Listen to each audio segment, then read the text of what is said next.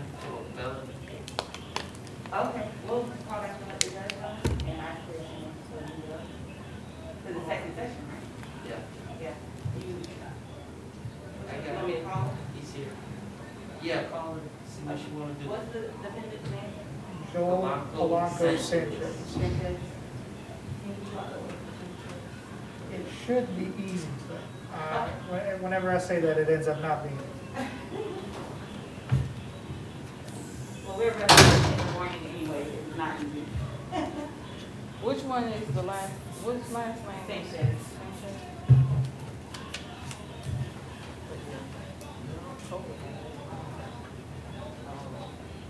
But see, I would be denied because I'm only getting a month a year. PPOS, so now it's like. Good morning. Good morning. Oh. Yeah, well, my weight goes No, up. I ain't got time. Oh, no, you're right. I'm saying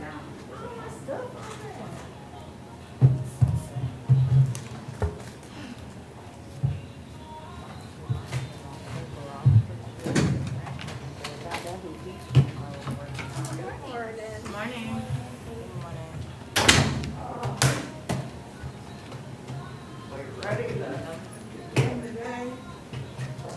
I have an interesting one for you. Which one? Well, it's Friday, I said for this afternoon. I have a guy who has a DUI manslaughter. They did a warrant and in Osceola County, arrested him in Osceola County. With an Osceola case warrant. Then I get the case and it's clear as day that it happens in Orange County, not in Osceola. So that happened in May. He's arrested in Osceola. DUI manslaughter that happened here. And then yesterday, I guess FHP What's, realizes that which they one is issued she? a warrant to the Cause wrong I think county. it said an old Give me school. that. They issue another warrant, he gets arrested a second time. This What? time No, it's Big the Knee same. or McGinnis? So I guess they issued Yeah. one back in July. And then the But other rather one than call me and say, hey, we messed up, like, let's just switch it around, they go arrest me. Private attorney here for felony case. Oh, you gotta love FHP. Those stories regarding FHP are that. Yes, second session. But then you have to think about their jurisdiction versus other agencies, you know. Quite frankly, lowest paid in the state. I would never want to have that job. Never. Only respond. Yes. But then in the rural areas of Florida, they ought to be law enforcement. And bless their hearts, The judge needs your name. Matt Olszewski, Matt O. Matt O. you already know who you're looking So after she want him pulled up, or, because I feel like. I don't need him present for any. Okay, he said he don't need him, he's here. Oh, okay. Oh, they brought him up. Polanco Sanchez, second Second session, session. felony case. Yes, it's, Tyrone. thank you, ladies, No problem, you're welcome. Oh, she has it. for the update. She's asked for the link. When they need it, but we don't want to. Okay. So this morning, we're going to. One day you gonna feel good, you're gonna be around. Yeah. We're at it.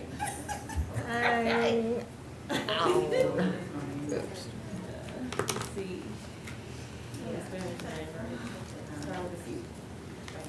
So, what's the word in the community on, yeah, but what's the word in the community on What just state happened? attorneys? Yes, I mean, but we don't know when because she has a. Jose's still Yeah. on the ballot, Yeah. So we're kind of on standby. but there's no way that he's going to Okay, thank you. be able to come up with the funding to match Soros's money. I mean, Well, it's, he's been calling around, I guess, asking for like, to raise like 500,000, and that's not even gonna be enough. no. Now, there's a slim chance if he has someone that is an expert at marketing and an expert at making a little bit of money go a long way. It has to be a He would fish and, have- five fish and two He loaves. would have to somehow, I think he probably could win Osceola in a landslide, Yeah, and then make it. but he's got to do more than Facebook The and add-on, Okay. chats with, the one add-on is. I mean- the guy is Spanish and granted, The a girls. The lot girl of the is town halls, he Brazilian, wasn't even Portuguese. invited. Right. But don't accept that you weren't invited. Either, Yeah. you can show up and say, I'm sure you overlooked the sole Hispanic candidate, but here I am. That's what they did for Osceola. I guess they were like, oh, state attorney forum. And then he was like, okay, and then like, oh, no, we meant Democratic. state." Democrat state of, yeah. And that's just bad faith. I mean, in all honesty, I mean, is it gonna be any worse than it is now? I mean, is it? Yes. Yeah, think so? Yeah, I don't know. If I were to say, Aaron's supposed to be one was, the one was, is probably, this one is more so. I mean, at one point, I would have said they were equal, kindred spirits. And that's why, for that brief minute, she was brought to our office. But, yeah, no. No. All of this goes down. But I'm not saying anything that. But, so, what's your guy's name? Joel Polanco Sanchez. Polanco.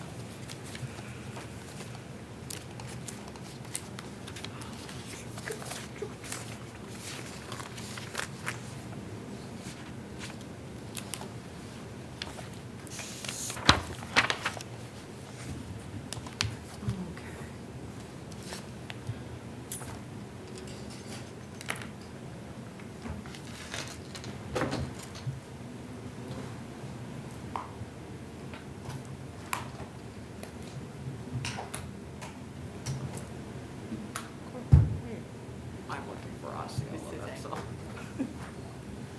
And not the clerk's office. Okay, I gotta go through. Uh-huh. Even our computers have become complicated. Okay. Mm-hmm. Okay. Uh-huh. They're gonna hear the case and she's not gonna start Yep. until 9:15. How quickly word They were gonna travels. Well, that word would have traveled a long time ago.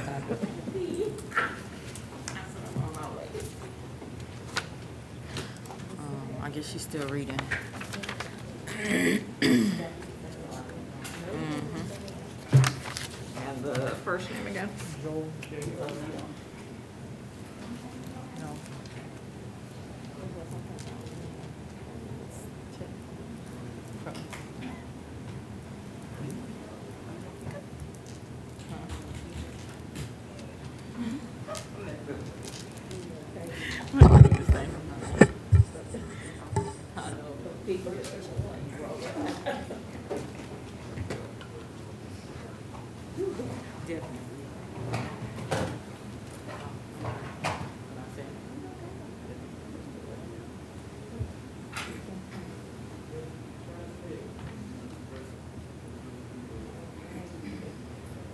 Park Road.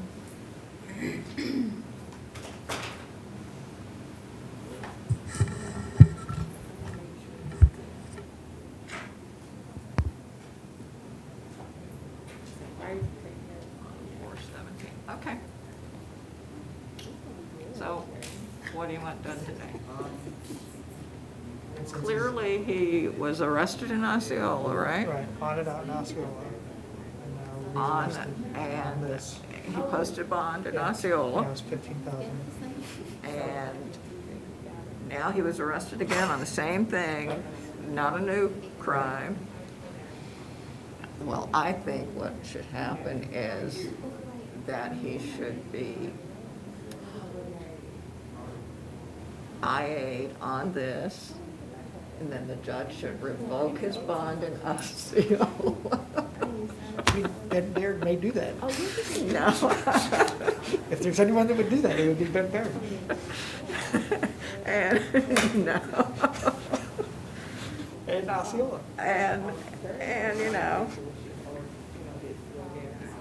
Now we need- now we need he's just going to be ROR'd here. We need him transported to Osceola and then appear in front of the. Well, that's going to be another issue because they are transporting. So, there you have it.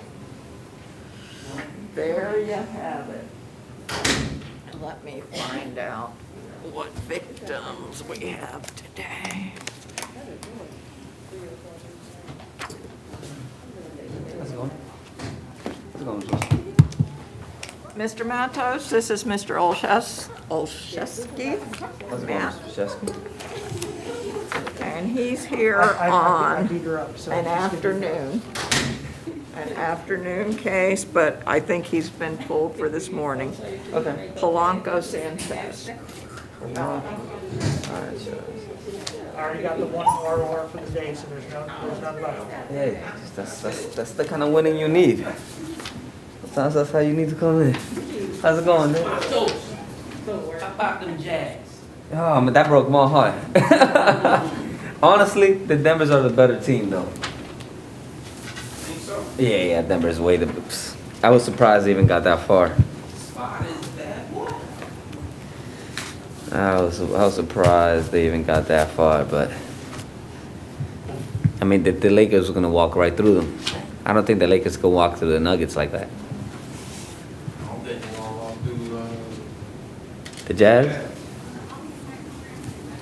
they're gonna have to work with that. I just don't. I mean, Jazz too athletic.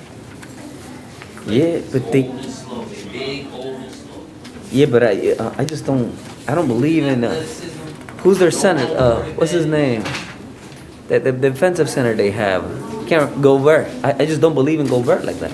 And Ingles is your second best player. That's not a bet. That's not a. They're young, they're athletic. Maybe next year.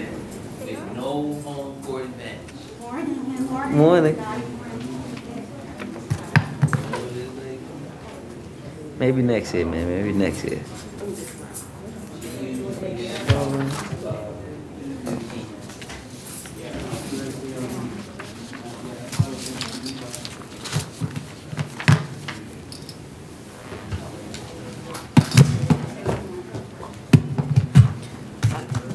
Do we have any move-ons? I don't know. I ain't get an email. Maybe I shouldn't say anything, that way we won't have. Please. My life has been crazy enough I don't lately. think I saw an interpreter list either. I haven't seen one of those either.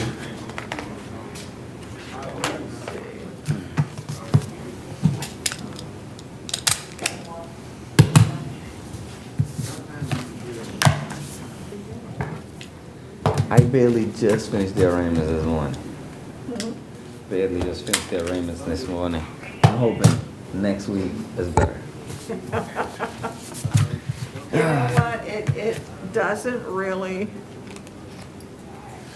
it doesn't matter when, for me, I mean, it's nice to know before I work them up, but I'm usually done like the day before. Like when I work it up, don't even worry about it. it's been this specific week that's just been through the roof.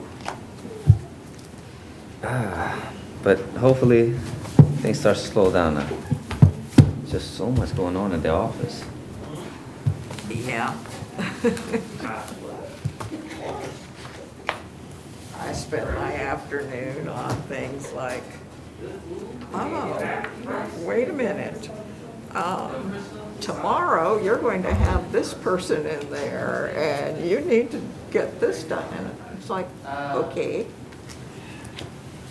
just give me a little bit more information. Just a little bit more. That'd be nice, right?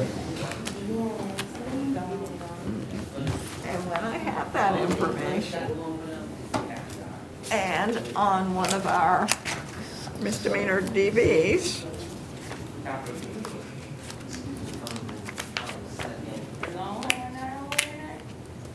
Longhorn is like my go-to, like, break. Yeah, just. So when I wanna go talk to someone. I had this place in Up there. Tampa, this place in Tampa had good steak. And then there's, one out in Disney, Thank you. SDK. I don't think they not on. Let's see, is this the kid lab?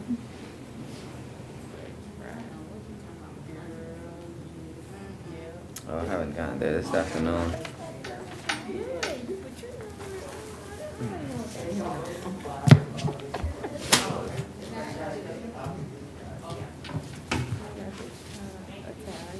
you're welcome. But you know what? What kind of steak do you order? Let's start there. You're a ribeye girl? Okay.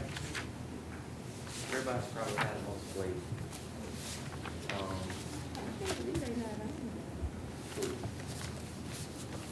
Oh, let me make sure that that's not Gonna the, be on here, but nah, I'm going for Italian this time. I just want to try. Going for it now. You want an authentic Italian? There's one in the Gaylord Farm. I can't remember the name of it. Old Hickory. It's pretty good. What is it? Old Hickory Old Hickory? Steakhouse? No, not the steakhouse, the Italian spot. Probably been a few weeks. It's probably been about 6-7 years since I went there. That was a really good time.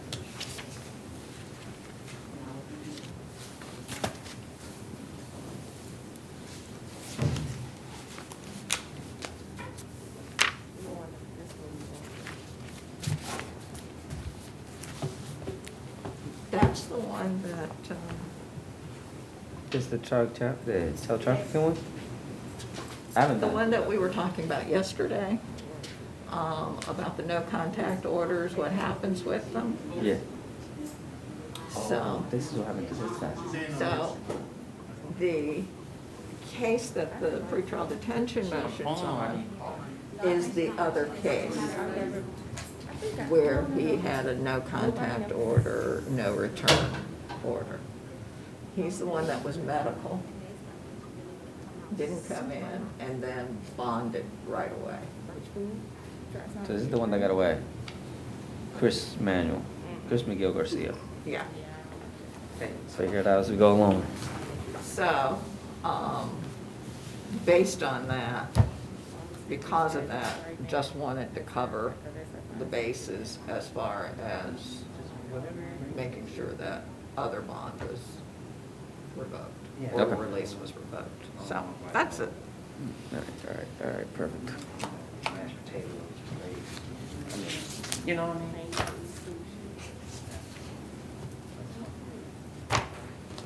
Thank you.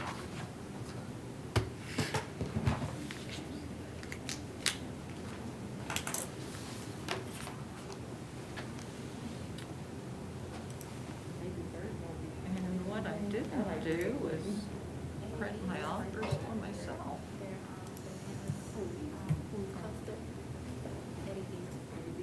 I still ain't ate there yet. Eddie's. Eddie's up there now. But they on here, so we good, we can go there. Yeah. So did we end up getting a Spanish store? Huh? Do we have no move-ups today? Saddlefish. It's Listen, I'm not gonna even ask because I'm afraid that Bill, even though I don't want it sprung on me either. I don't know if it's sprung on both of us. I guess we just take it as it comes. Yeah. Oh, yeah.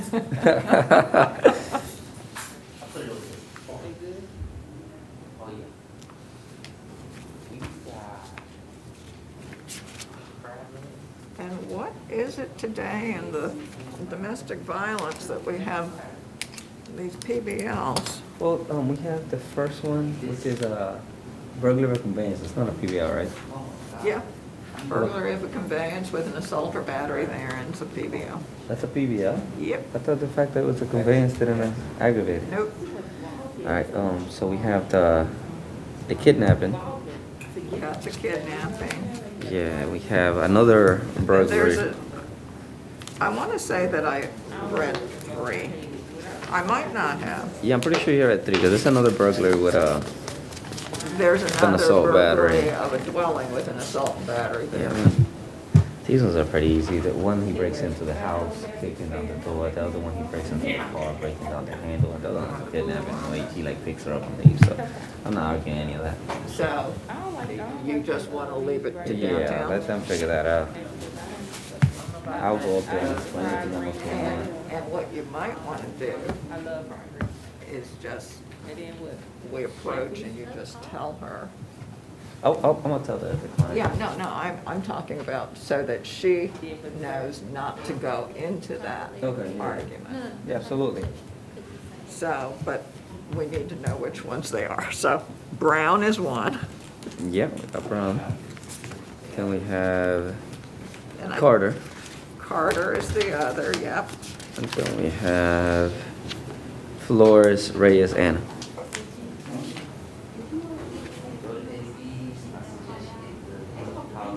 And that one may not even be here today.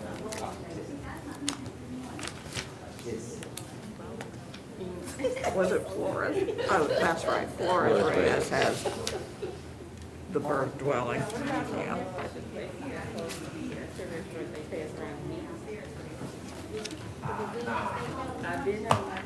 They got other restaurants. And I think that's at least for the morning session. Yeah, and then it's just a bunch of batteries and simple stuff. For Thompson Tyrone, he was diagnosed with chronic paranoid schizophrenia a month ago in Spire. Yeah, but, But there has been no motion. and that doesn't, having a mental illness doesn't necessarily mean he's incompetent to proceed. I know, it's just the notes And on if it. there's no motions, I'm a totally. and I wasn't even sure that has he had competency? I saw that he had mental health hearings in the past, So but no competency hearing. there's 3 cases that he had like in January or so, where they all like, okay, we're gonna do a competency motion, but then he pleads right before it. Mhm. So the notes are like, we're gonna request a competency motion, but then the next day he pleads. So I'm guessing there is the competency concerns in the sense that they wanna like do the eval, but they just never have time. So I'm gonna check if, I couldn't find anything that's holding them here. If nothing's holding them here, I might as well. That's let the them go. only case that's here, and if I'm not mistaken, I think I gave him, if not a credit time served, close to a credit time served. Is he Yeah. the one that I had 2, I was Oh, closing you out do have 2 of his yeah. cases? You do have 2 of his cases back to that. Yeah, because he's He's being for 200. he actually has a pending case. So I just went ahead and did a global offer on that. Yeah, so the quote class, one you have 29 and the other one you have 47. Right, because those are the total number of days he's been in. Oh, so he's been in that long? Yeah. Oh, okay, now I'm just let him go. When you see an odd number, Yeah. like 29, I'm a person that deals in divisibles. Okay. So if you see something like 29 or 37, that means that's Perfect. credit time served. Okay, yeah, if he's been there here that long, there's no motion, so I might as well just let him get Because out. pretty soon he's gonna be able to list this as his residence.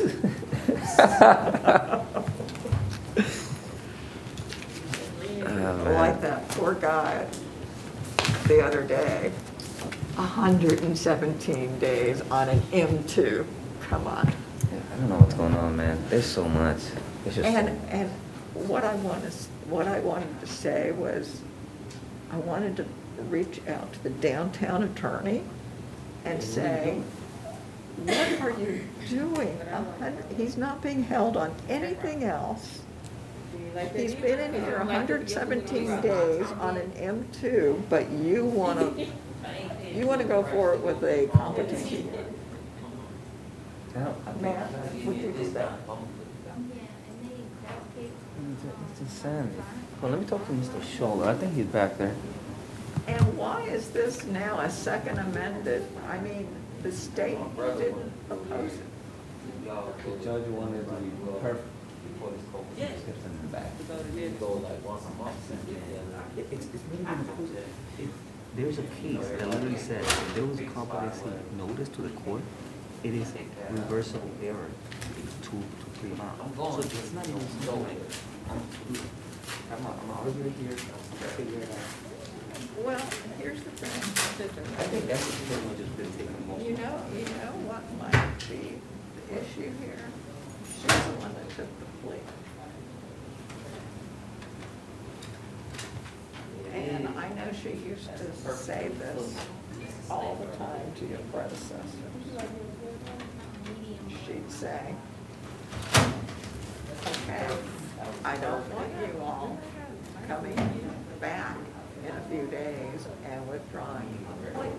I understand that, but like she also has to understand that no one does. Not 3 or 4 of us that do. Yeah. And I don't think that there's a real issue here. And I don't think you're gonna have to do a full argument, but I think it's gonna be just like the trial conditions, like the conditional release. yeah, the conditions. But I don't know. I have one tomorrow. I've been writing 2 of them. But it was in the same day, in the same batch. There was 2 of them. There was a couple. I don't know. I looked them over. I put red pleas on all guilty. So they're not supposed to be brought in. They were brought in. When they brought them in, I'm like, okay, everybody that's here should be pled out. I didn't know they sometimes brought them in anyway. So they brought 2 of them. They pled them out. I didn't write motions. Oh. But hey. Well, then, your counterparts downtown need to pay attention. That's what I'm saying. That's They need to pay attention. This is your case. Yep. You already did the motion. Write her in for your not guilty for. And let the left hand know what the right hands do. Let's see if I can get a hold of him for a second. Talk to him. See if I talked to him like 2 weeks ago. He's pretty gone. I'm no doctor. You know what I mean? I'm no doctor, but he ain't in the Well, best. they have their good days and their bad days. Yeah, well, it's sometimes they're lucid, but that day he was definitely bad. Let me see if I can get a hold of him though.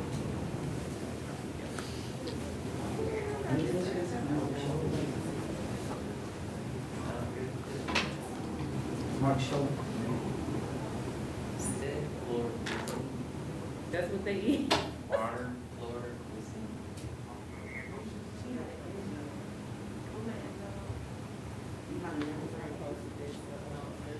The Arkansas cuisine, them folk had kidneys and all, like, it ain't even a holiday, I don't eat this as a holiday. I said, ooh, she ain't had no kidneys.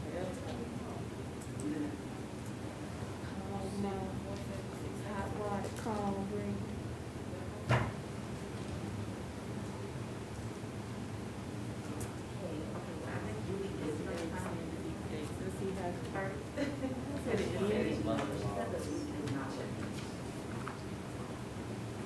To October the 4th, I thought it was gonna be the end of October.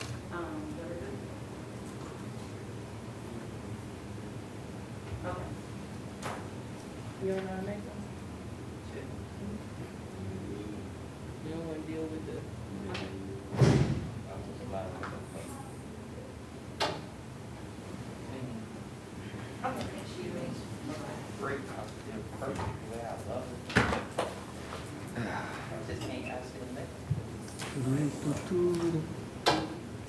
It's sitting outside. Just gonna bring them home, man. Hey. He said, go on.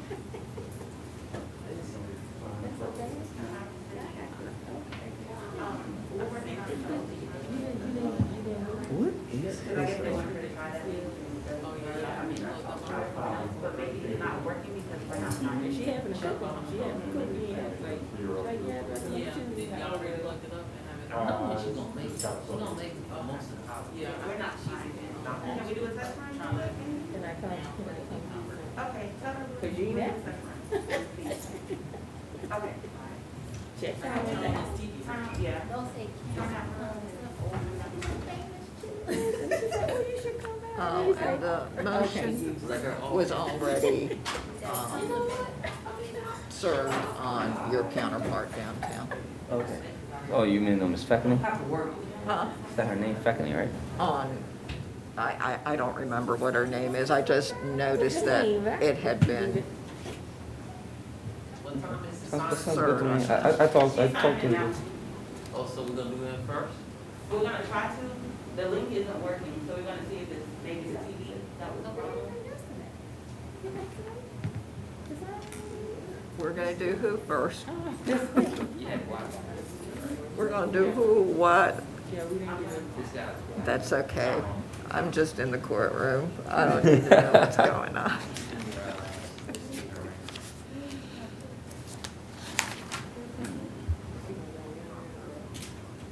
I don't think there's any bonds. There are a lot of bonds.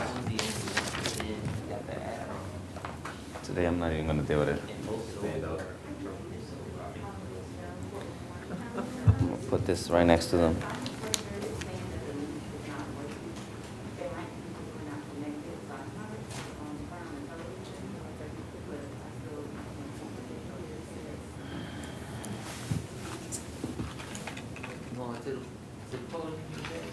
No, absolutely not. But I'll leave those papers there. It'll be easier for you to get up and just write. Not in the courtroom yet, but she's in the courtroom. Everything is in the courtroom. Yes. Okay.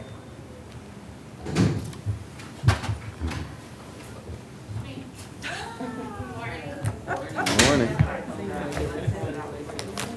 So this is Polanco Sanchez for the. No PDL. So yeah.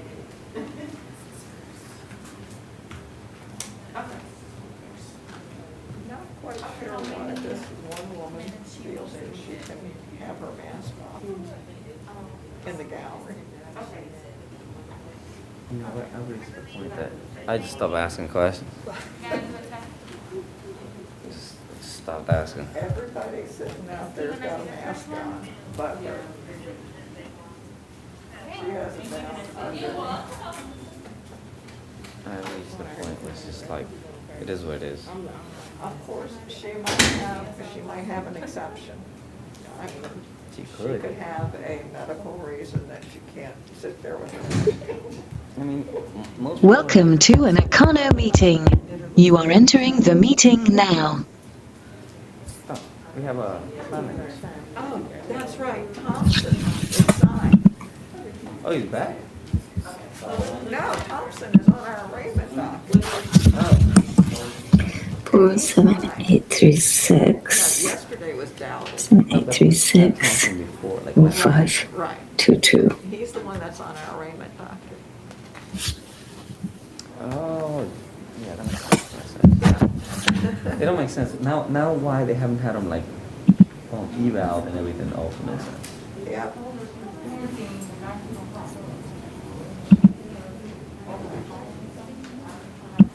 The thing of it is, in his own way, he knows what's going on. It's just communication that's the issue. And it's continuing. It comes back all the time. Oh, yeah. Schizophrenia is never, Yeah, that's one of the battles. never, never, And then after. it doesn't even go into remission. It's just a lifelong part of you. I thought only chronic schizophrenia came in like all the time. I guess people can have schizophrenia. All right.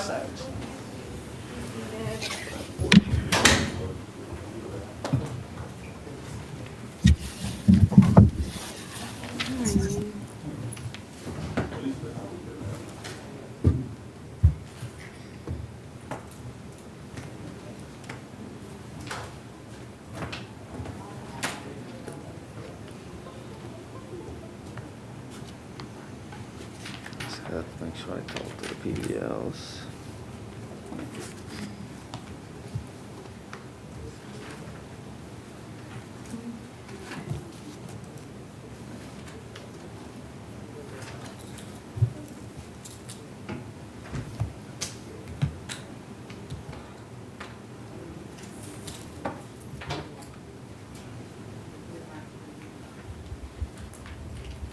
All right, we are on the record. It is September 2nd, 2020. This is Judge Wish, courtroom BRC 1. And can I have the parties announce themselves for the record, please? Good morning, Edith Bush for the Office of the State Attorney. Good morning, Pedro Matos with the Public Defender.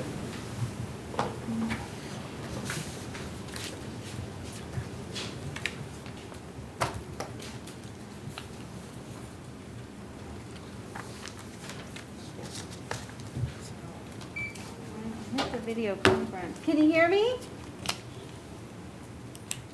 No. Ms. Velasquez? No? Okay. I hit the video conference.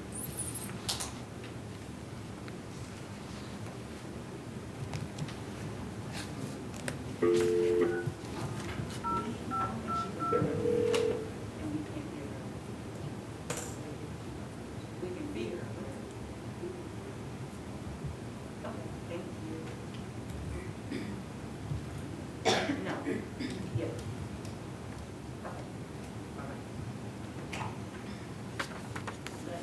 She's gonna go over to make sure everything's okay on her. Of course, I get the voicemail for them. Okay. You called 623 on that? No, I called AV. AD, okay.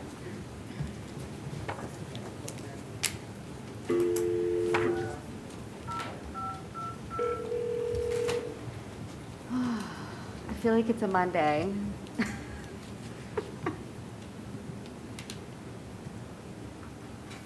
Hey, Paul, it's Judge Wish. We had Julie up there, and now she's disappeared.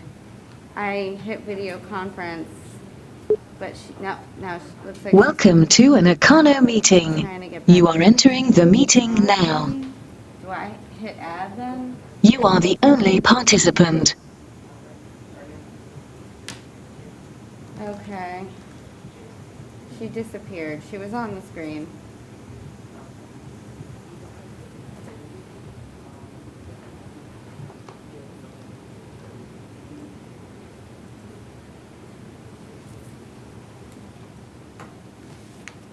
Sorry, everybody. Okay. That's okay.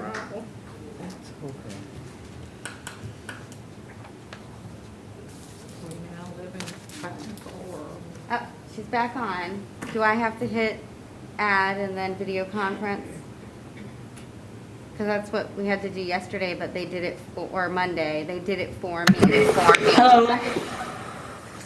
Can you hear me? Yes, I can. She can hear me. Can you see us? Yes, I can see you. I was just on the phone with OB and they fixed it. Okay. All right. I guess she said she was on the phone with y'all. Okay. Okay. Thanks. Thanks, Paul. Okay. Bye-bye. All right. All right. Can you just state your name for the record and if you've been sworn in? I have not been sworn, no. All right. Can you raise your right hand, please? Do you swear to translate from English to American Sign, from American Sign to English to the best of your ability? I do, yes. Julie Velasquez, National Certified Interpreter. Correct. But it's an arraignment, correct? Yes. So, okay. The arraignment. Is that Judge Wish? Yes. Oh, I recognize your voice. Okay, because I can't see you. Hi, good morning. Okay. All right. And then we have the individual that needs your services in the courtroom. Are you able to see her Yes, I and do. make sure that I he can see can him see? perfectly. Okay, can you tell me your name, please? My name is Tyrone Thompson. Okay, Mr. Thompson, you're here in case number 2020 5729AO, and the Public Defender's Office was previously appointed to represent you. You're charged by information with trespass in a structure or conveyance as a refusal to leave. That's a misdemeanor of the first degree alleged to have occurred on August 5th, 2020. Was there a resolution?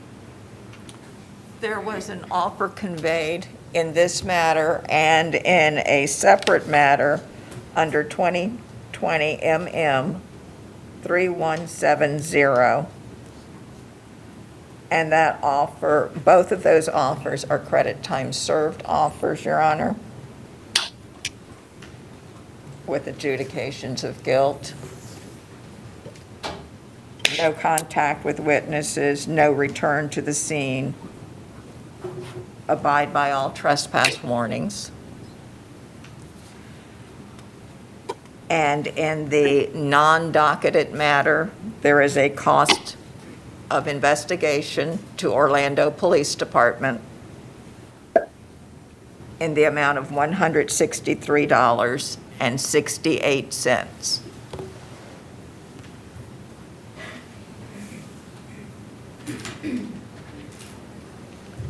And Your Honor, that off-docket matter is the victim property is McDonald's on East Colonial Drive. Okay, and yeah, that's a trespass on a on a property other than a structure or conveyance, also a misdemeanor of the first degree at the McDonald's. Mr. Thompson, did you understand what the offers were in both of the cases?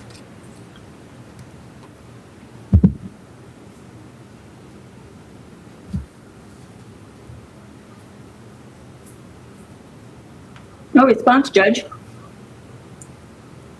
Y'all still see me? Can you see me? I can see you. Yeah, we can see you. Well, he's not responding at all. He's responding. I can't see him moving at all. Okay, can we bring him closer to the camera? Is there a way for No. you to, on Monday you were able to zoom in. Are you able to zoom in again? Are you talking to me, Judge? Yes.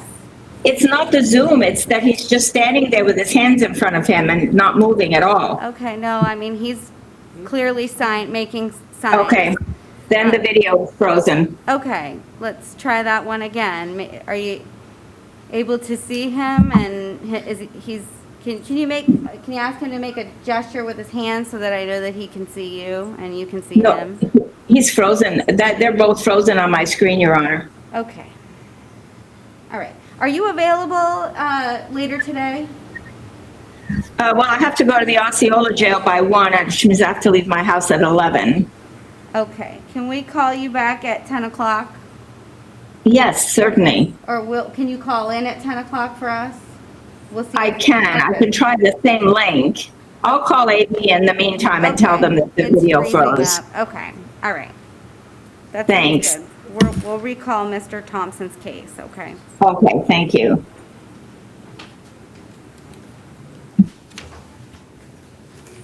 You are the only participant.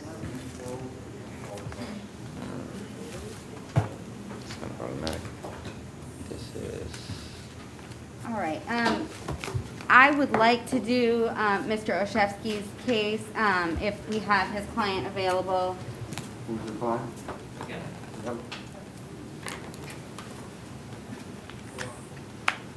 Do I have? It's on top, yeah.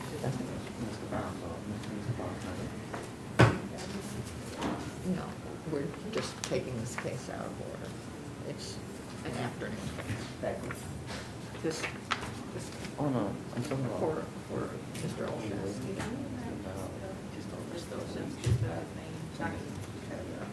Mr. Oshowski, can you spell your name for the clerk? And I'm not gonna try. I'm not going to try. Keep it on. Z as in zebra, E-W, S as in Sam, K. Thank you. I didn't want to butcher it.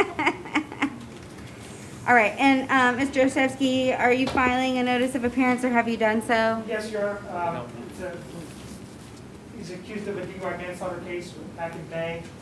For some reason, FHP issued the warrant for Osceola County, so he got arrested on this series of events in Osceola County.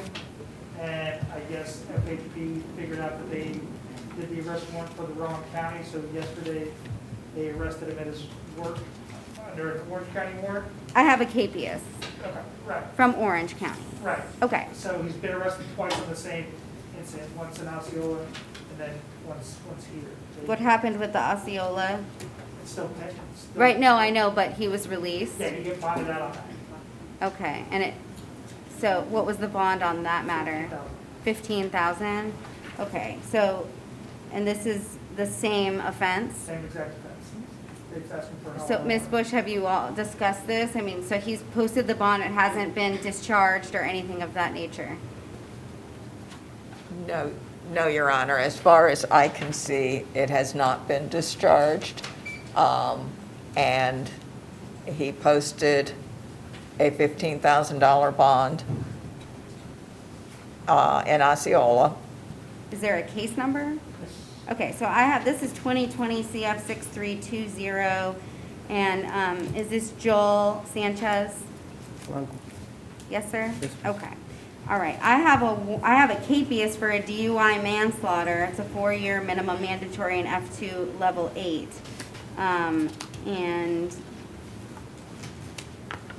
And so for all intents and purposes, this is the same offense, the same victim, the same set Correct. of. From the Osceola paperwork, it was always clear that the offense occurred in Orange County. So why they issued a warrant for Osceola County? I mean, even the Osceola clerk system, the ticket shows everything in Orange County. I've never had this happen. My 15 years, I haven't either. Okay. I guess- Your Honor, would the court like to have the paperwork from Osceola County? That'd be great, because I have nothing, all I have is a capias and an information that was filed in Orange under this particular case number. Case number for Osceola is 2020 CF 1362.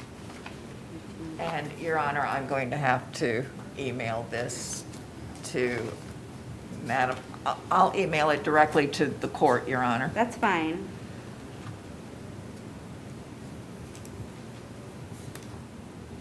And Mr. Olszewski, I guess the If warrant you was can- issued back in July for the Orange County case. Mr. Olszewski? And the warrant was DUI manslaughter. Okay, I mean, I just wasn't sure if they had like changed the charge and then issued a capias after an information had been filed. This looks like the information was filed June 19th, 2020. The capias was issued on July 28th, 2020 here in Orange. Just so that you could see what I emailed to her, because I neglected. This is a first for me, so. That's what I emailed to her. Yeah, I was looking at it.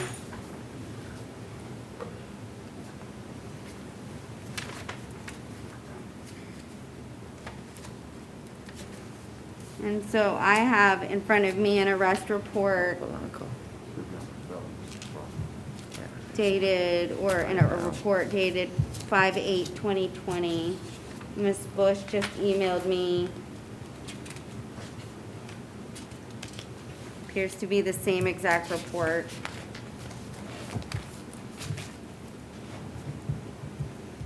So he has two case numbers, is what you're saying? Correct, at this point, yes. Okay. I mean, I'm assuming at some point they'll go across the Osceola one. And then he has, if they know across that, then he has no bond in this one, correct? Correct. Well, correct. Right, okay. Oh, this is a new one. Ms. Bush, do you have any position on this? Other than scratching my head, initially it seemed rather cut and dry. Well, we just ROR here, but then that calls into, once the Osceola case is null pros, then there's no bond here in Orange. So I do not have a recommendation. I think this is probably a first for all of us. Mm-hmm. It is. I mean, I guess the state could get with the officer that I'd hate to just have him be arrested again because of all of it, you know? I have a capias here. It's not a bench capias, but, so I am permitted to change the bond amount.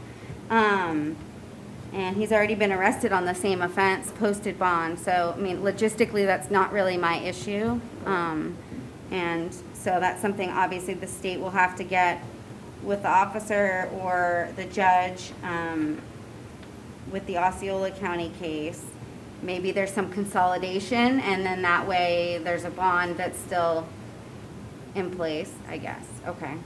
So, do we know what conditions of release were imposed? Your Honor, if I may have a moment, I'll Because go this into the capias Osceola. says no alcohol or drugs without a valid prescription, don't drive without a valid driver's license. I was going to add the condition of no contact with any witnesses, any victims, although there's just one charge, or victim's family. So I don't know what was imposed in the other case. I don't remember. Okay, all right. It looked like the PD was appointed in that case.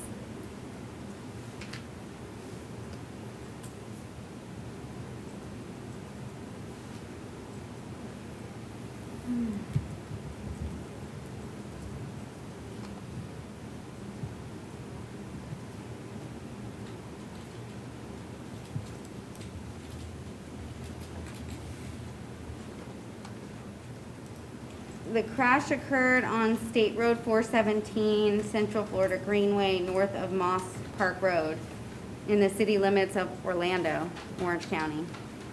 So, there we go. All right. So I'm going to release him on his own recognizance on this matter with those conditions that I just indicated. No drugs or alcohol without a valid prescription. Don't drive without a valid driver's license. No contact with any witnesses or any of the victim's family. And then the state will have to figure out what they're going to do with both of the cases. So, That'll work out. all right. Anything further? Nothing from the No. state, Your Honor. Okay. All right. Good to see you, Mr. Oshevsky. I'm going to put a note on there. I need to write some information on the paperwork. Yeah. Did you need this? No. I just.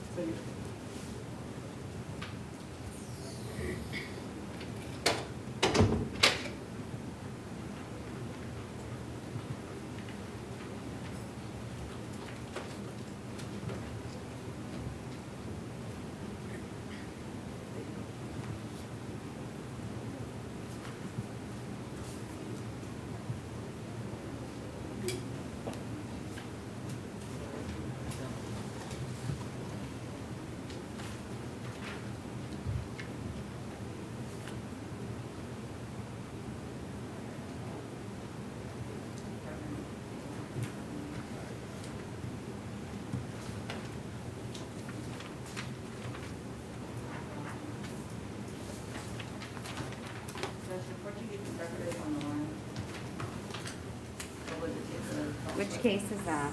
It's the first one, the immigration, we're just advising on the detainer. Mr. Vieira? De Silva? Yeah, Cassie. And the second one is Spanish for the person. Most of them are immigration detainer. I understand. Which one is the Portuguese? The silver. Okay. Good morning. Is this the Portuguese interpreter? Good morning. This is Paulo Lara, Portuguese interpreter. All right. Have you been sworn in? Not yet. All right. And are you with the, is this the language line? No, this is downtown. Yes. All right. Can you raise your right hand to be sworn in? Do you swear to translate from English to Portuguese and Portuguese to English to the best of your ability? Yes, I do. Paulo Lara, Portuguese interpreter. All right. Sir, please tell me, or ma'am, sorry, please tell me your name. Senhora, por favor, diga o seu nome. Cássia da Silva Vieira Cardoso. Cássia da Silva Vieira Cardoso. All right, ma'am, you're here. This is a recall from yesterday, I believe. Senhora, a senhora está aqui, eu acredito que estamos chamando novamente. Originalmente tinha sido ontem, eu acredito. You saw Judge Carter and she imposed certain conditions on a pretrial release. Você tinha falado com o juiz Carter e discutido algumas condições para ser liberada antes do julgamento. Now you're being held on an immigration detainer. E agora você está sendo detida com bases em questões imigratórias. The public defender was previously appointed yesterday for you. Um advogado público da Defensoria Pública foi nomeado para você ontem. And so they'll be able to help you with any immigration detainer issues. E eles vão poder te ajudar com quaisquer questões relacionadas a citações migratórias. And so you will not be able to be released until the detainer is lifted. Então você não poderá ser liberada antes que a citação seja removida. So if you have questions, you can call the number on the form that they gave you yesterday, okay? And Mr. Matos, did you want to explain anything to her? Let him translate. Senhora, se a senhora tiver quaisquer dúvidas, você pode ligar para o número que está na parte de trás do documento que lhe foi entregue ontem. E, senhor Matos, você gostaria de discutir alguma coisa com a cliente? Can you please just explain to her that she can call that number, and I'll go back there. I'll make sure to email the attorney on her letter and tell her that she has an immigration detainer, and any questions she has, you'll be able to explain it directly from her case. Your Honor, the interpreter cannot hear what is being said. Just call that number. Today? Can you hear me now? Yes. Okay, Mr. Interpreter. I just want you to tell her that she can call that number, and I will email the attorney that has her case now to let her know that she has an immigration detainer, and that any questions about the immigration detainer, she can ask him directly. She can call that number today or whenever she gets a chance. Eu gostaria de lhe dizer que você pode ligar para este número que está no documento na parte de trás e eu enviarei um e-mail para o seu advogado e você está sendo detida com bases em questões migratórias e você pode entrar em contato com aquele número telefônico hoje ou assim que você tiver um tempo. All right, thank you, ma'am. Ok, obrigado, senhora. And I think that we don't have any other Portuguese, correct? Eu acho que não temos mais ninguém mais que precisa de português, correto? No, but I was asking the clerk. Thank you. Thank you, Mr. Interpreter. Okay, Your Honor. We appreciate your help. Thank you, Your Honor. You have a nice day. You Thank too. you. This is Brown.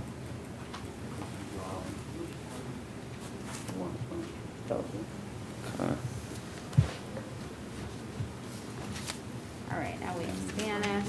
Yeah, we just don't have this. And what kind of cases? Oh, this is nice. Hello?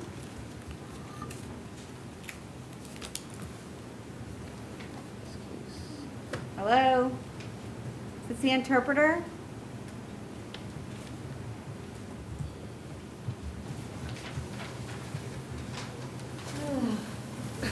It's gonna be be a day today already.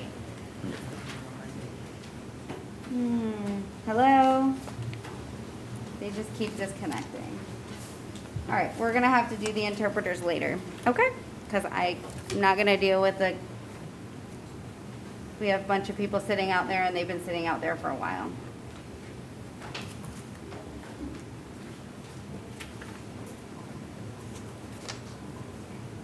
Was that the only Spanish? Yes. Okay. Did you want to approach on the details or not? Yeah, one more question.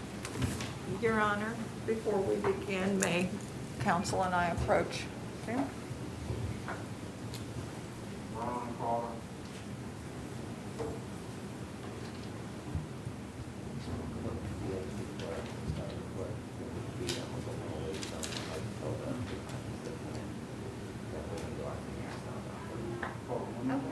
We have three in domestic violence, felony domestic violence.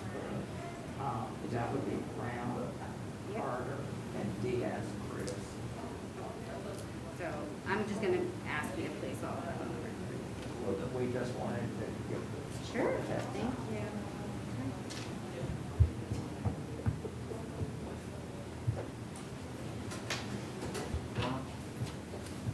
And there's a victim present in Brown and Okay. Diaz Cruz.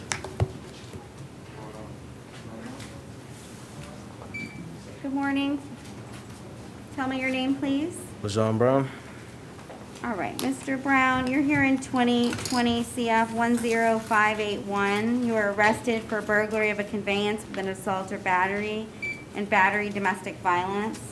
If you find probable cause, I am going to appoint the public defender, and I believe Ms. Bush, you had and Mr. Matos indicated prior to starting the hearing that any Arthur hearing would be held downtown as it relates to bond. Is that correct, Mr. Matos? Yes, Your Honor. So the state's not asking the court to make any specific finding as to proof evident or presumption great, and you would like your client to be held at no bond until you can file a bond motion downtown. Is that correct? Yes, Your Honor. Okay. And we do have a witness here. Ma'am, can you raise your right hand to be sworn in? And you'll have to speak directly into the microphone, okay? Do you Okay. swear to tell the truth, the whole truth, and nothing but the truth? I do. Okay, you can put your hand down now. Can you tell me your name and spell your last name for me, please? Brittany Holder, Holder. All right, Ms. Holder. And Ms. Bush, did you wish to inquire? Yes, Your Honor. Good morning, Ms. Holder. Good morning. What is your relationship with Mr. Brown? We previously dated for 8 years, and now we're apart. We still live together, though. And are you afraid of him? Not at all. I did not indicate these charges. They were. I'm sorry? I did not have the officers come out to do charges. There was no physical violence. I had them come out so that I could go back into the apartment because he refused to let me get my things. Not because there was a physical altercation, just verbal. And so I told the officers, I am not pressing charges. All right. This is not right. And you said that you've been in a relationship for 8 years. We were. Yes, ma'am. We've been apart a year. So you've been apart a year, but you still live together. Correct. So He was you're- helping me out with a place to live. So you're essentially still in a relationship of some sort.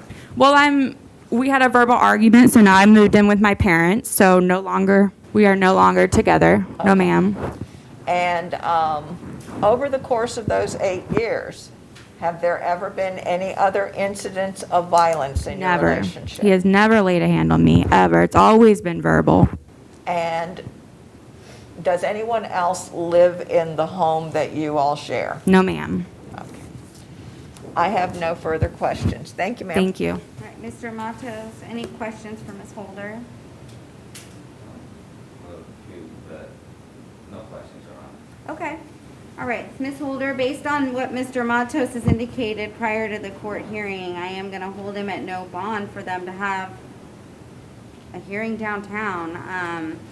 So I'm not going to make any findings today. I am going to order no contact directly or indirectly with you at this time. And so that can be changed at a later date by a judge, possibly at the bond hearing.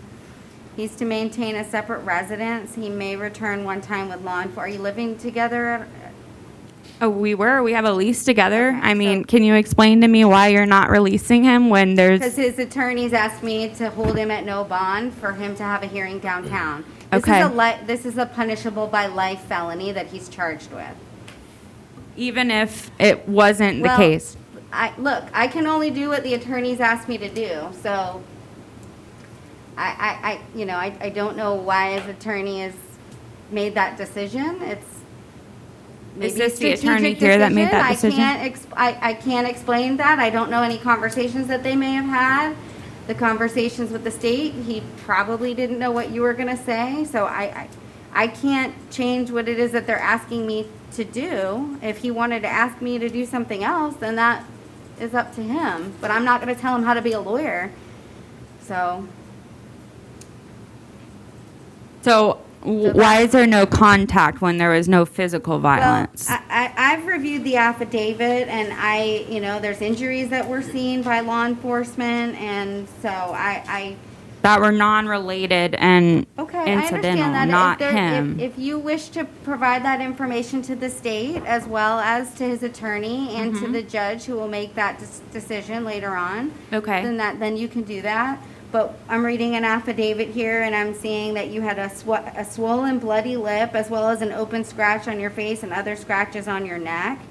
So, and that you advised law enforcement that he hit you in the lip, and then there was a struggle while you were in the vehicle, and then that you did not want to pursue charges, and that you later changed your mind and completed a sworn statement indicating that No. he did not intentionally hit you in the lip. So I did not change my mind to press charges. I'm just saying what's in the affidavit. That's what I'm reading from the Okay. affidavit, because you asked me a question, so that's what I'm reviewing. Okay. So how do I go about contacting the state to get this story You can call the state corrected? attorney's office, okay? State attorney? Yeah, Okay. All right, so today there's no contact. Mr. Brown, I'll have you sign the no contact order to maintain a separate residence, one-time return with law enforcement if you need to get your personal belongings. You're not to possess weapons, firearms, or ammunition. And based on Mr. Matos's request for you to be held at no bond on count one, I'll hold you at no bond on count one. Count two will be $500. All right, thank you, ma'am.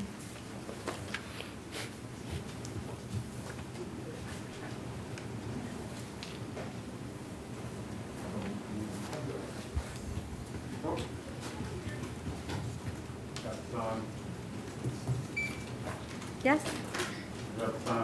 Oh, Julie, can you hear me? We just get here for.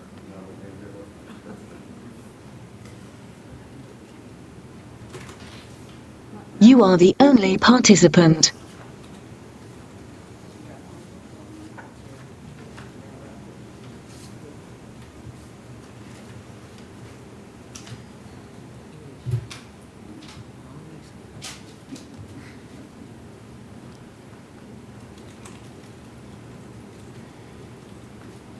Well, let me know if she comes back up. Oh, there she is.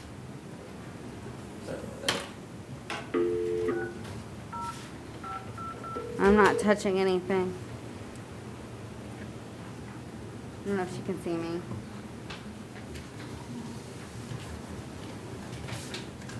Hey Jermaine, this is Judge Wish. We've been dealing with the sign interpreter. She signed in. We've got disconnected a couple times. She's on the screen. I don't think, I've tried to hit the video conference link, and then every time I do, it disconnects her. I'm in BRC 1, yeah.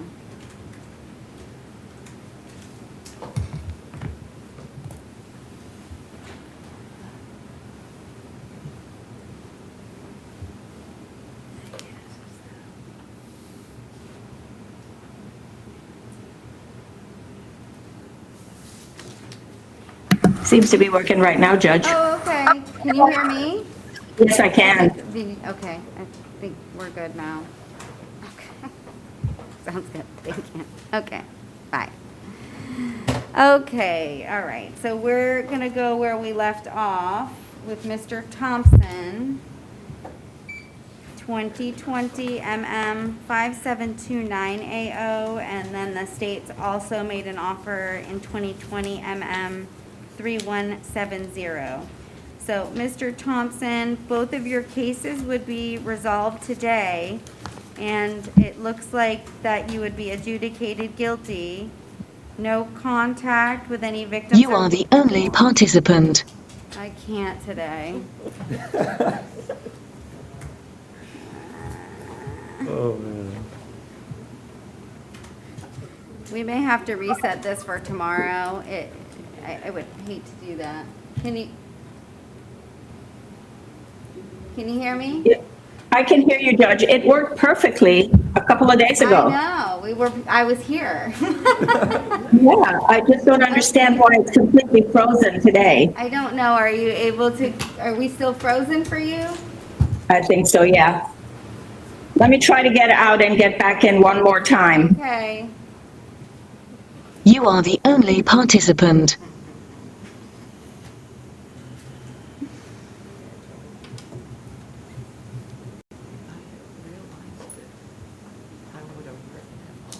Do we know how much credit for time served he has on 3170?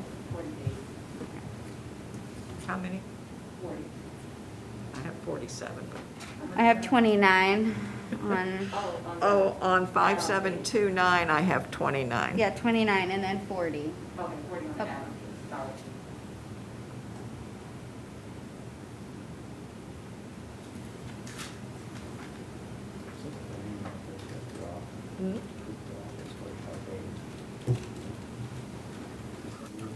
Okay.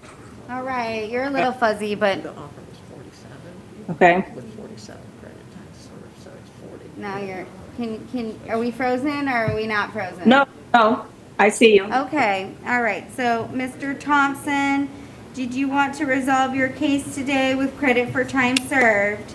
There's a cost of investigation on the other case for the Orlando Police Department for $163.68. And you cannot return back to those two locations for which you were trespassed from. Did you want to do that?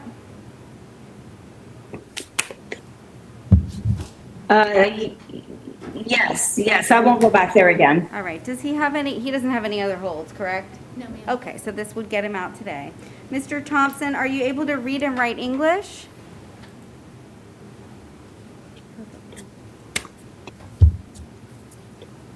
Yes, I can read and write English. Okay, did you read the plea form?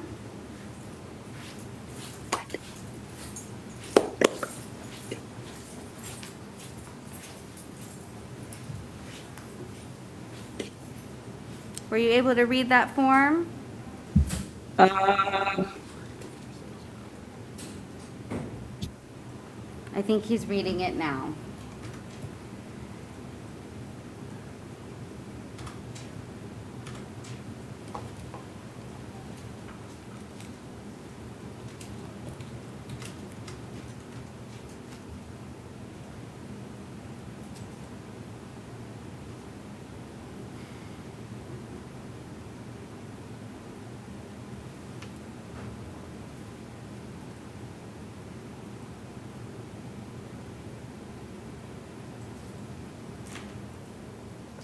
do I need to sign this? No. Did you read it? Yes, I read it. Did you understand everything that was on it? Yes, I understood it. Are you on probation, Mr. Thompson?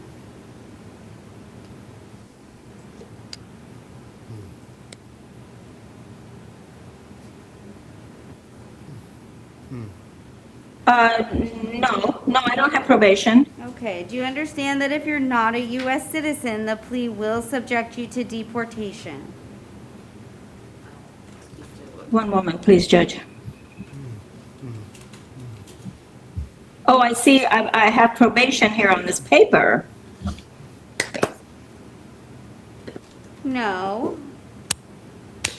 You're not being placed on probation. I'm asking if Oh, you are I haven't been current- on probation so far. Okay, if you're not on probation. My question to you was, Do you understand that if you're not a U.S. citizen, the plea will subject you to deportation?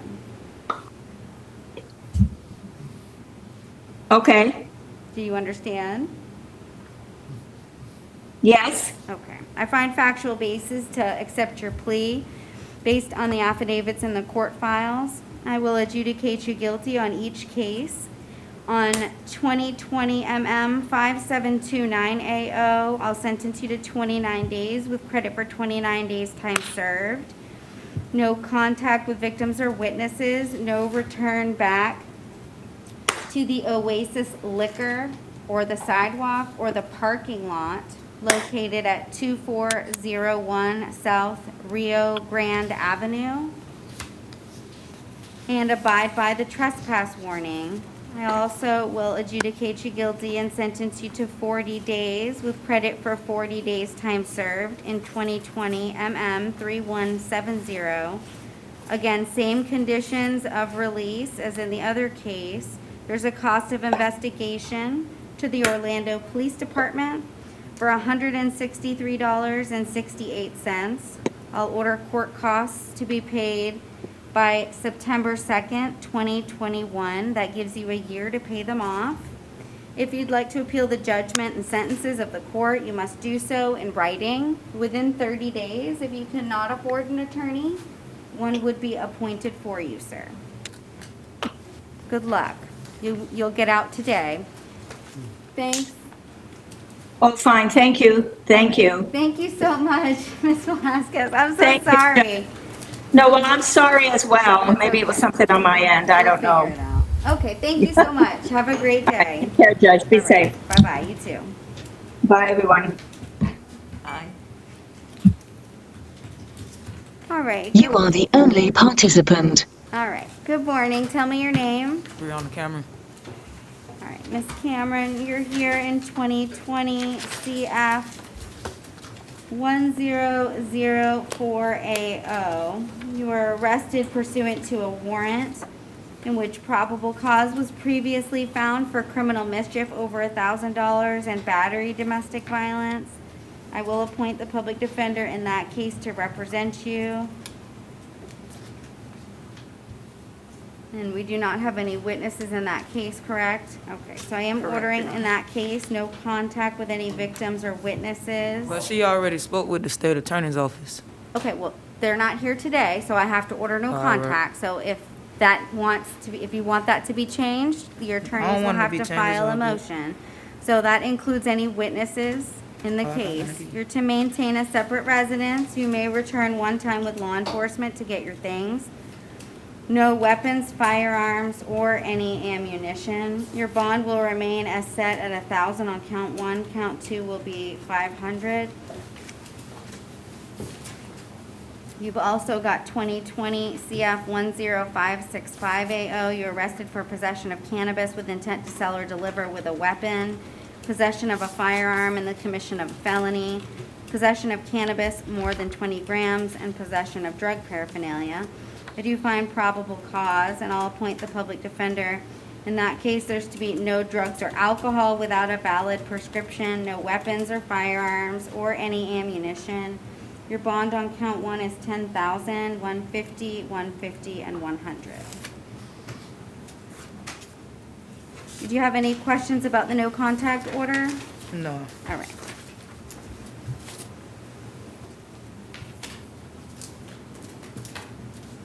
Good luck, ma'am.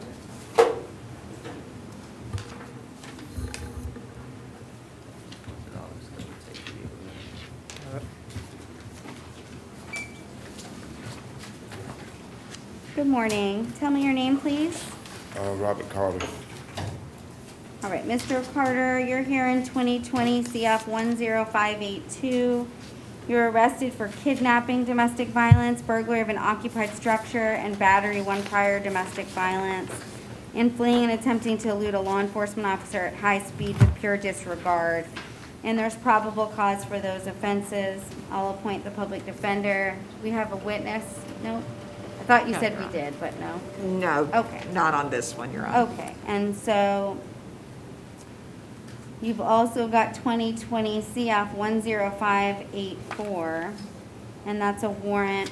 Probable cause was previously found for aggravated battery on a pregnant person and 2 counts of battery domestic violence. I'll appoint the public defender to represent you in that case as well. So first we'll deal with 2020 CF 10582.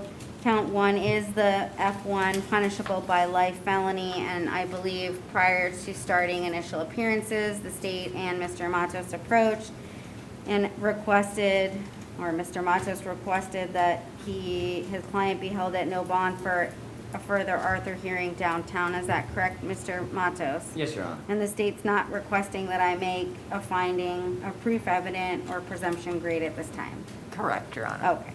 So, Mr. Carter, I'm going to order that you have no contact directly or indirectly with the victim in that case or any witnesses. And I'm going to have you sign a second no contact order for 2020 CF 10584. And you're not to have any contact in that case with any victims or witnesses as well. Do you understand everything on the no contact order? Yes. Okay. Yes, ma'am. Yes. I thought he had a question. Okay. Okay, all right. You're not to return back to the victim's residence is where the offense is alleged to have occurred. No weapons or firearms or any ammunition, no drugs or alcohol without a valid prescription. So in 2020 CF 10582, that bond will be stated at none on count 1. Count 2, the bond will be $10,000. Count 3 will be $2,500, and count 4 will be $1,000. In 2020 CF 10584, have you signed the no contact order? And so no return back to the scene, no weapons, no firearms, no ammunition, no drugs or alcohol without a valid prescription. The bond on count 1 is $10,000, count 2 is $1,000, count 3 is $1,000. All right, your attorneys will file a motion, and you'll have a hearing downtown as it relates to bond. If you can't afford to make the other bonds in the other case, they can file a motion to modify that as well, sir. Motion to reduce the bonds. I don't know if you're gonna be able to pay for all that. So I'll send them an email. That's the number you're gonna call. Make sure you give them a call soon as you can. Thank you.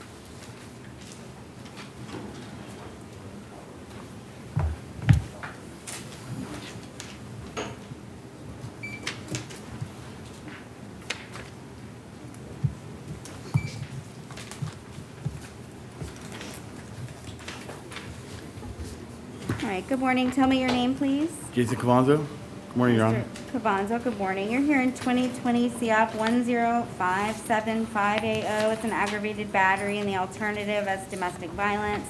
There is probable cause. I'll appoint the public defender to represent you. I don't believe we have any witnesses present. You're to have no contact directly or indirectly with any victim or any witness in the case. I'll have you sign the no contact order. Mr.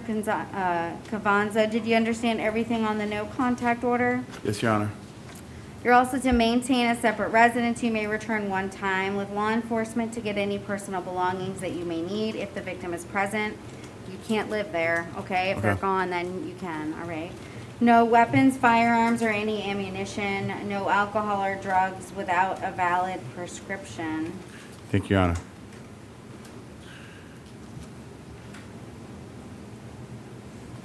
All right, I am setting your bond at $10,000. Your Honor. Mr. Cavanzo, I'm not going to revoke your releases today, Okay. but if you come back, look at me, if you come back, I will have absolutely no problem revoking your bonds and setting each of them at none. You have 3 cases now pending. Do you understand? Yes, Your Honor. Okay. Do not violate any of the conditions of my release, or I will revoke your release.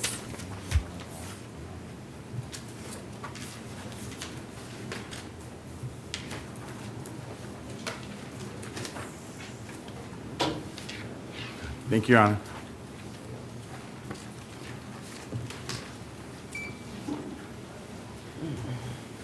Good morning. Tell me your name, please.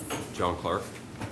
Mr. Clark, you're here in 2020 CF 1048880. You're arrested for pursuant to a warrant for aggravated stalking, domestic violence, and a violation of pretrial release condition on a domestic violence case.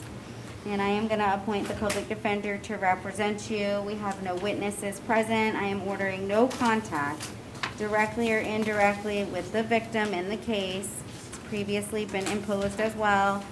Again, do you understand everything on the no contact order? Yes, ma'am. You're to maintain a separate residence. Yes, ma'am. You're not to return back to the victim's residence. You're not to possess or consume any alcohol or any drugs without a valid prescription. No weapons or firearms or any ammunition. Your bond on count 1 is $15,000, $1,000 on count 2. I am revoking the release in 2020 MM 5744. AO, I'm setting the bond at none at this time. Do you have the public defender in that case?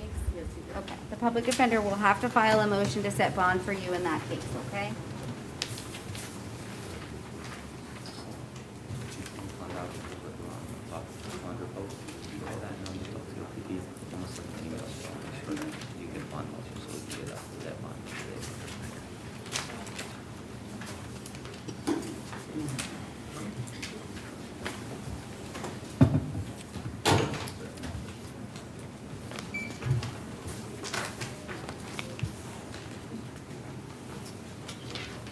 Marie Diaz Cruz is mental health journal.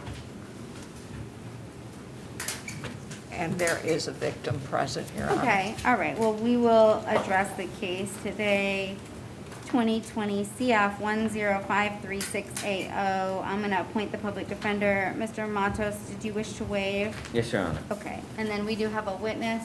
Yes, Your Honor. Okay. So, Ms.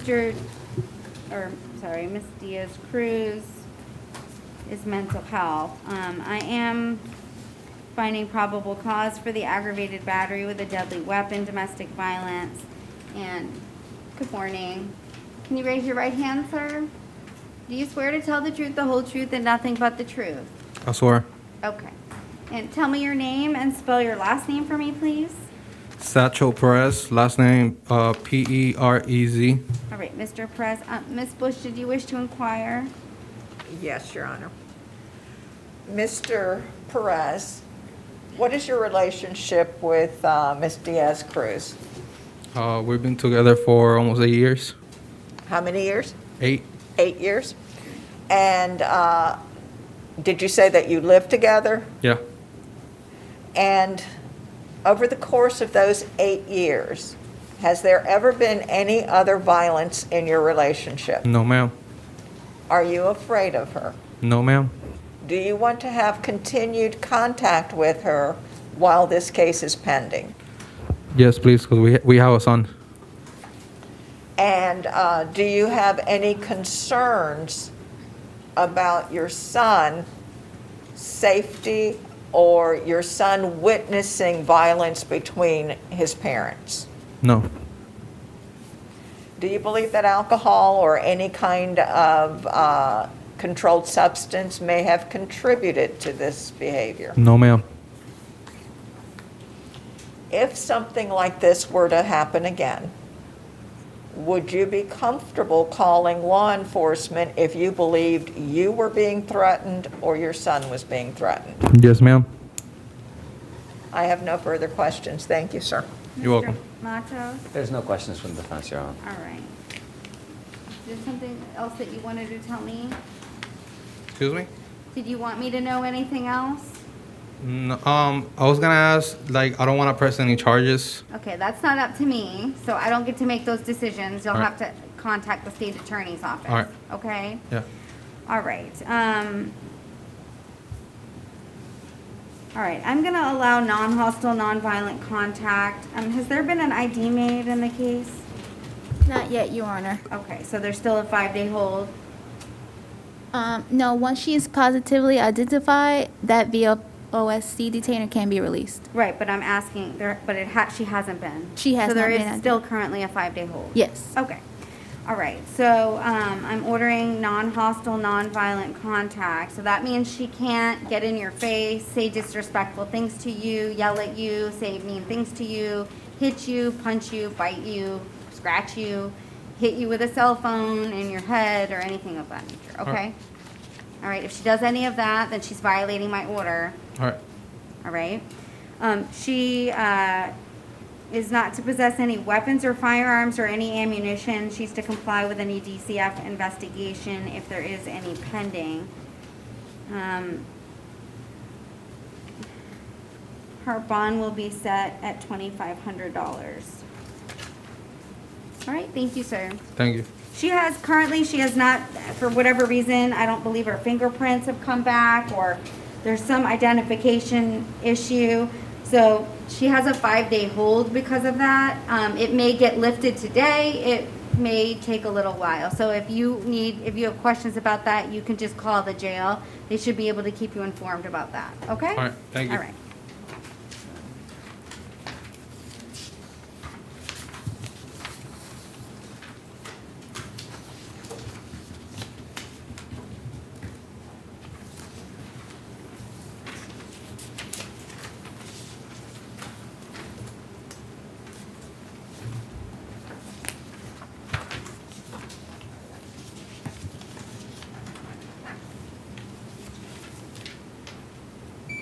All right, tell me your name, please. James Drummer, ma'am. Mr. Drummer? Yes, ma'am. Okay. Mr. Drummer, you're here in 2020 CF 10572AO. You were arrested for battery, 1 prior battery, domestic violence, and battery with 2 prior battery convictions, and there's probable cause. I'll appoint the public defender to represent you. I don't believe we have any witnesses present. I am ordering no contact directly or indirectly with any victim or any witness in the case. I'll have you sign the no contact order. Do you understand everything on that no contact order? Yes, ma'am. Okay, Mr. Drummer. You're also to maintain a separate residence. If you need to return back to the residence to get personal belongings, you can do so one time with law enforcement, okay? No weapons or firearms or any ammunition. Your bond on count 1 is $2,500. Count 2 is $1,000. Okay. Thank you, ma'am. All right, thank you, sir. Good luck.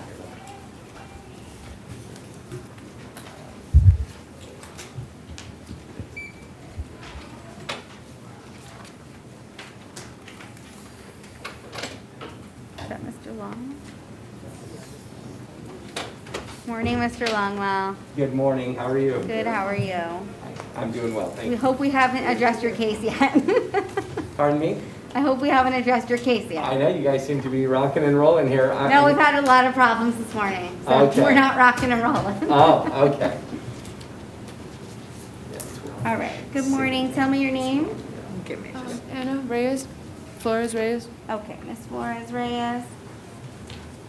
You're here in 2020 CF 10587. You're arrested for burglary of a dwelling with an assault or battery and grand theft of a dwelling of $100 or more.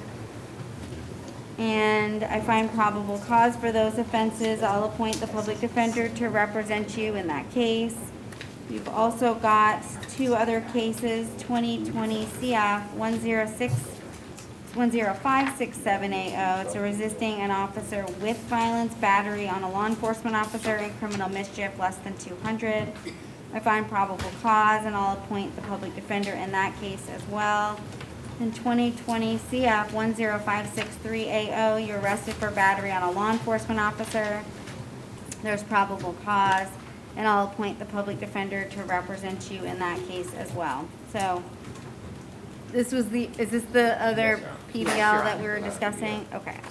So, prior to starting court this morning, the state and the public defender's office, Mr. Matos, approached and requested that I not make a finding of proof evident presumption great, that I continue to hold Ms. Flores Reyes at no bond on the burglary of a dwelling with an assault or battery, and that an Arthur hearing could be held downtown. Is that correct, Mr. Matos? Yes, Your Honor.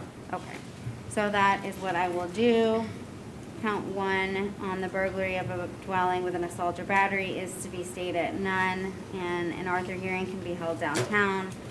Count 2 will remain at 300. In that case, there's to be no contact directly or indirectly with any victim or witness in the case. So Ms. Reyes-Flores, or Flores-Reyes, I'm sorry, I'll have you sign the no contact order form. Do you understand everything on the form?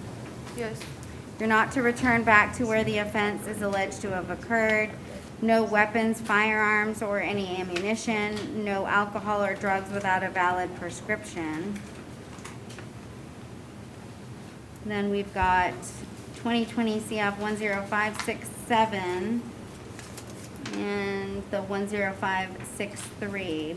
And so in that case, no contact with any victims or witnesses, no return back to where the offense is alleged to have occurred, no weapons or firearms or any ammunition.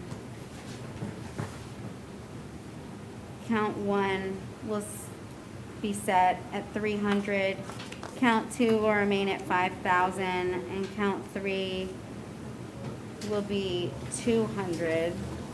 And then we've also got the battery on the other case, same conditions of release.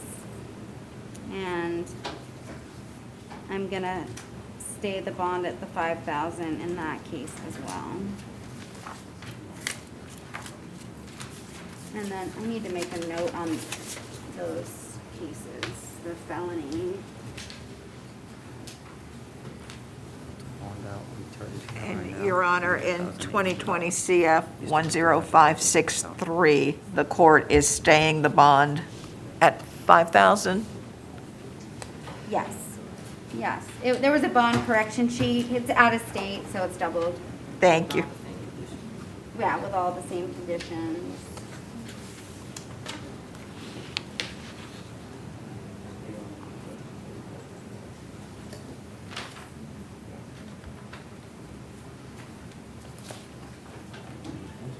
You're gonna need the other PDL cases so that I can make the same note. I just forgot. It's today. I came yesterday. Synonym, it's SIN. I don't think I have. Aggravated assault with firearm. But not domestic. There was two others. Oh, right here. So it's grand. From Mesh. Yes. Do you have any day or anything that I might be able to look at? Have you worked that? What's your name? The Pedro? Oh, yeah. Nice to meet you. I'm Mark Longwell. Mr. Longwell. I have his face sheet and I have his affidavit if you want to look at it. If I can see this, great. I think I know what the case alleges, but I haven't seen any actual. So this is this out. Just the one that was the PBL. Oh, it is? I just need to make that same See, I note. came yesterday and they told me to be at either 10 or 11 at the latest. Yes. The affidavit? Mr. Quander? No, I just pulled out I need a minute. somebody else's. We're good? Oh, it's a one. Oh, that's all they have, yeah. Oh, no, I can look it up too.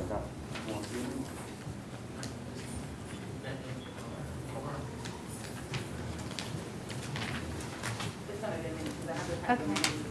It's gonna be a minute for everybody. It's already sent out copies. I'm sorry, I just, we need, yeah, no, that's fine, and I should, this is a new thing that is happening, so. The application for the taxes for this one, yeah, for Harris. You don't have a way to print that out, do you? Well, mine doesn't work. Oh, shoot. I mean, you can read it when you need me to scoot over. I scoot Thank you. And I'm having difficulty printing PDFs, Okay. so. Should just get this offline. All right, good morning. Can you tell me your name, please? Christopher Wilson Quander. Mr. Quander, you're here in 2020 CF 10589. You're arrested for aggravated assault with a weapon, domestic violence. There's probable cause. I'm going to appoint the public defender. Do we have any witnesses now? Okay. No, Your So I Honor. am ordering that you have no contact directly or indirectly with any victim or any witness in the case. I'll have you sign the no contact order, and Mr. Quander, that can be changed in writing by a judge at a later date. So you can't have contact right now with your stepdad or your mom, okay? You're not to return back to their residence, so that's where the offense is alleged to have occurred. No weapons or firearms or any ammunition, no drugs or alcohol without a valid prescription, and you're to take all medication as prescribed by your doctor. He has not been interviewed, correct? No, Your Honor. Okay. So what I'll do is I'll set the bond at $2,500 or pretrial release if he qualifies. So I would like to have him interviewed for that, or I don't know, would the aggravated assault possibly qualify for a mental health pretrial release? We can have him screened to see if he qualifies. Okay, so we'll have him screened for both, but mental health preferable? Any If, alternative? yeah, if not mental health, then PTR, and then if he, the bond. So it's it's bond or PTR or mental health pretrial release, with my preference being that he qualify for mental health pretrial release. Okay? All right, Mr. Quander, they're gonna come and ask you some questions, okay? All right? Okay.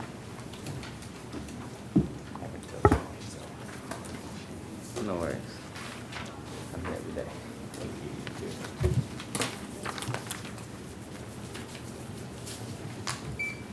Good morning. Tell me your name, please. Israel Williams, ma'am.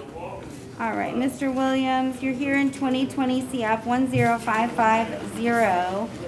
You're arrested for fleeing and attempting to elude a law enforcement officer with lights and sirens activated, aggravated battery with a firearm, aggravated assault with a firearm, in possession of ammunition by a convicted felon, and possession of a firearm by a convicted felon. I find probable cause for counts 1 through 3. I didn't see anything in the affidavit. I read it multiple times about being a convicted felon. I don't know if anybody else can point it out to me, but I don't see it.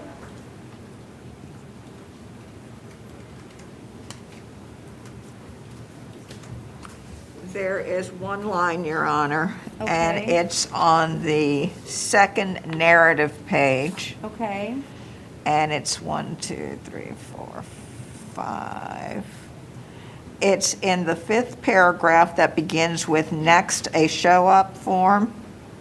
And it's the last sentence of that paragraph. I conducted an FCIC, NCIC teletype check on Williams and discovered Williams was a convicted felon. I'm looking at the 5th paragraph on page 2.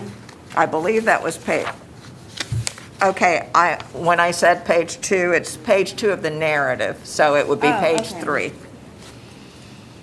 And it's the last sentence of the 5th paragraph. Okay, you're correct, Ms. Bush. I did miss that. So there is probable cause for counts 4 and 5. All right, so in that case, sir, you're not to possess any weapons or firearms or any ammunition. No contact with any victims or witnesses in the case. I'll have you sign that no contact order form.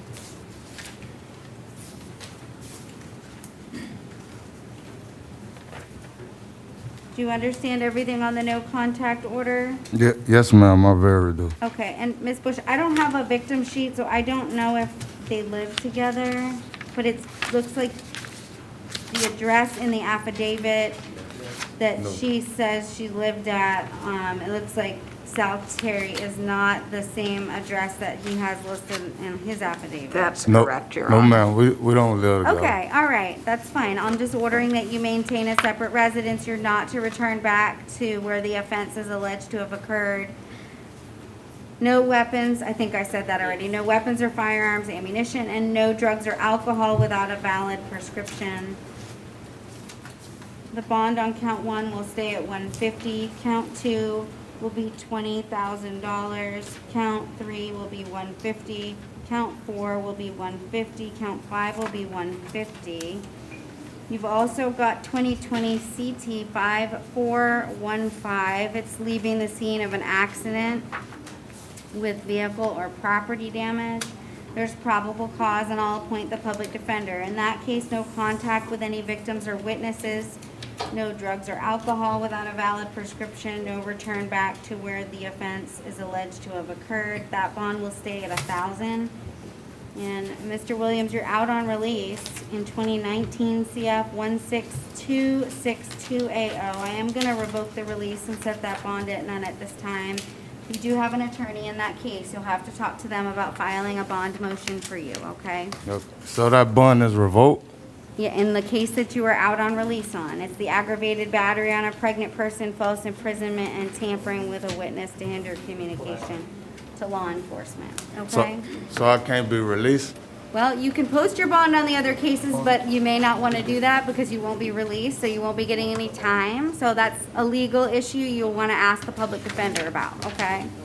Your Honor, on that add-on bond case, it's only the aggravated battery on a pregnant person. Okay, whatever bond it is, I'm revoking. Okay, so, well, tell them that you bond them. I'm gonna send them an email anyways. Don't want that, that's what we want to figure out what's going on with that other revoke. Okay, thank you. Okay, can I save them till the end? Your Honor, may I address something whenever you get a chance? Sure. I have a client named Ramesh Sinanan. He's not on until the second session of I'm that. gonna have to have somebody get me the affidavit and Okay. I have to read it, so, can you call Denitza and then see if she can grab that paperwork for me? Sinanan with S as in Sam, I-N-A-N. Okay, thank you. Ramesh, thank you. All right. Good morning. Tell me your name, please. Justine Brizuela. All right, ma'am, you're here in 2020 MM 2218E, arrested for battery, domestic violence. There's probable cause. I'll appoint the public defender. We have no witnesses present, so I am ordering that you have no contact directly or I'm indirectly. sorry, Your Honor, there should be a victim. Oh, okay.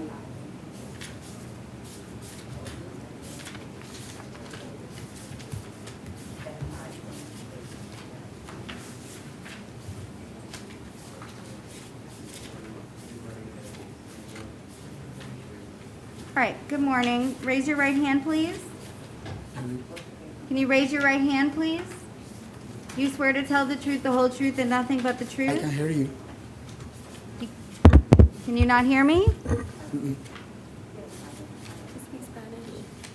The microphones are working. She's saying he needs a Spanish interpreter. Oh, he needs an interpreter? Okay. We'll see if we can get the interpreter back, because I wasn't able to get the interpreter on the line before. So this may be one that we have to call at the end. Hello?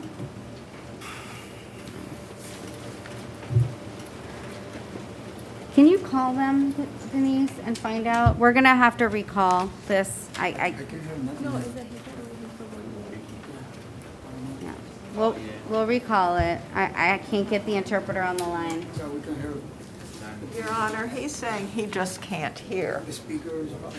Well, she said he needs the interpreter. So which one? He's telling them that he does not need an interpreter, he just can't hear. Okay, I don't know how we can accommodate that. Does he need an interpreter? It just keeps disconnecting. Yeah. Inside you can hear. He said inside the box he can't hear. Is the can the security officer tell me if the microphone is not working? Outside here, but in Here, no. Outside. Right, but I can't get his testimony from out there, so. Can you click on that? Can you just hit the microphone? Hit. It's working. Just leave the door open and The then microphone you can works, but the speaker doesn't work. Just tell them that Oh, the microphone works, but the speaker doesn't work. I can Okay, hear. I know, sir. I'm just trying to figure out how we're able to get your testimony if you can't hear me, okay? Can he hear with the door open? Yeah, I can do that. What did she say? If you're good when you're leaving the door open. Okay, that's fine. So you can hear. I mean, I think it's a full moon today. Yes. You can still warm them? Yeah. Just tell them in the mic. Can you Can I hear get me an now? interpreter? If I talk really loud, can you hear me? Yeah, Yes? yeah. Okay, yeah, but then I can't hear you. If he walks back and Dexter, are forth. you our AV? No, ma'am. He needs to listen and then walk up to the mic and respond.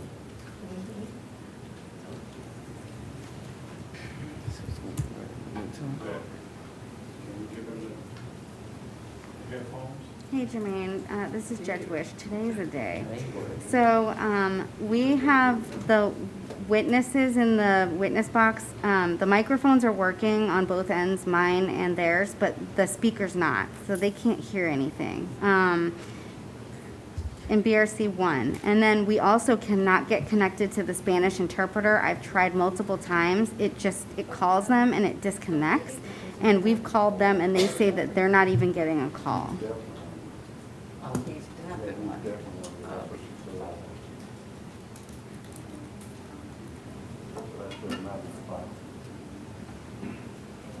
Yeah. Yeah. And it literally, I will hit it and then I'll hit add, I'll hit interpreter and then call and then it just disconnects.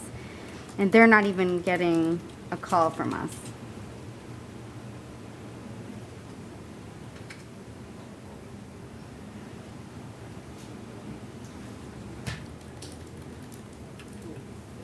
We're trying to use the headphones for the witness in the box because the speakers are not working in the box.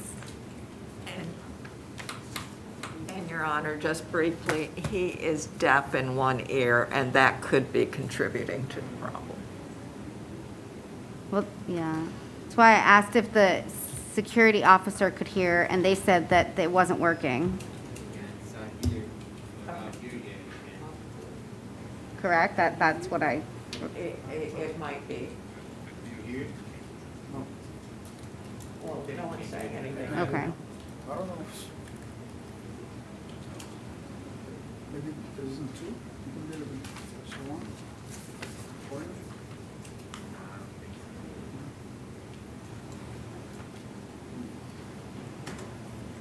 Yeah, hold on. I need somebody to confirm for me because I've had no other witnesses have any issues with the speaker in there.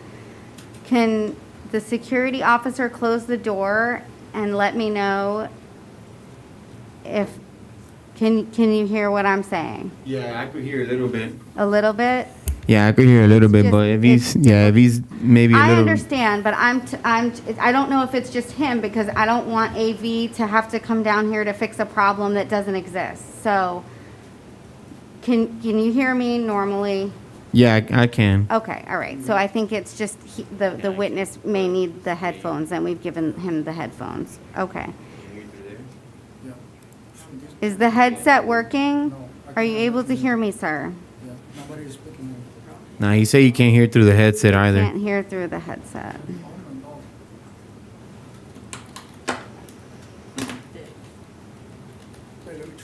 So I really don't know how to resolve this issue if he can't hear me. Oh, man. Okay. Yes. Okay. Yes, right. Yeah. Try and say something now. All right, can you hear me? No. He's saying no.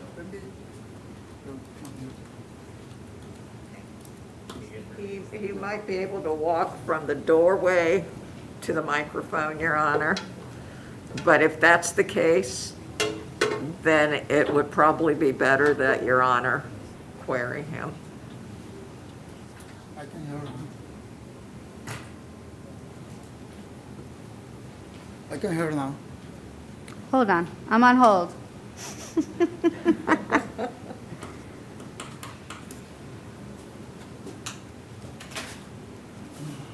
It's like everything that can go wrong today has gone wrong. If it's not a full moon, it's a bad moon It is, I think rising. it's a full moon today. It wasn't the other day when everything was going wrong too. If it makes you feel any better, this isn't the only courtroom this kind of stuff is happening in. It doesn't make you feel any better, Mr. Longwell.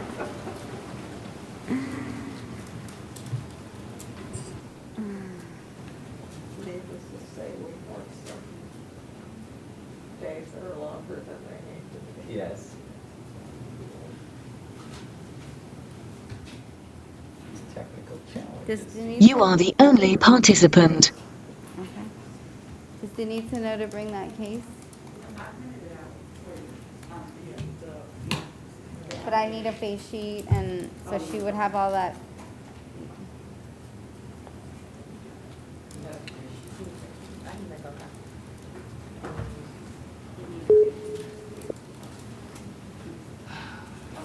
Good afternoon.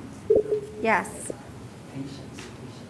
Okay, yeah, it's calling, like 99.9% we're gonna get the. Good morning, Your Honor. This is a Spanish interpreter. Oh my gosh, thank you. We got them. Okay, all right, thank you. Okay, all right, bye-bye. All right, can we call, now that we have the interpreter, Canasa Escobar? Okay, because I don't want to lose her.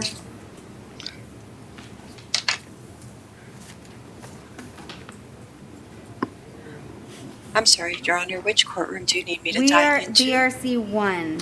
Yeah, we've been trying to call, and it's been all morning, so I don't know what was I didn't wrong. know. Yeah, no, it's not you. It's the AV situation. Just give me a second to dial in, please.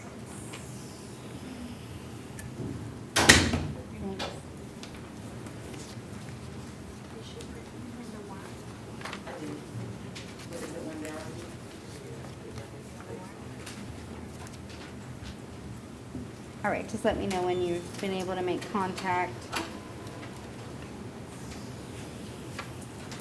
No escucho. No, casi no. Que casi no le escucho. Se escucha bien suave. The defendant is here. It's indicating he can barely hear me. The volume is kind of low. If one of the deputies could increase the volume on the headset.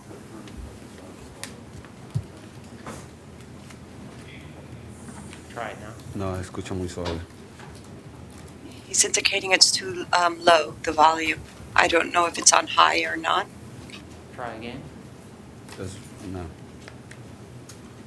The best I can do, Your Honor, is go over the PA if you Yeah, prefer. let's do that. Okay.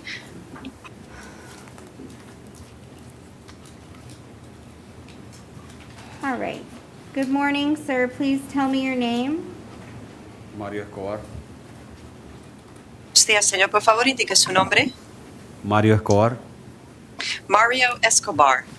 All right, Mr. Escobar, you were here yesterday, I believe, in case number 2020 MM6355AO. Usted estuvo aquí ayer, si no me equivoco, fue en el caso 20MM6355AO. Judge Carter did handle your case and placed you on pretrial release. El juez Carter se ocupó de su caso y le impuso libertad provisional. However, immigration has placed a detainer on you. Sin embargo, inmigración ha impuesto una orden de retención. And so you will not be able to be released until that detainer is lifted. Y por lo tanto, usted no podrá ser puesto en libertad hasta que se cancele tal orden de retención. The public defender was previously appointed in your case. En este caso dado, ya previamente se le designó un defensor público. So if you have questions about the detainer or you need legal advice, you can contact them. Por lo tanto, cualquier pregunta que tenga usted con respecto a la orden de retención o tiene usted que comunicarse con ellos. Okay? Okay. Bien. All right. Thank you, sir. Señor, muchas gracias. And then, Madam Interpreter, I don't want to lose you because we had so much trouble getting you. Can you ask in the gallery if there's anybody that needs the interpreter? Sure. ¿Hay alguien más en el público allá afuera que requiera el servicio de un intérprete? And Sir, do you want to utilize Yes. the interpreter? Yes, please. Sí, por favor. Yes, please. Okay, and can you hear the interpreter? Sí. ¿Me alcanza a escuchar bien, señor? Sí, correcto. Yes, pero se tiene que acercar el micrófono. Oh, sí. Yes. Okay. All right, so we're gonna need you for this next case, Madam Interpreter. I'm sorry, and were you sworn in today? I really hope so. Yes, Your Honor, I Okay, have been.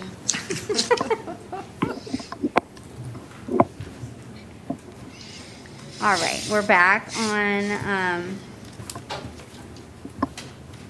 Miss Brizuela, is that correct? Yes. Okay, all right. And Miss Brizuela, you're here in 2020 MM 221AE. Señora Rosella, se encuentra usted aquí hoy día en el caso 20 MM 221EE. And we're using the interpreter because of the witness in the case. Y se está utilizando un intérprete debido al testigo que tenemos ahí en el cuarto. And there's probable cause for battery, domestic violence, and I'll appoint the public defender. Existen indicios de criminalidad para sustentar la acusación de agresión física por violencia doméstica y, por lo tanto, se le designará defensor público. All right, and sir, can you tell me your name and spell your last name for me, please? Señor, ¿me podría usted, por favor, indicar su nombre y deletrear el apellido? Walter, Z-A-M-U-D-I-O, Zamudio. All right, Mr. Zamudio, you're, did you want me to inquire, Ms. Bush? Yes, Your Honor. Okay. How do you know Miss Brizuela? Señor Zamudio, ¿de dónde conoce usted a la señora Brusela? Es mi novia. She's my girlfriend. Are you afraid of her? ¿Acaso usted le tiene temor a ella? No. No. Do you want to have contact with her through this case, the pending of the case? Mientras que esta causa esté abierta, ¿desea usted continuar teniendo contacto con ella? Sí. Yes. Has there been any violence in your relationship in the past? ¿Acaso en el pasado, en esta relación, han habido actos de violencia? No. No. If something like this or you felt threatened were to happen again, would you call law enforcement? Si algo semejante a lo ocurrido vuelve a ocurrir o se encuentra usted o se siente usted siendo amenazado, ¿se comunicaría usted con las autoridades? Sí. Yes. Do you think any drugs or alcohol had a part in what occurred? ¿Acaso piensa usted que drogas o alcohol fueron un factor en lo ocurrido? No. No. All right, I am going to allow non-hostile, non-violent contact. Muy bien, entonces voy a permitir que haya contacto sin hostilidad y violencia. Ma'am, that means no physical touching inappropriately, so no hitting, punching, biting, scratching. Señora, esto quiere decir que no puede ser física en contra de él, es decir, que no lo puede tocar en una manera indebida. Por lo tanto, nada de pegar, nada de tirar golpes, nada de arañar, nada de morder. You're not to get in his face or be disrespectful or be verbally abusive to him as well. Tampoco se le permite a usted ponerse en su cara, faltarle respeto o abusarlo verbalmente. Do you understand what I've explained? Yes, ma'am. ¿Entendió lo que le acabo de explicar? Sí. Sí. You're not to possess weapons or firearms or any ammunition. Prohibido la tenencia de armas, armas de fuego o ningún tipo de munición. I am placing you in pretrial release. Make sure you comply with the court order as well as pretrial release's conditions. Le voy a conceder libertad provisional. Asegure usted de cumplir con el programa de ellos, con todas las órdenes y las normas que tienen. All right. Good luck, ma'am. Thank you, sir. Thank you. Gracias, señor.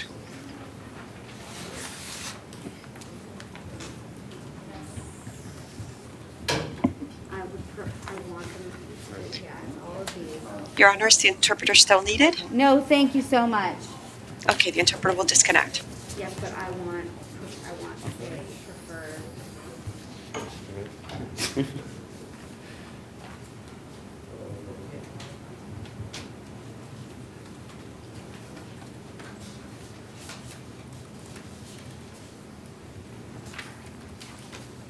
You want me to sign it? Okay. All right, Mr. Longwell, I just got the paperwork. I haven't had a chance to read it yet, okay? So it's just gonna be a little bit, okay. All right, please tell me your name. Javier Correa. Mr. Correa, you're here in 2020 MM 6358. It's a battery domestic violence. I do find probable cause. I will appoint the public defender, and I don't believe, do we have any witnesses? No, Your Honor. Okay. All right, I am ordering no contact directly or indirectly with any victim in the case. I'll have you sign the no contact order. Mr. Correa, did you understand everything on that form? Yes, ma'am. Okay, you're also to maintain a separate residence. You may return one time with law enforcement to get any personal belongings that you may need. No weapons or firearms or any ammunition. Your bond is set at $500. Okay, thank you, sir.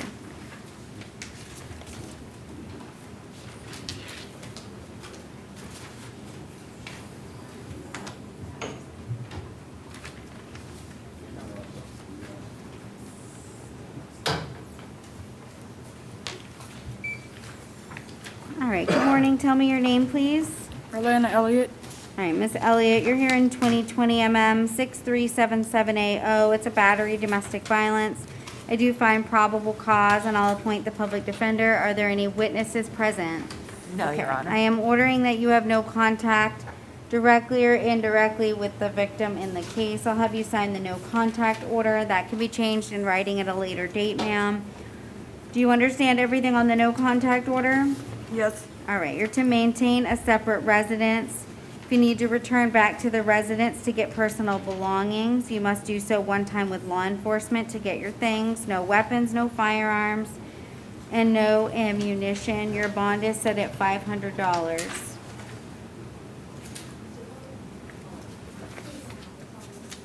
All right, thank you, ma'am.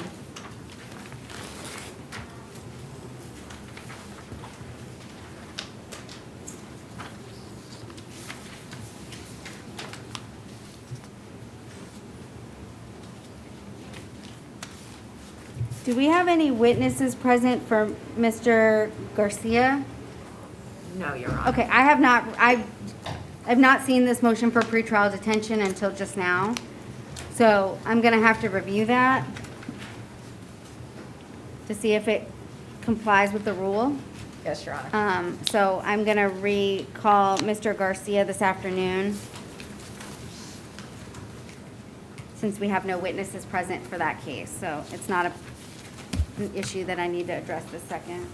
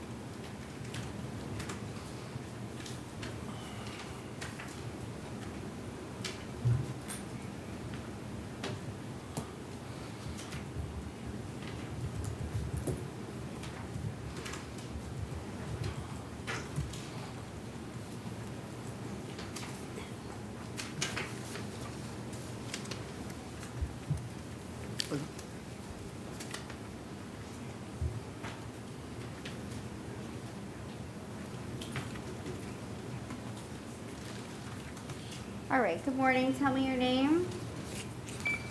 Andrew Gale. All right, Mr. Gale, you're here in 2020 MM 769W. You're arrested for a violation of a domestic injunction. I've read the injunction, and then there was an amended joint there was a joint stipulation entered into on June 17th, 2020 for a 6-month no hostile contact injunction. There were certain conditions. The wife would have exclusive use and possession of the marital home. There's non-hostile contact. They're supposed to communicate with the Talking Parents app, and 50-50 time sharing with the minor child. And it lists out that exchanges of the minor child will be at the Ocoee Police Department. So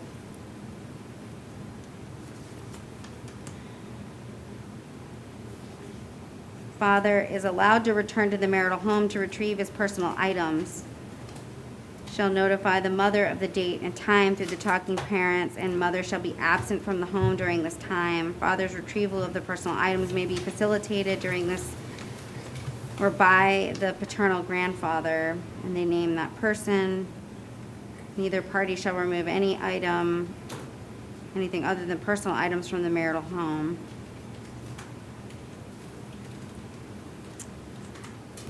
So those are the things that are applicable to what was amended. Now, we've got facts here.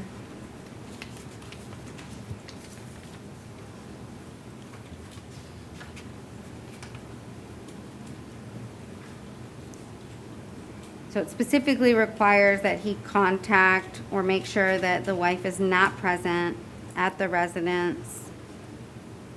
It doesn't say that he can go back with law enforcement. It says the paternal grandfather.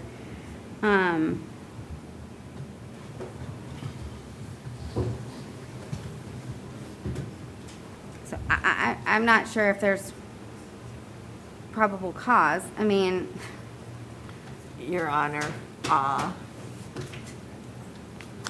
since Ms. Gale is present, okay. if the state could query. All right. Can you raise your right hand, ma'am? Do you swear to tell the truth, the whole truth, and nothing but the truth? I do. Okay. Can you state your name for me and spell your last name? Janice Gale, Gayle. Okay. And Miss Gale,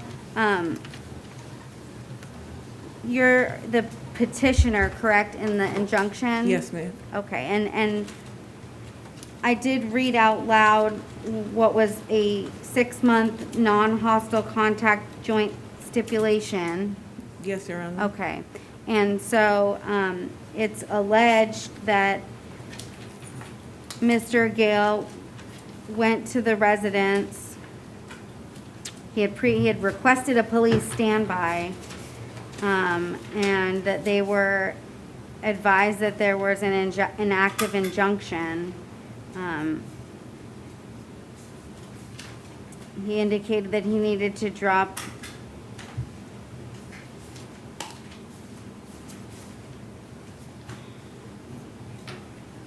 off the vehicle at the residence.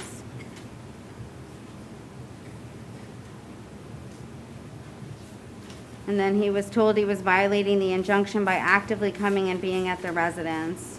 And then he denied that he was violating the injunction. He provided a copy to Sergeant Alexander.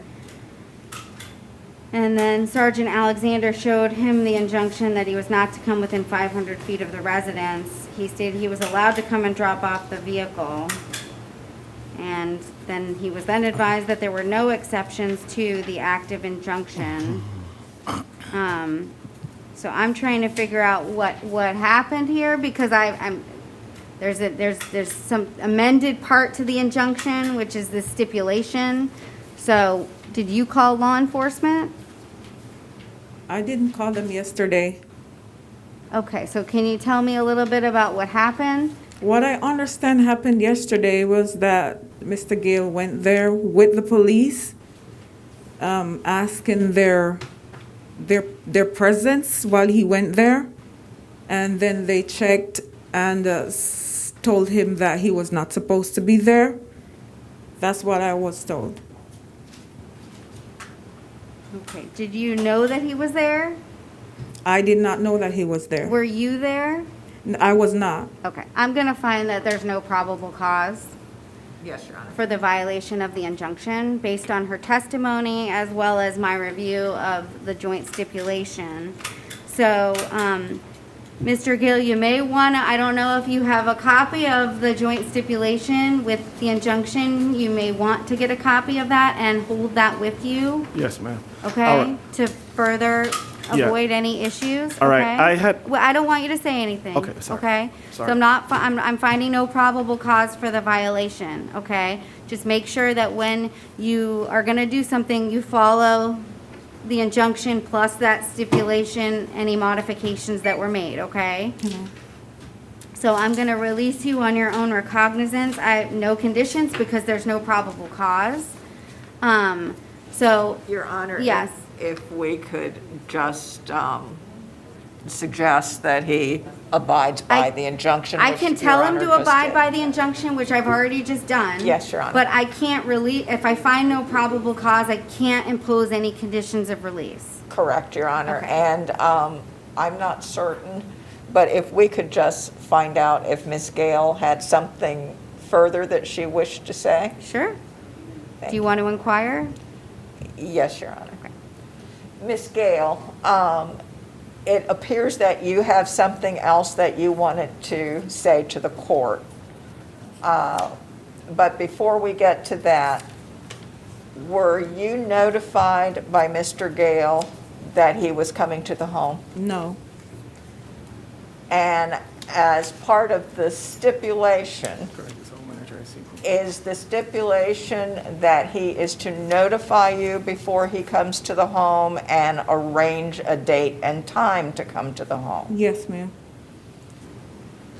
And I have no further questions with regard to the amendment, the stipulation to the injunction.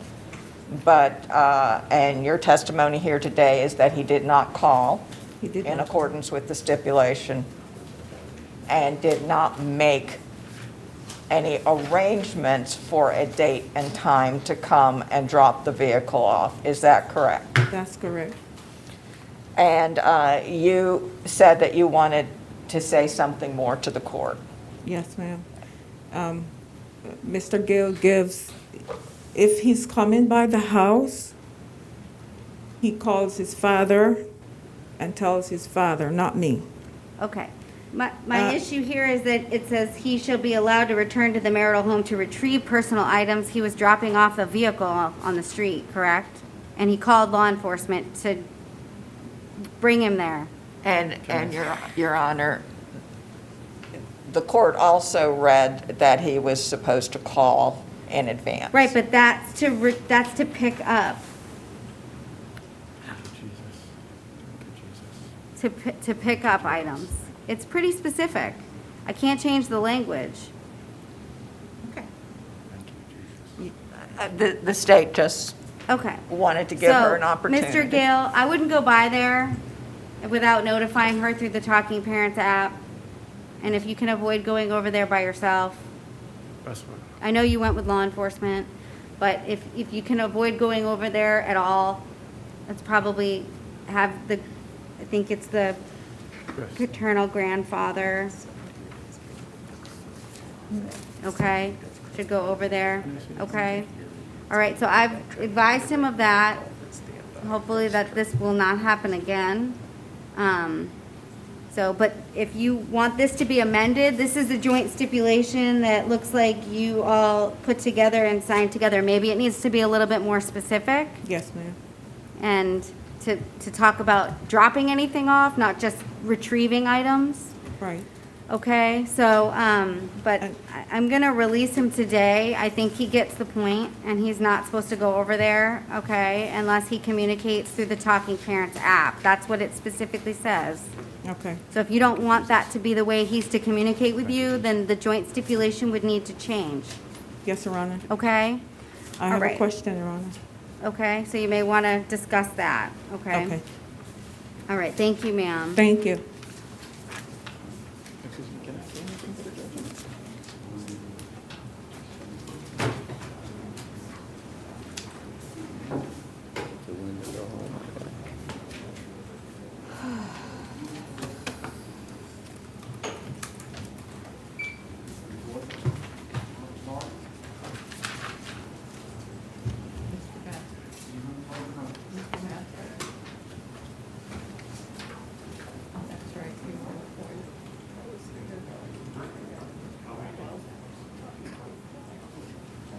All right, good morning. Tell me your name. Martin Gigash. All right, Mr. Gigas, you're here in 2020 MM 6373AO. It's a battery domestic violence. I do find probable cause, and I'll appoint the public defender. Do we have any witnesses? No. Okay. No, Your So I'm Honor. ordering that you have no contact directly or indirectly with the victim in the case. I'll have you sign the no contact order. Do you understand everything in the no contact order, sir? Yes, one thing the officers did tell me was to mention that my car is still parked there Okay. at the Yeah, house. we'll get there. Okay.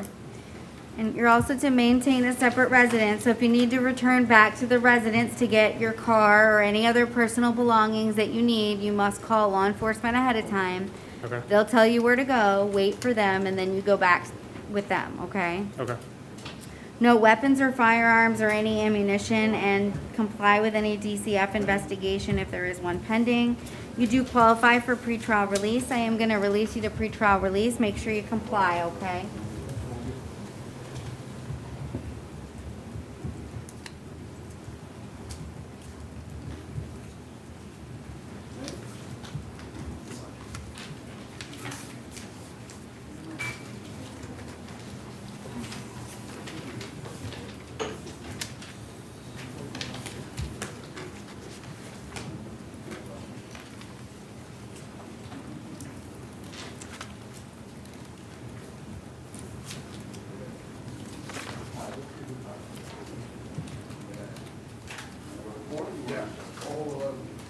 All right, good morning, sir. Tell me your name, please. Oh, speaking to the mic. Tell me your name. Jory L. Mays. All right, Mr. Mays, you're here in 2020 MM 6376AO. It's a battery dating violence. I do find probable cause, and I'll appoint the public defender. Do we have any witnesses present? No. No, Okay. Your Honor. Mr. Mays, I'm ordering no contact directly or indirectly with the victim. I'll have you sign the no contact order. Do you understand everything on that order? I believe I do, yes. Okay. You're to maintain a separate residence. You may return one time with law enforcement to the residence to get your personal belongings.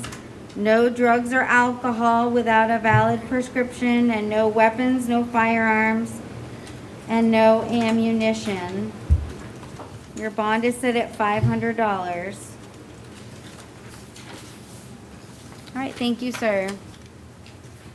Now what happens?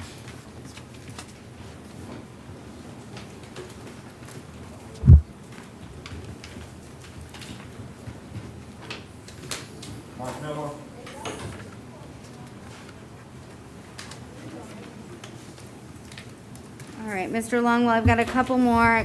I'm not gonna make these people wait a lot longer, and then we'll address your case, okay? I appreciate it. All right. All right, please tell me your name. Mark Miller. All right, Mr. Miller, you're here in 2020 MM 764AW. You're arrested for domestic violence battery. I do find probable cause, and I'll appoint the public defender. And ma'am, can you raise your right hand to be sworn in? Do you swear to tell the truth, the whole truth, and nothing but the truth? I do. Okay. Can you tell me your name and spell your last name for me? Nicole Joseph, Joseph. All right, Miss Joseph. And Miss Bush, did you wish to inquire? Yes, Your Honor. Miss Joseph, what is your relationship with Mr. Miller? Fiance. And do you all live together? Yes. How long have you been in a relationship with Mr. Miller? 6 years, almost 6 years. For 6 years, you said? Yes. And are you afraid of Mr. Miller? No. In the 6 years, has there ever been any violence, whether it's reported or not? Not before, no. If something like this were to happen again, and you felt threatened, would you be comfortable calling law enforcement? Yes, definitely. Do you believe that alcohol or any kind of controlled substance might have played a role in this incident? It could be. Okay. And would that be alcohol or? It could be alcohol, something, Oh, okay, but so you don't know, it you're was a just- normal within the 6 years relationship that we had. It was specifically that day was completely out of chaos, even including to my family, which he's always respected my family, and my family was even involved. So I can't really say specifically if it was alcohol or drug, but it was not normal, and he was not acting in the normal. Okay. And who else lives in the home with you? It's only me and him. That's it. We only live us together. And that day I had my parents come over. Okay. I have no further questions. Thank you, ma'am. Thank you. Mr. Matos? Ms. Joseph, so I just got 2 questions for you. The first one is, did you see him taking any I think alcohol? you're gonna need to get next to a microphone, Mr. Matos. Can you hear me better? Yes, I can hear you. Oh, sorry about that. I'm just asking, did you see him drink that day, or was? During the day, yes, we actually were doing some errands around together with no problems. Around 4 o'clock, we were having actually throughout the half of the day, we were having a discussion because I'm very close to my mother and she's one of my finances helpers or whatever.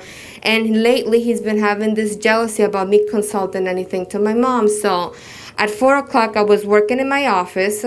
And at 4:30, he calls me up and say, "I'm going to your mom." So I said, okay, because he's always had respect for my family and he wanted to speak to my mom, maybe regarding whatever finances was going on.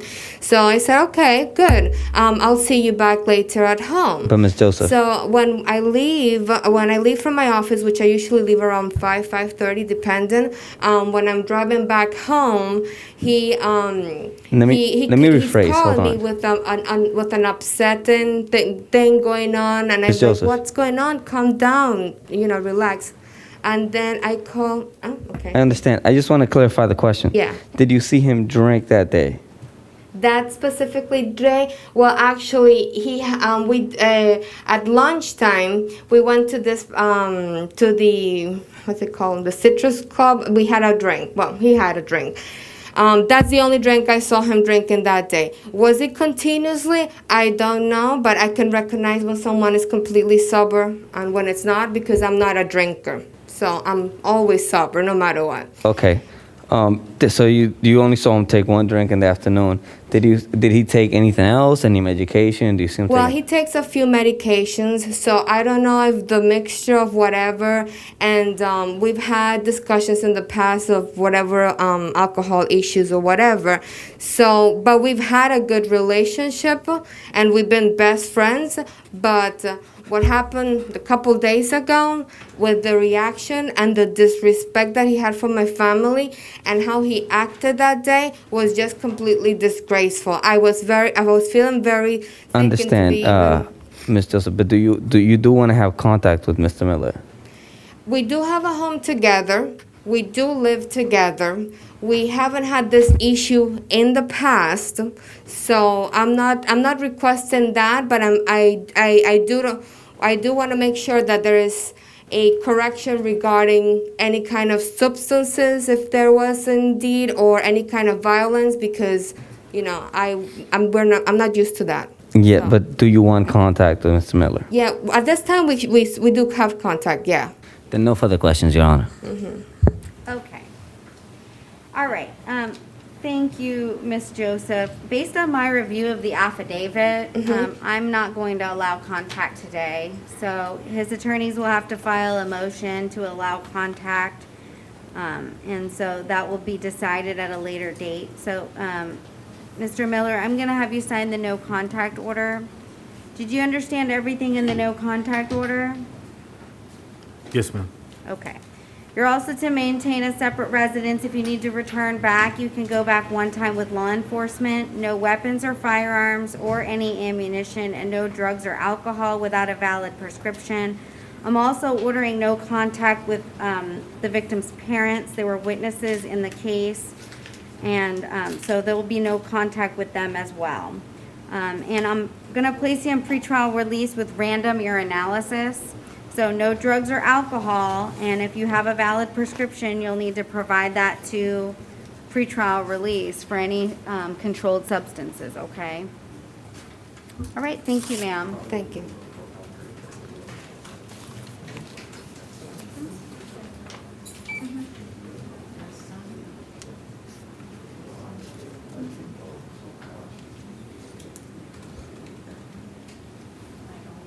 Any other questions, call that up.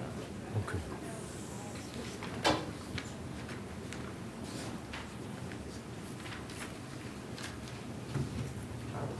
All right, good morning. Tell me your name, please.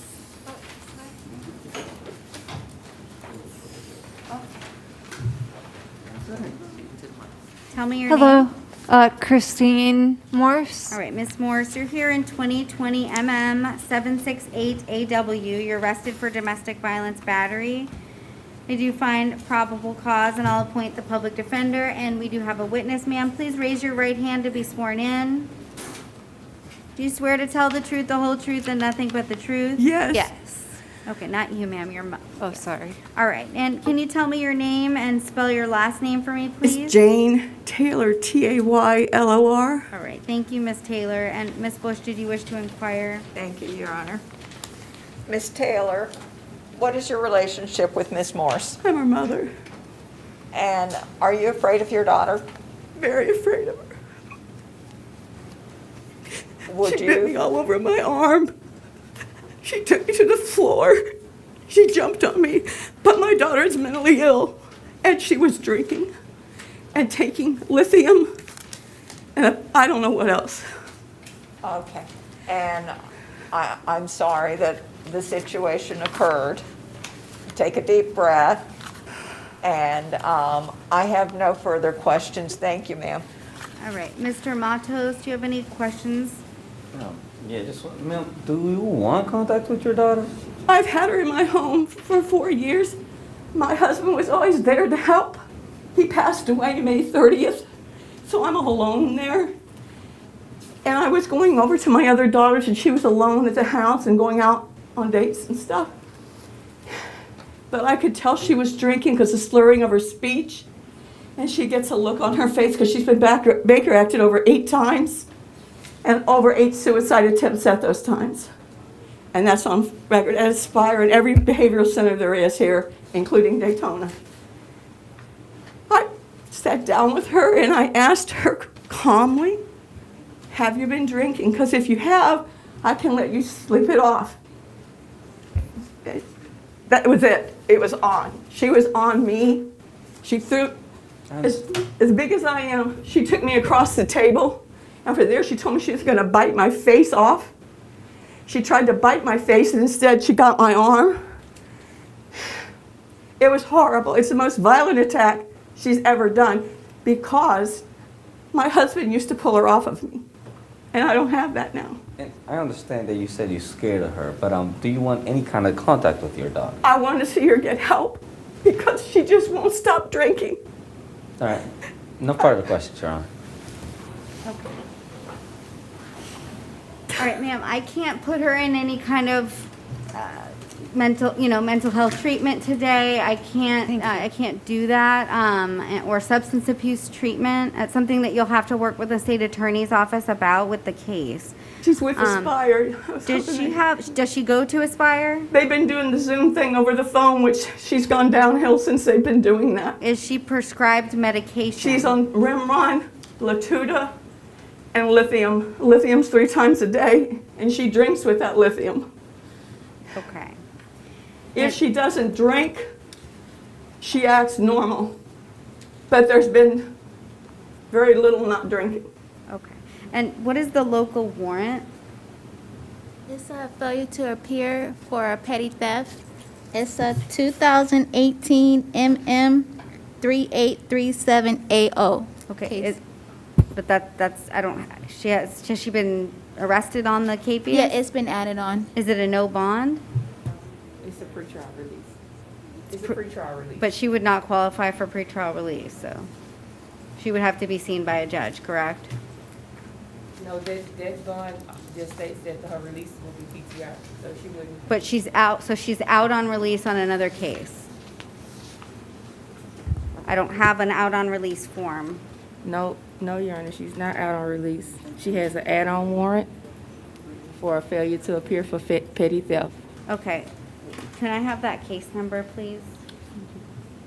It's 2018 MM 3637AO. 3837. 3837AO.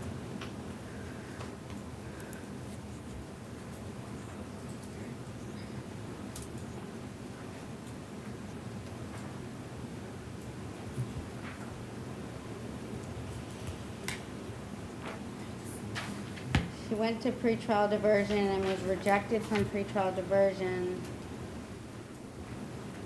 And then she failed to appear. She should have an out on release form.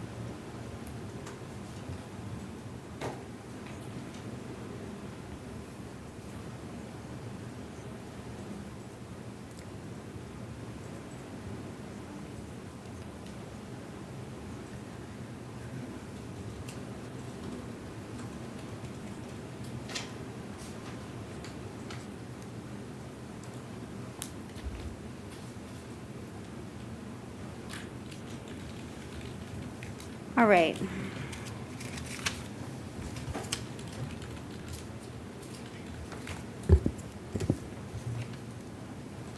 All right, Ms. Morse, I'm ordering that you have no contact with your mother in the case, okay? So that's direct or indirect contact with her. So you can't call her, you can't email her, text message her, phone her, go over to the house, okay? Do you understand?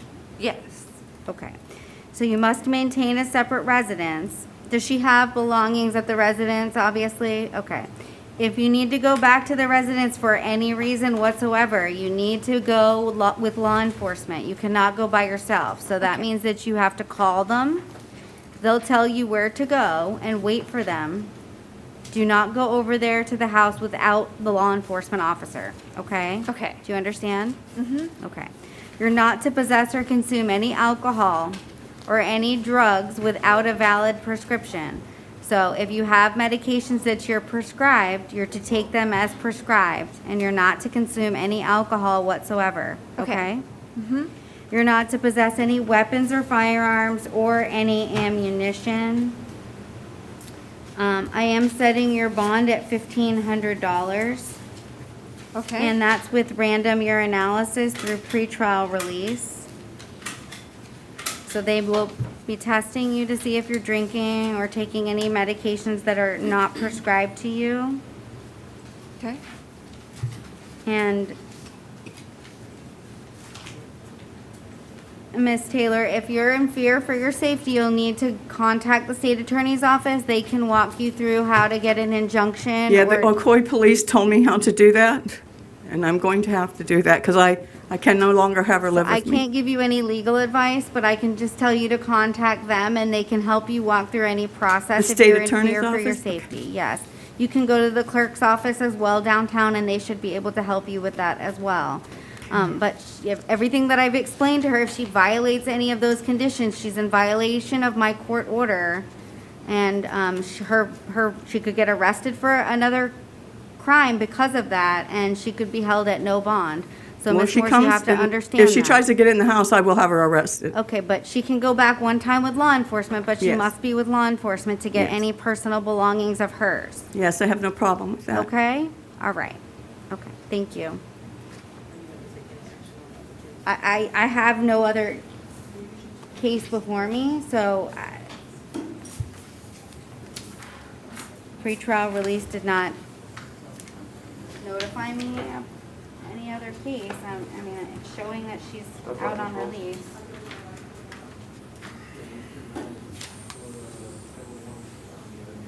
It was a notice to appear, but she's since gone to pretrial and so. All right, good morning. Tell me your name. Alexandra Roberson. All right, Ms. Roberson, you're here in 2020 MM 6356AO. You're arrested for domestic violence battery. I do find probable cause, and I'll appoint the public defender.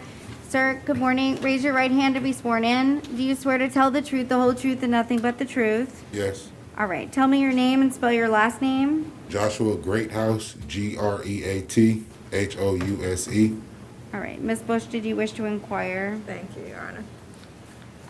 Mr. Greathouse, what is your relationship with Ms. Robertson? Roberson, and Roberson. that's my girlfriend. Okay. You need to get a little bit closer to the microphone. That's my girlfriend. Okay. And do you all live together? Yes. How long have you been in a relationship? In 7 days, it'll make a year and a half. Okay. And over the course of that year and a half, shy 7 days, has there been any violence between the two of you? No. If something like this were to happen again, would you be comfortable calling law enforcement if you felt threatened? Yes. Does anyone else live in the home with you? No, it's just me and her. Do you believe that alcohol or any kind of controlled substance may have contributed to her behavior? No. I have no further questions. Thank you, sir. All right, Mr. Matos? No questions from the defense. Okay, thank you, sir, for your testimony. Ms. Roberson, I'm going to let you have non-hostile, non-violent contact, no punching, hitting, biting, scratching, getting in his face, saying anything disrespectful, being verbally abusive. Do you understand? Yes, ma'am. Okay. You're not to possess weapons or firearms or any ammunition. I'm going to place you in pretrial release. Make sure you comply with the court order as well as pretrial release, okay? Yes, ma'am. All right.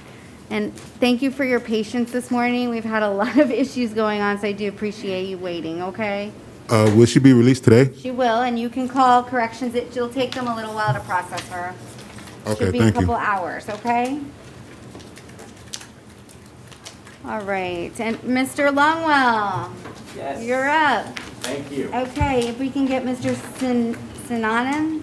Mr. Synonym is that Sinanen? how he pronounces it, yes. Okay. Like cinnamon? Like cinnamon? Okay. Well, today's been a day, so I apologize. No need. Took me a few tries to get that one right. All right, good morning, sir. Tell me your name, please. Your name? Ramesh Sinanan. All right, sir, you're here in 2020 CF 10302AO. It's a warrant for, and probable cause was found for aggravated assault with a firearm.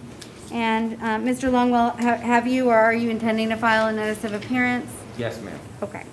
All right, so I am going to order that you have no contact with any victims or witnesses in the case, no weapons or firearms or any ammunition.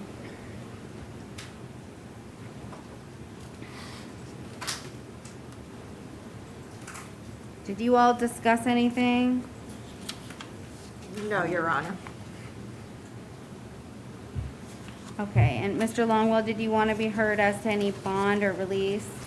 Yes, Your Honor, that's the primary reason I was here today, to ask the court to impose the lowest, most reasonable release conditions. This was a arrest warrant, as you pointed out. The allegations are allegedly that during a confrontation, my client pointed a gun at someone. However, a careful reading of that shows that not both witnesses agree there was any pointing. It may just have been present. So regardless of the facts ultimately at issue, my client has no prior criminal history. He's had a lengthy residence here. He's lived in Central Florida for over 18 years. He has a business here, and I can have him swear to all this if you'd like, but he has his own business here. He's well established, and he has significant ties. He's not a flight risk. He's not a danger to the community. He actually does possess a concealed weapon permit, and when law enforcement came to his home, they did seize the alleged firearm, but he has many other firearms that they did leave intact in the home. Okay, so for purposes of that, and until this case is over, I am no weapons or firearms, so anything must be surrendered to law enforcement within 6 hours of your release from the jail. I'm sure you'd be able to get those back at the end, barring any other issues, okay? So I am gonna place him in pretrial release, okay? He qualifies, and I see no reason that he would not show up to court. No contact, Mr. Sinanen, with any witnesses or victims, no weapons, firearms, or ammunition, and you must turn and surrender those firearms over to law enforcement within 6 hours, okay? Yes, Your Honor. All right, okay? Very well, thank you. Thank you, Mr. Longwell. Nice to see you. Appreciate you taking us. No a little problem, out of I'm sorry, it's been a little crazy today. I understand. Thank you.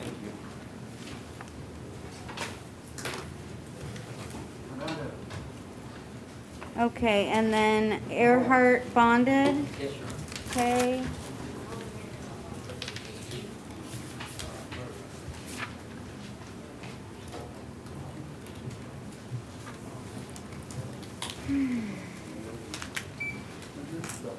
All right, good morning, tell me your name.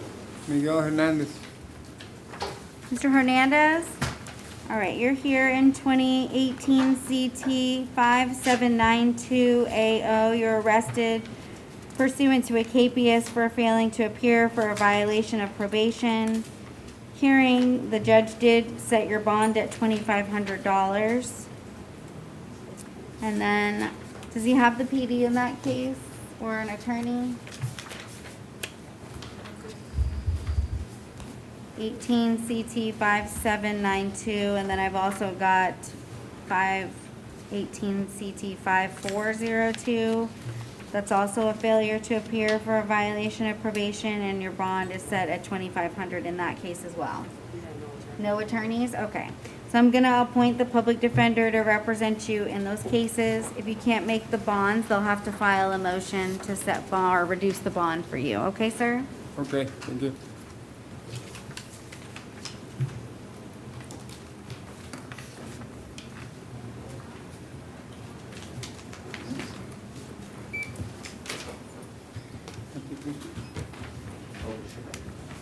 All right, good morning. Tell me your name. Good morning, Your Honor. My name is Caleb Hope. Okay, Mr. Hope, you're here in 2017 CT 561AA. No. You failed to appear for pretrial conference. And so the judge did set your bond at 1,000 in that case. I've also got 16 CT 1718AO, and that was a failure to appear for your sentencing. And that bond is set at $1,000. So it looks like you've already pled to that case and is to be sentenced, I guess. Does he have the public defender or an attorney on those cases? On both? Okay. So, Your Honor, yes. my attorney backed off my case last month. That's kind of what the trouble was, because he was going to court for me. I'm on house arrest. So I need long story short, I just need a public defender appointed to me. Well, I think you have the public defender. Oh, well, if I do, I need his contact information. So it Oh, looks okay, like the thank you. public defender is on your case in the 2017 561 case. So let's look at the other one. Okay. Okay, thank you. And one more thing, if I'm not asking for too much. For my drive without a licenses, I've been dealing with this since 2016. What would be like the best or fastest route just to deal with them? If I need to take like a I class. can't give you any legal advice, Mr. Hope. Oh, okay, I apologize. That's why you guys. have an attorney standing Oh, next okay. to you. Yes, ma'am, I apologize. So, Number for the attorney that knows what's going on in this case. I'm looking at the history of the case here, and it looks like trying to get a license. I don't see that the PD is off your case. Yes, ma'am. So, okay. So it looks like you pled to one case, and then you failed to appear for your sentencing. So, you're just gonna have to talk to the public defender, but you have bonds in the other in the cases. I'm not gonna take any action on the other case, Okay. Thank you. okay? Yes, ma'am. Your Honor, you said the bond was $1,000. I don't know, do we normally give them dates for failure to appear? Okay. So it's gonna be Division 84 pretrial conference, October the 8th at 10 o'clock a.m. in 4 Bravo B.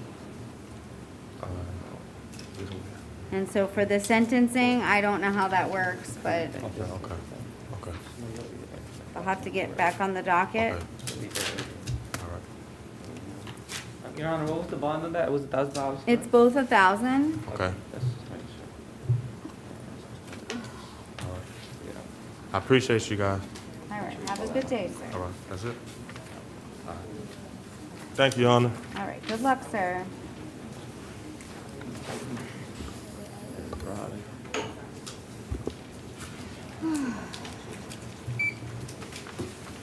All right, tell me your name, ma'am. Crystal Danelle Roby. Miss Roby, you're here in 20, I don't have a case number.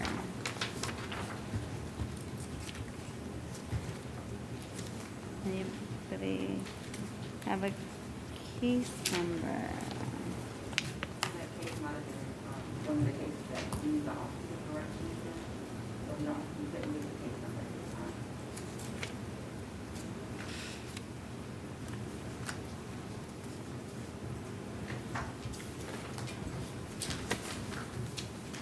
All right, so there's no case number yet other than the Winter Garden Police Department 20 OFF 00285 for driving under the influence. There's probable cause. I'll appoint the public defender to represent you, ma'am. No drugs or alcohol without a valid prescription. I'm gonna place you in pretrial release, okay? You'll get out today. Make sure no drugs or alcohol, okay? Yes, ma'am.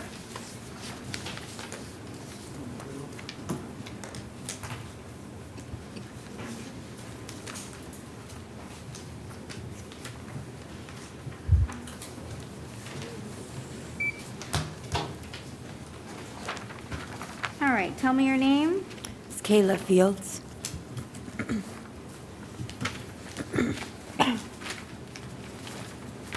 All right, Ms. Fields, you're here in 2020 CT 522280, and the PD was previously appointed in your case. No. This is an arraignment? Yes. Yep. Oh, okay. And looks like it was a citation for driving while license revoked or suspended with knowledge. It's a misdemeanor of the second degree, alleged to have occurred on August 24th, 2020. Are you on probation, Ms. Fields? No, ma'am. Okay, is there a related felony? There is a related felony, Your Okay. Honor, under 2020 CF 102500. So, Mr. Matos, do you want to enter a plea of not guilty? Yes, Your Honor. Okay.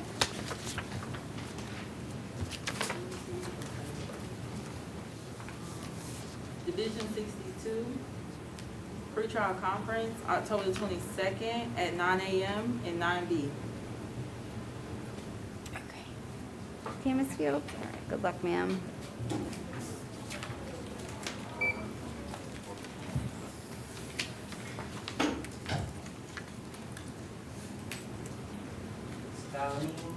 Stalin, McElroy, is medical, Your Honor. I don't have that. Okay. And then Rubens, his sources is also medical. Okay, and he's not in jail on this case anyway, so the PD was previously appointed 2020 MM 568780. Mr. Matos, did you want to enter a plea of not guilty? Yes, Your Honor. Okay. Division 62, pretrial conference, October 22nd at 9 a.m. and 9B. At 9 a.m.? Yes. I've got it, thank you. All right, good morning. Tell me your name, sir. Good morning, Walter Randall. Walter Randall, okay. All right, Mr. Randall, you're here in 2020 MM 5600AO.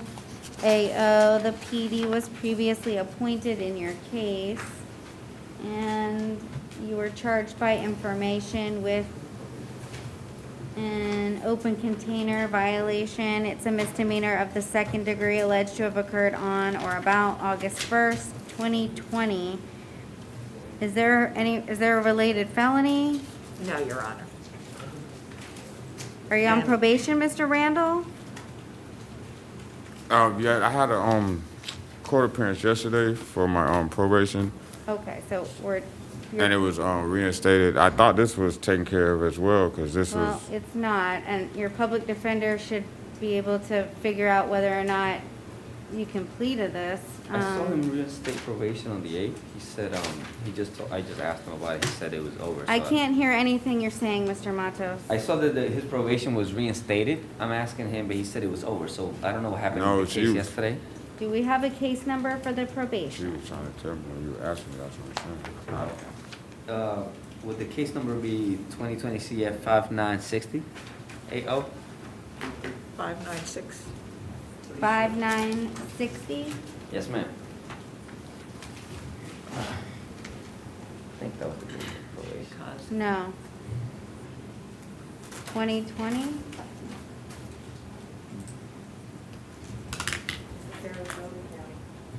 It's Sarasota County? Yeah. Okay. Okay, so probation was not reinstated?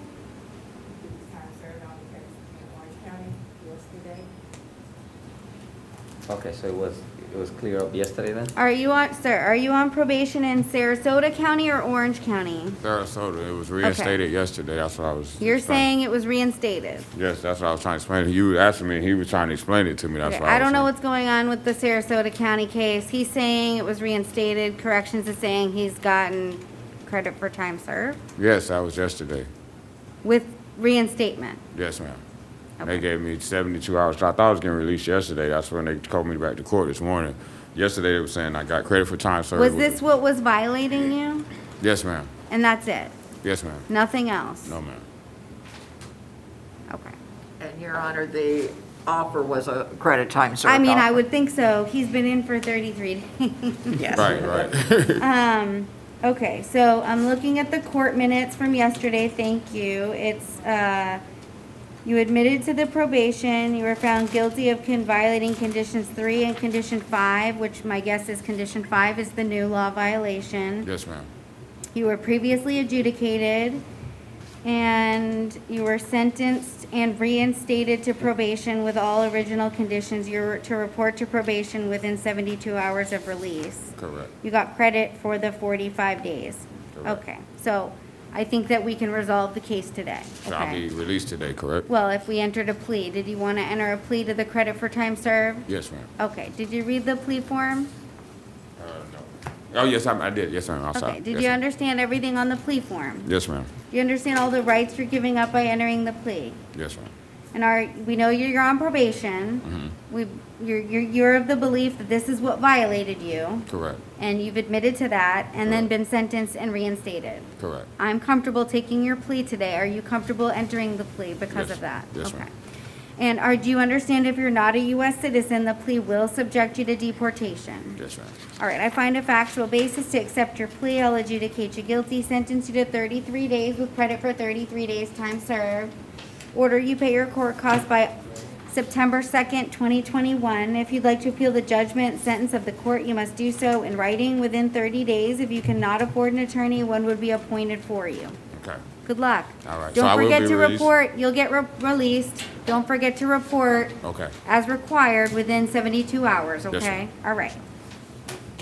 Can we put in the court minutes that he pled to the violation of probation in this case number on this day, on September 1st, which is what was violating him? I don't know if we can scan that in. All right. It's good. It's almost afternoon. Jeez. All right, please tell me your name. Luis Santiago Sepulveda. Okay, sir. You're here in 2020 MM 5584AO. The PD was previously appointed in your case, and it's a trespass on property other than a structure or conveyance. Was there an offer? Yes, Your Honor. It was a credit time served, adjudication of guilt, 35 days, Orange County Jail with, I'm sorry, it was a credit time served. I had 35 days, but I meant 33 days, Orange County Jail. We have 34. Okay. Okay. 30-plus days. No contact with witnesses, no return to the scene, which is the posted area at 1701 West Oak Ridge Road in Orlando. Abide by all trespass warnings and signs and court costs. All right, are you on probation, sir? No. Okay. Did you want to resolve your case today? Yes. Okay. And is there any related felony case? No, Your Honor. Okay. Did you read the plea form? Yes. Did you understand everything on it? Yes. Do you understand all the rights you're giving up by entering the plea? Yes. Are you on probation anywhere? I think I asked you that. Yes. You are or you're No, not? no, I'm not. Okay, I know. You answered my question. Yes, I did yes. ask you that, but you're not on probation. All right. And do you understand if you're not a U.S. citizen, the plea will subject you to deportation? Yes. All right. I find a factual basis based on the affidavit in the court file to accept your plea. I'll adjudicate you guilty. Sentence you to 34 days with credit for 34 days time served. No return back to that location. It looks like the signed area and wooded area where there are posted signs at 1701 West Oak Ridge Road. And no contact with victims or witnesses. And I'll order you pay your court costs by September 2nd, 2021. If you'd like to appeal the judgment and sentence of the court, you must do so in writing within 30 days. If you cannot afford an attorney, one will be appointed for you, sir. Good luck.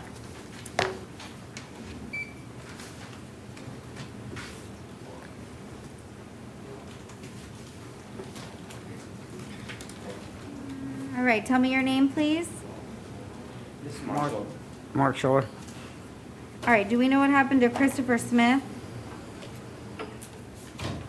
And then Matthew Petrovich? Petrovich refused? Smith refused. Okay, I'm gonna appoint the public defender for Mr. Smith. He has no attorney. This was a summons. Do we know if he was served? Your Honor, I believe he was. Okay, I'm just gonna. Checking to see.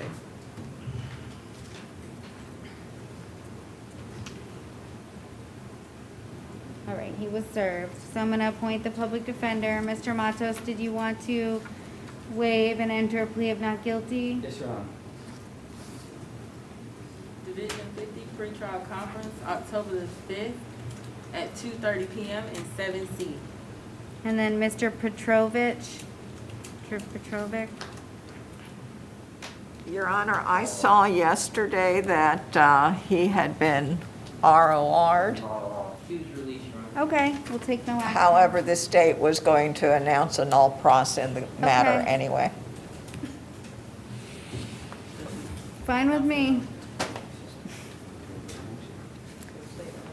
All right, Mr. Schaller, I'll do it. your attorneys have filed a second amended motion to withdraw your plea of nolo contendere, and I've reviewed that motion.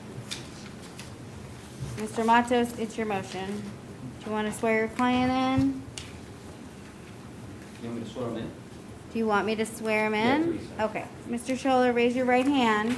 Yes, Do you ma'am. swear to tell the truth, the whole truth, and nothing but the truth? Yes, ma'am. Okay.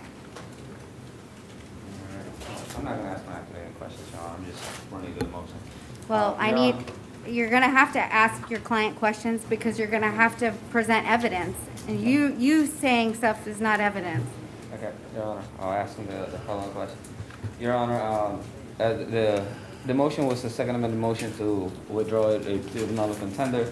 The court had, the attorney on the case had already filed a motion, letting the court know that there was a request for a hearing on grounds that Mr. Schuller did not understand the full proceeding of the court, including the jobs of the judge, the state attorney, and his actual attorney. There is this case, Monte v. State, on the 4th District Court of Appeals in 2011 says that once a trial has reasonable grounds to believe that a criminal defendant is not competent to proceed, it has no choice but to conduct a competency hearing. The hearing was already was asked for on September 13, 2020. Oh, I'm sorry. On August 17th, 2020, the notice for the request had been done. Due to the COVID problem, the division had not submitted for the evaluation yet, but the court was already put on notice. We just want to ask a few questions to Mr. Schuller to show that if the plea was not withdrawn, there would be an injustice cost that can only be remedied by the withdrawal of the plea. So, Mr. Schuller, I just wanted to ask you a few questions. Maybe you can explain it to the judge. Do you know what the role of the judge is, Mr. Schuller? Yes, no, what is the actual role? I can't hear it. Mr. Schuller, I'm sorry. You're going to have to talk to the microphone, okay? Okay. What's the actual role of the judge? You have to try to explain to her what do you think her role is. It's to make sure the law is done properly. And how about the role for the prosecutor? Do you know what Ms. Bush does, Mr. Schuller? No, what does she do? What does she actually do? Can you please tell us what you believe? Well, she's pressing the charges against me. The state's pressing against me. And what do I do, Mr. Schuller? You defend the charges to see if I'm correct, that the right charges are getting done properly on me. And when you do you know what a plea is, Mr. Schuller? No, I don't know what the plea is. What the plea is? The plea is what I judged that I think I'm right for doing or doing wrong. So, do you think you're right, Mr. Schuller? So in the total of conversation, Mr. Schuller, we're just asking for a hearing to be held on him to see if he believes that the judge is holding the charges, that the state is pressing the charges, and he just thinks that I'm defending the charges. He doesn't really understand what the charges are or how the charges have an application on. Mr. Schuller has another case pending in which the hearing was actually requested. That's one of the a felony. I can tell you the felony number if you give me 1 second. Well, Mr. Matos, Yes, Your Honor. Okay, you've asked him a couple questions about what I am and what Ms. Bush is, but everything in your motion relates to what happened at the plea hearing. And you've indicated that he did not have the benefit of the counsel next to him. He didn't have the opportunity to ask his attorney any questions. If he was confused or he felt coerced by the power of the court. When I struck the motion and he came into court, then you went and you did talk to him. You said in your motion that he does not allow counsel to speak. He talks indefinitely. It's easily derailed. He's usually illogical, does not process the statements made by the attorney when he doesn't understand. That was the original counsel. The second, those are the information I got from the original counsel. When I spoke to him, I spoke to him specifically of what the roles of the courtroom is, just to see if he understood what he was brought in here for, and what the roles of each of us are. The statements made as to why he believed that there was reasonable grounds were done by the attorney on record. Okay, I understand a different attorney filed the motion. Yes, there was there was a request. There's a motion for suggestion or determination of competency. Okay. There was nothing done after that. There was no, wait, listen, don't interrupt me. There was no request to appoint counsel, so no, I mean, not counsel, but an evaluator. So at that point, there was no appointed person to, evaluate him, okay? I understand what you're saying. I appreciate the fact that you corrected the motion. The evaluation that you provided me says he was competent Yes, Your Honor. from another case, okay? So you're arguing you provided me an evaluation that says that he's competent, okay? That's from your office. Well, Your Honor, in the first motion that was submitted with the questions for the suggestion for the competency hearing, the reason the competency hearing wasn't made was because there's some problem with COVID in the division that is not allowing them to be set. That's what I was told. There's people are getting evaluated. There's certain doctors that are evaluating. There's certain doctors that are not evaluating, okay? Because I've received evaluations and seen them from doctors. And they're testifying too. So, Ms. Bush, do you have any questions for Mr. Schaller? Yes, Your Honor. Mr. Scholler, Yes, ma'am.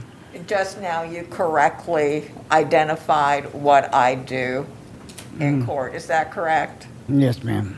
And you identified me as the person that gave you the plea offer. Is that correct?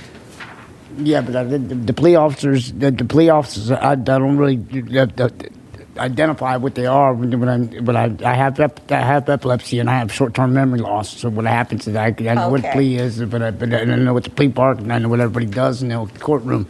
But I have a short-term memory loss where I lose my memory when I have seizures and stuff, and I have epilepsy. Okay. And I've had seizures while I've been in jail, and then I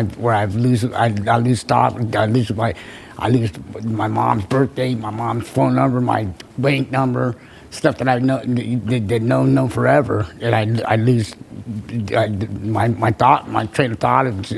I get Yes, Mr. Scholler, do you recall that you pled to your case the other day? Do you remember that? Yes, and I didn't realize what I was pleading out to. The purpose of it was. Okay. All right. And but you know what the judge does, you know what your attorney does. Yes. And you know what the state does. Right. Is that correct? Yes. And you've talked to some doctors, is that correct? Yes. And you answered their questions? Yes, some of the doctors, yes. Okay. And so,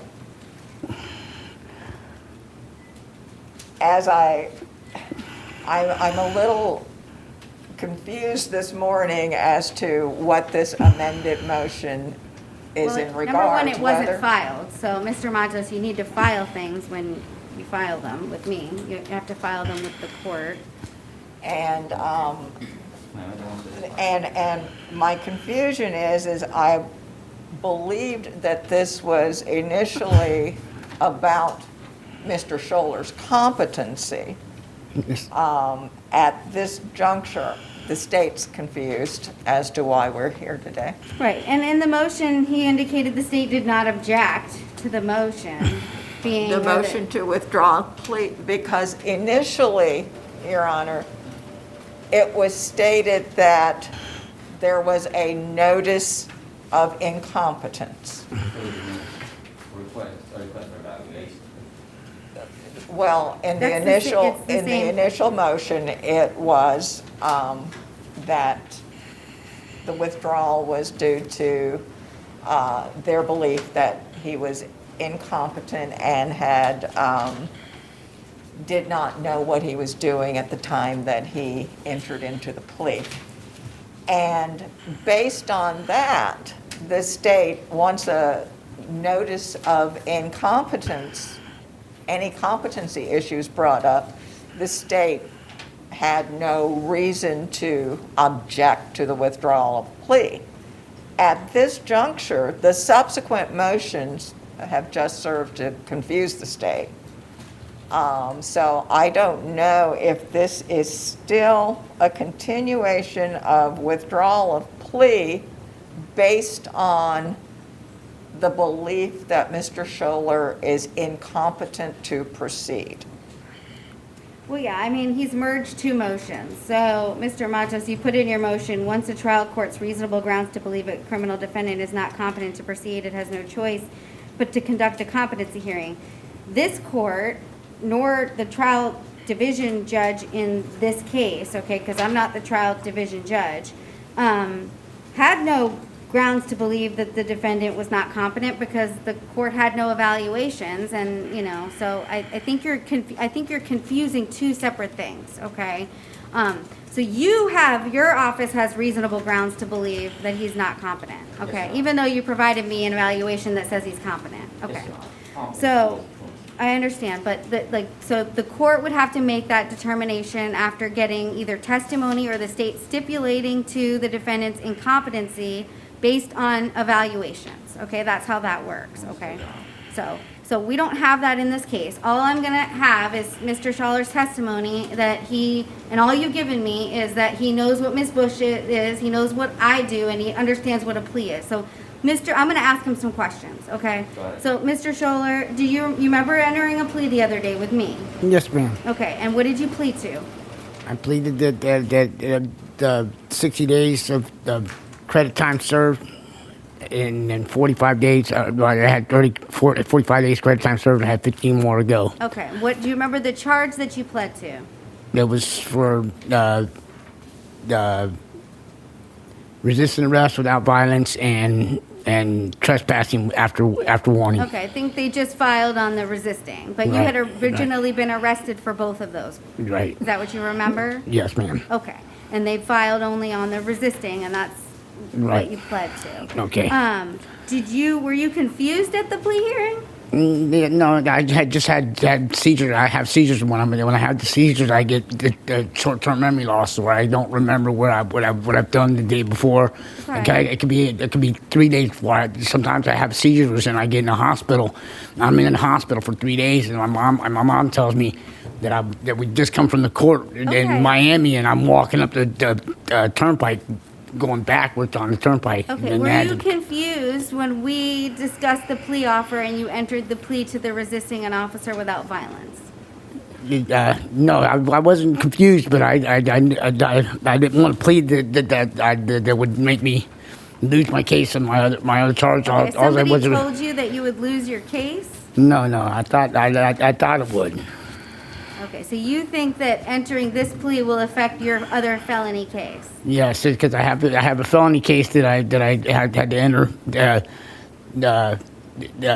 Had to be in there to re-register as a sex offender, and I don't want you to admit anything or deny anything about that case. My question was, you think that pleading to this case is going to negatively affect your other case? Is that what you're saying? Yes, that's what I thought.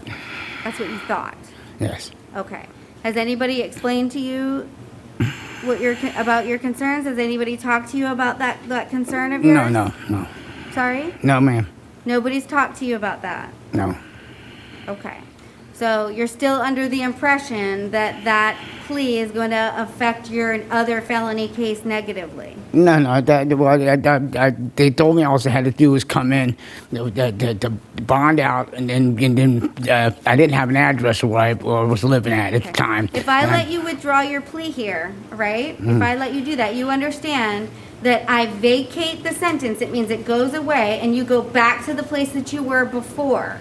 So meaning you're back in jail on this case, and you would not be getting out until you either plea or get a bond, or you're found incompetent and you're placed on some conditional release. Has anybody explained that to you? No, they haven't. Okay. All right, Mr. Matos, did you want to make any other arguments or say anything else about the motion? No, Your Honor. That motion is complete. Ms. Bush? I'll still be in jail. Your Honor, the state has a little bit of concern because the first thing Mr. Scholler said was that he was told that this would negatively impact his other case.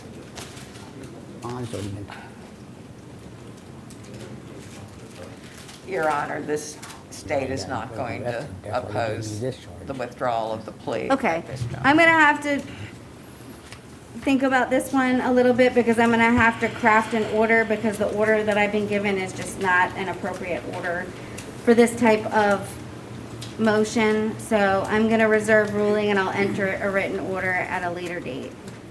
Okay, Mr. Schaller, you'll hear back from your attorneys. You'll get an order from the court, okay? Okay. Will I be? Okay.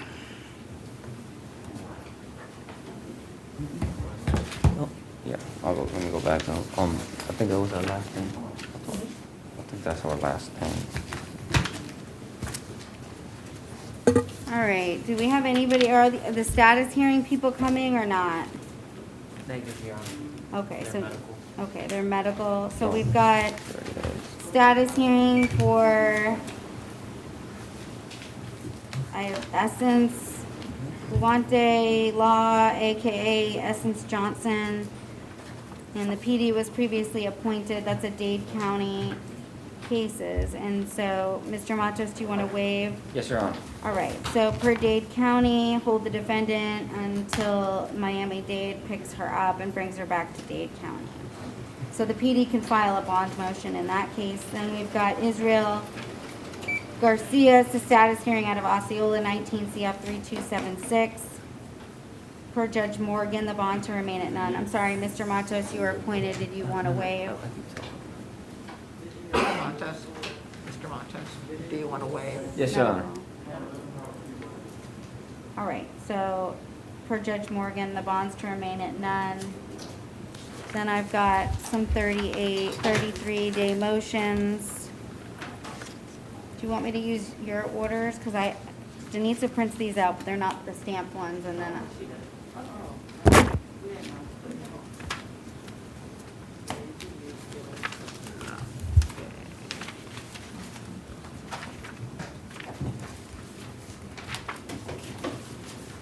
I'll just use the orders that I have. Okay.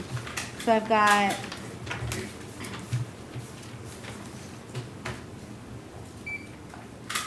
CF 8969AO Jeffrey LaFay, filed by Mr. Cheek. Your Honor, a notice of non-filing was filed on September 1st. Okay, that will be granted.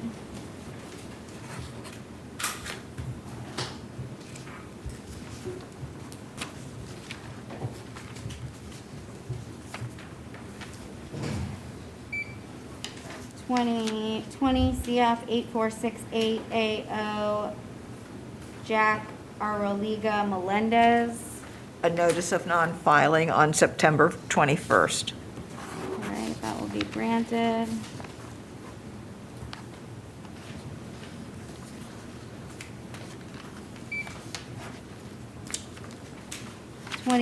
CF 9172 AO Jack Aroliga Melendez. I may have just one moment, Your Honor.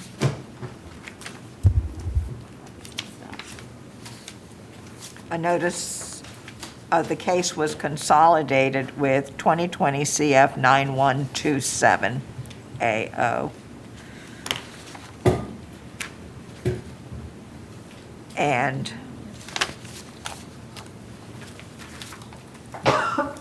if I may have a moment So to. 9172 was consolidated and filed.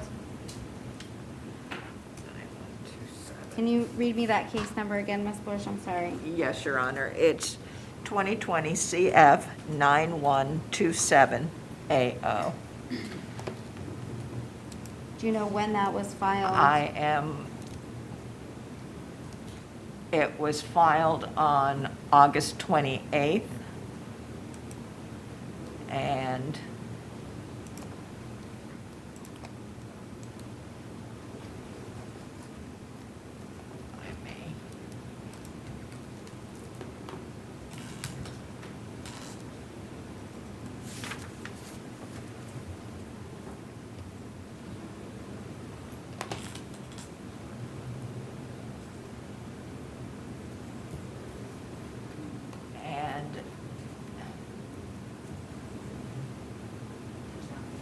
The jurat says that this information encompasses the transaction and all charges listed on complaint number 2020 CF 9127 and 2020 CF 9172. Okay, it's just not, yeah, they haven't consolidated it into Odyssey.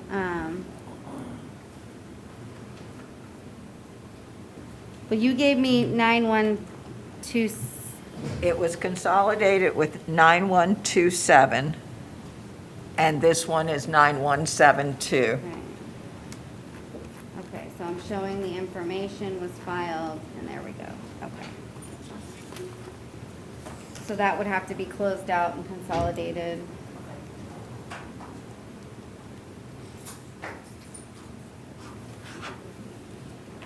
Okay, so that's denied.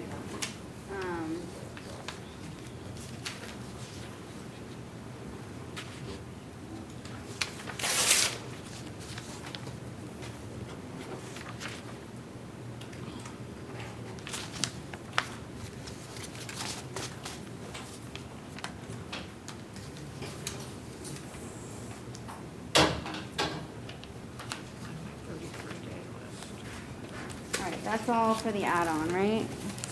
Yes, Your Honor. Okay, now we've got the PD motions.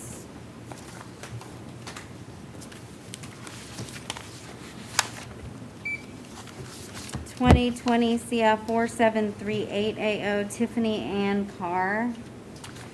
And information was filed on September 1st. Filing ID is 11272 6711.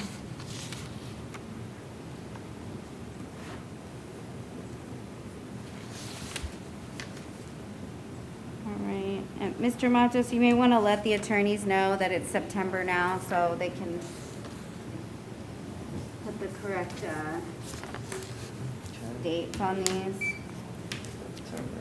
All right, 2020 CF 6017 AO Michael Anthony Chisholm. Your His Honor, bond our was records revoked. show that he's only been in jail 8 days on this matter. Yeah, we revoked his release.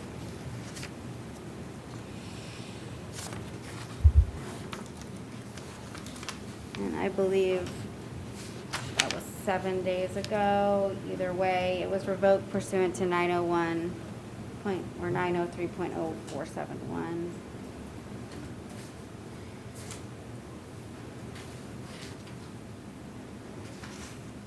And the state asked that this motion be denied.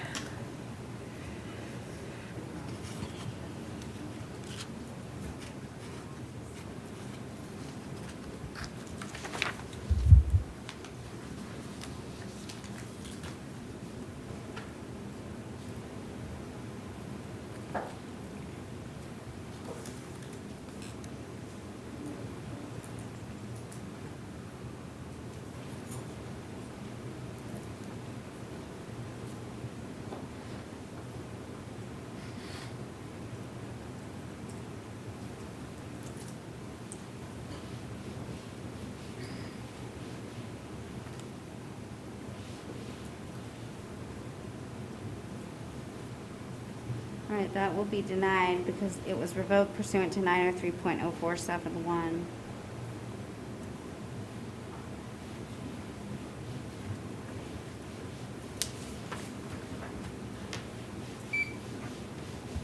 CF 9201 AO Juan Figueres.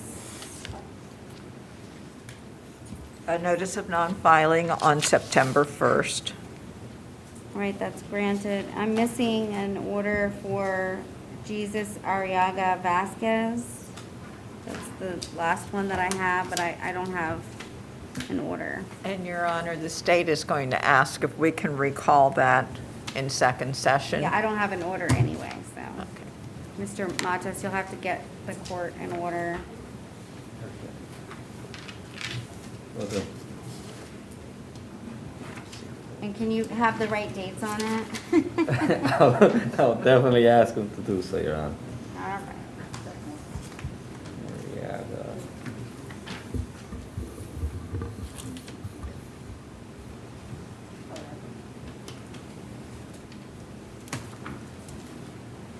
Okay, I think that's it, and then we're gonna recall the Chris Garcia case. That was Is that the the motion? state Yeah. filed a motion for pretrial detention, so I'll Yes, need Your to Honor. review that. Order, property. All right, it is now 12:18, so what, I don't even know what our afternoon looks like. A lot of felonies. This is the afternoon, Your Honor, at least from Yeah. the state's position. What is it? Extremely long. All right, can we come back at 1:45? Okay. Okay. I know, I'm sorry, folks, but Oh, it's fine with me. I got a lot to look over here, so today is the new day. Okay. All right, we'll be back at 1:45.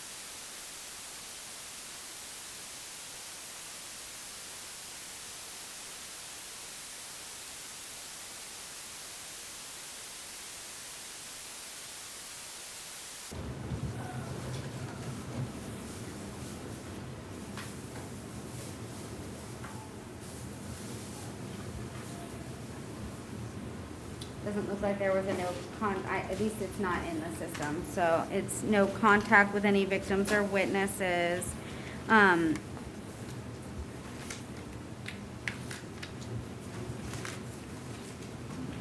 You're also to maintain a separate residence, no return back to where the offense is alleged to have occurred, no weapons or firearms or any ammunition. Do you understand everything on the no contact order? Yes, ma'am. May I speak? I would, so, Mr. Garcia, whatever you say is being recorded. Yes, ma'am. And it can be used against you and probably will be. So if you have any sort of defense or anything like that, I would not talk to me about it. I would only talk to your attorney about it. Mr. Matos has been appointed to represent you at this hearing and the public defender. So if you have a question and you need clarification about something, then you can ask him right now, but I would not ask me anything unless it relates to the proceeding itself.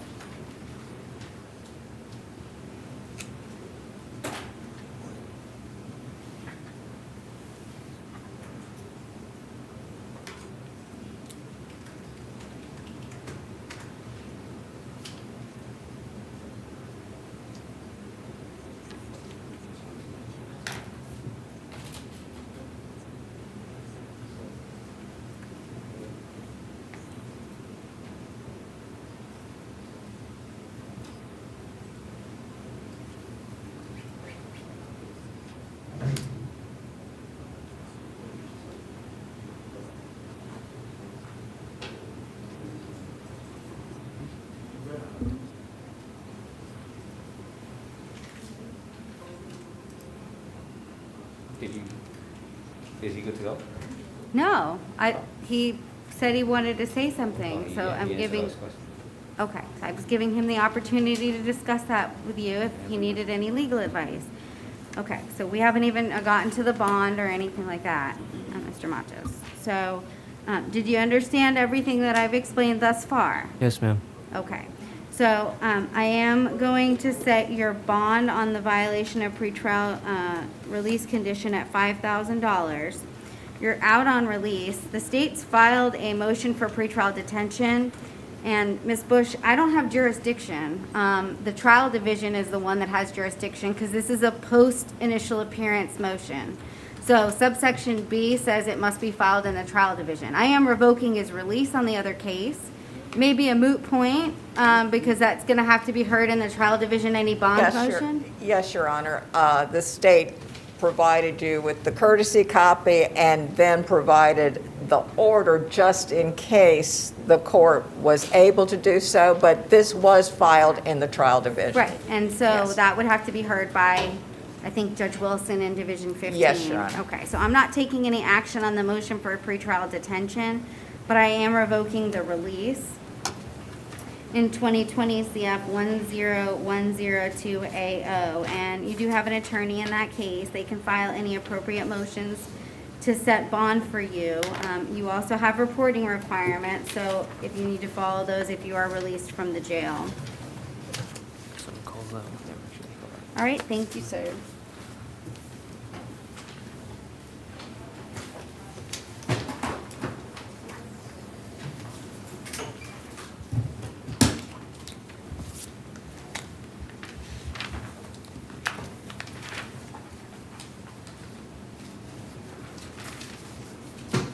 Do you want the paperwork back, Ms. Bush? I don't. Yes, Your Honor. Okay, all right. Oh.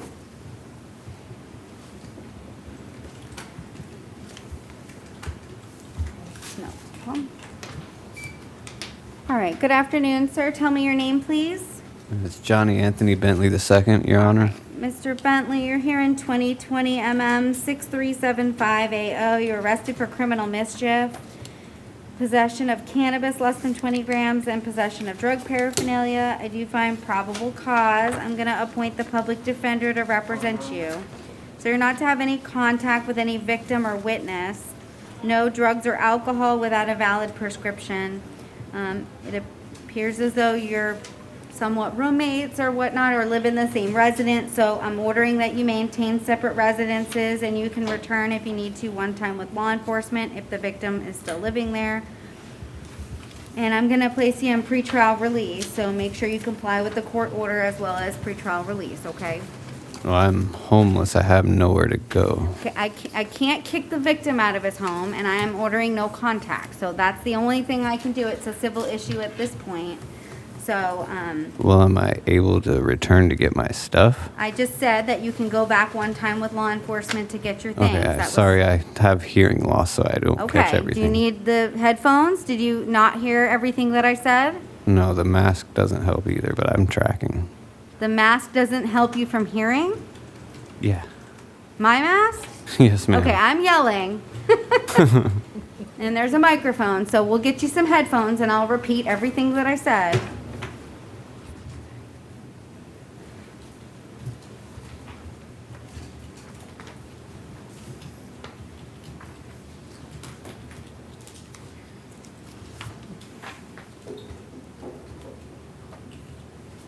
All right, Mr. Bentley, can you hear me now? Yes, Your Honor. Okay. You're here in 2020 MM 6375AO. I found probable cause for criminal mischief, possession of cannabis less than 20 grams, and possession of drug paraphernalia. And I've appointed the public defender to represent you. You can't have any contact with the victim or any witnesses in the case. No drugs or alcohol without a valid prescription. You must maintain a separate residence, so you can't live there if the victim is living there. And that can be changed in writing by a judge, so if your attorneys want to file a motion, they can do that. You can return one time with law enforcement to get your things, but you must be with law enforcement. And I did place you in pretrial release, so you'll be released today. You won't have to post a bond. Just make sure you comply with the court order, okay? Yes, Your Honor.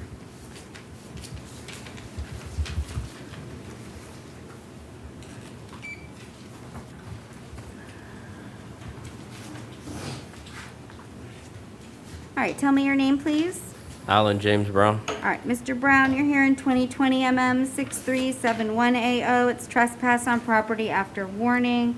I do find probable cause. And Ms. Bush, did you have an offer? Yes, Your Honor. It's an adjudication of guilt, 2 days Orange County Jail, 2 days credit time served, no return to the place at Alafaya Apartments, and abide by all trespass warnings, no contact with witnesses or victim. All right, so Mr. Brown, did you want to do that? Yeah, that'd be fine. Okay, did you read the plea form? Yeah, plead no contest? Yeah, you can plead no contest, but did you read the plea form? Yes. All right, did you understand everything on it? Yes, I did. Do you understand the rights that you're giving up by entering the plea? Yes. Are you on probation? No. Okay, you understand if you're not a U.S. citizen? Did you say something? Okay, I don't know, there's lots of voices. Yeah, I hear you. All right. I understand. It's been a day. All Yeah, right. I know, I feel, So, and I'm Yes. sure it's been a day for you too, so. of course. And so do you understand that if you're not a U.S. citizen, the plea will subject you to deportation? Okay. You understand? Yes, I All right. understand. I find a factual basis based on the affidavit. I'll adjudicate you guilty, sentence you to 2 days with credit for 2 days time served, no contact with witnesses or victims, no return back to the place at Alafaya Apartments, and abide by any trespass warning. If you go back, probably get arrested again.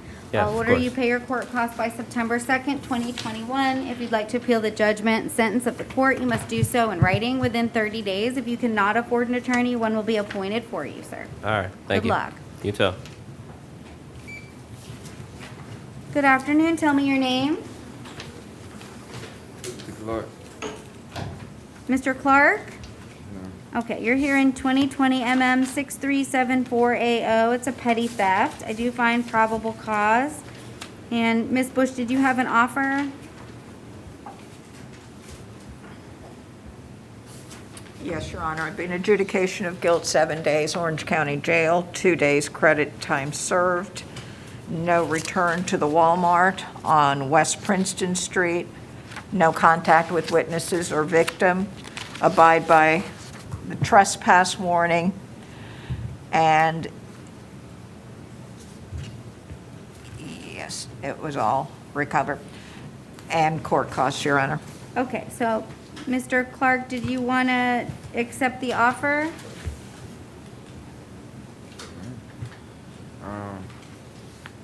I want to see what I can do.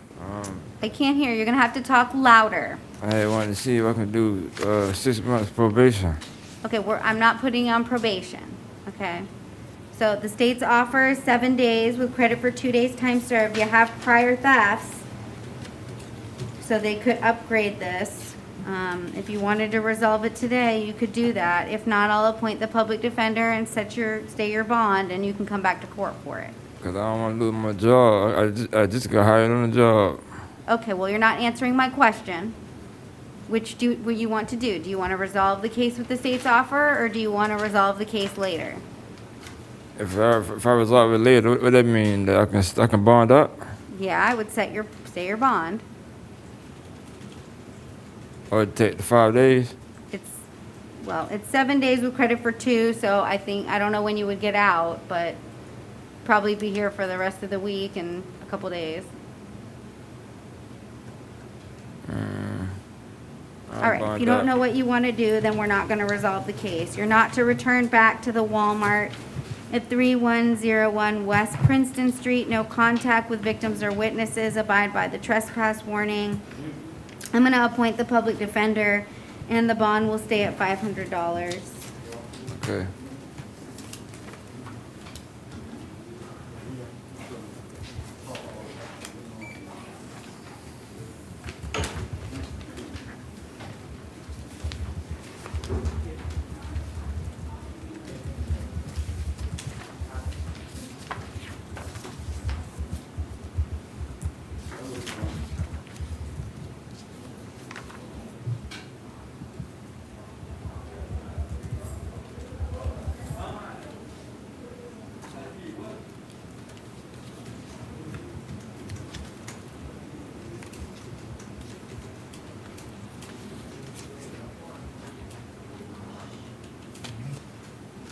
Good afternoon. Tell me your name, sir. My name's Joseph Dinkins. All right, Mr. Dinkins, you're here in 2020 MM 6378AO. You were arrested for assault on a person 65 years of age or older. I do find probable cause. I'll appoint the public defender. You're not to have any contact with any victim or witness in the case. No drugs or alcohol without a valid prescription. No weapons, no firearms, no ammunition. You're to maintain a separate residence, and there's a one-time return with law enforcement, but you must be with law enforcement. You can't go back without law enforcement to get your things. Okay. Excuse me, ma'am. Can I say something? I would be very careful what you say. You have an attorney who's over there who can speak for you.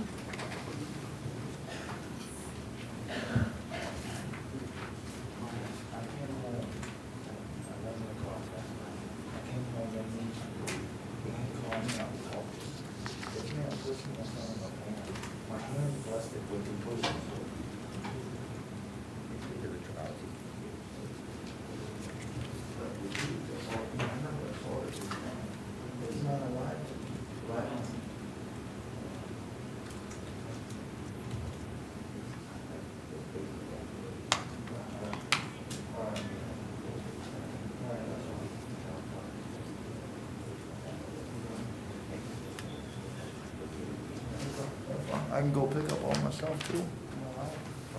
From the resident. Your Honor, do you allow one-time return? I did. Okay, all right. I just I'm want not to pick up done. my We're not stuff. done. We're not done. Yes, all right. Okay. I'm sorry, Your Honor. All right, I've talked about the conditions of release. The bond on the assault is set at $2,500. You're out on release in 2020 CF 2238AO, 2020 CF 3197AO, and 2020 CF 5127AO. I'm revoking the releases and setting the bonds at none in those cases. You do have the public defender in those cases. They can file any appropriate motions to set bond for you, sir.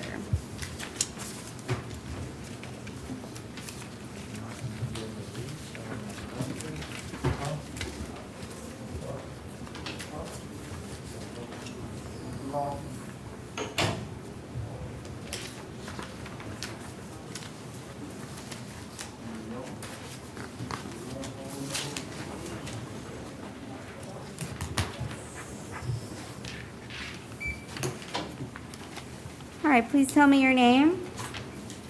Byron Andrew Lawson. Mr. Lawson, you're here in 2020 MM 6370AO. You're arrested for trespass on property after warning and petty theft. I do find probable cause. Ms. Bush, did you have an offer?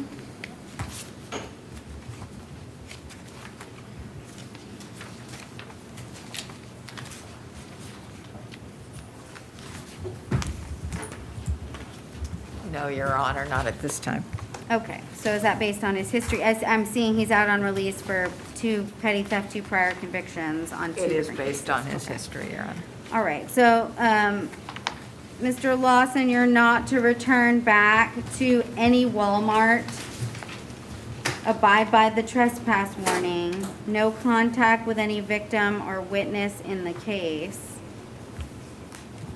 Your bond is stayed at 500 and 100. I am revoking the releases in 2020 CF 5470 and 2020 CF 6091AO. I think you have the public defender in both of those cases. Yes. Okay, so they can file any appropriate motions to set bond for you in those matters. So I don't have a plea deal today? You do have the public defender on all of the cases. How many cases? You have 3 cases now, sir. 3 cases.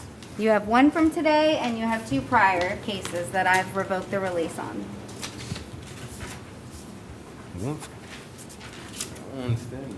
I don't understand that. Okay, Mr. Matos, do you want to explain to your client what's happening?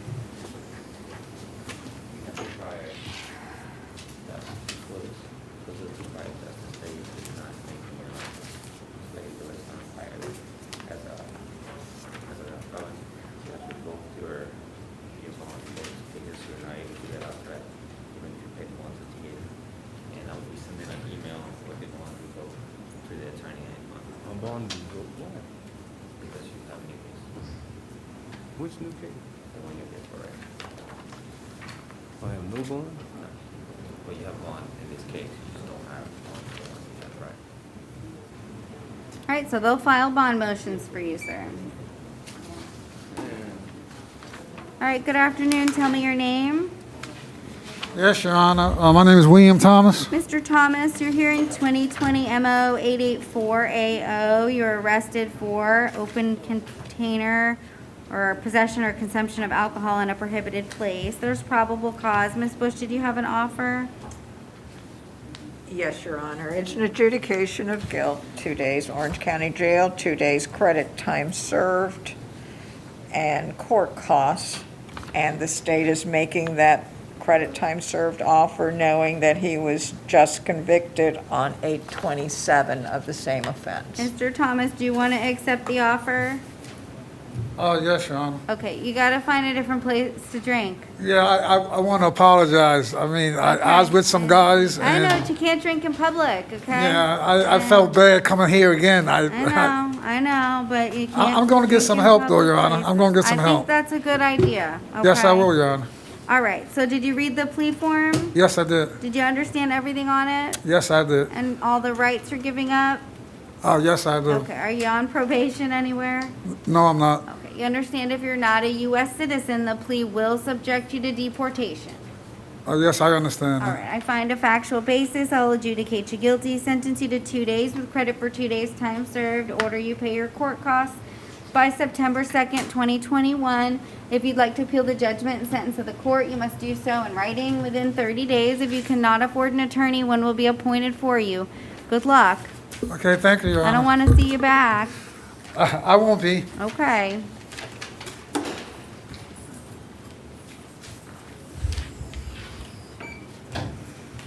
All right, good afternoon. Tell me your name. James A. Velez. All right, Mr. Velez, you're here in 2020 CO 695. You are arrested for soliciting without a permit.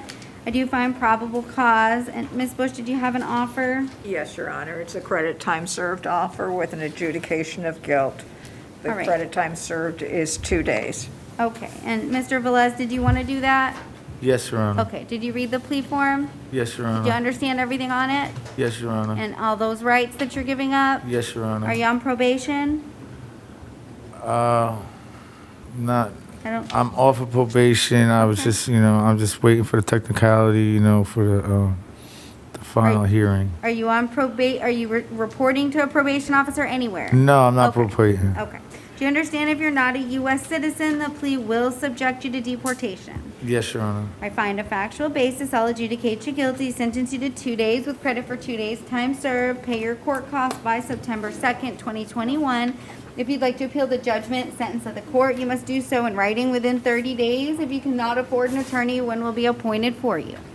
Okay, great. Thank you, Your Good Honor. luck. Okay, thank you, And Your Honor. then we need to call statewide for Mr. Affronti. Is Mr. Affronti coming up next? Yes, ma'am. Okay, we're gonna call, do you have the phone number for Miss Salmon?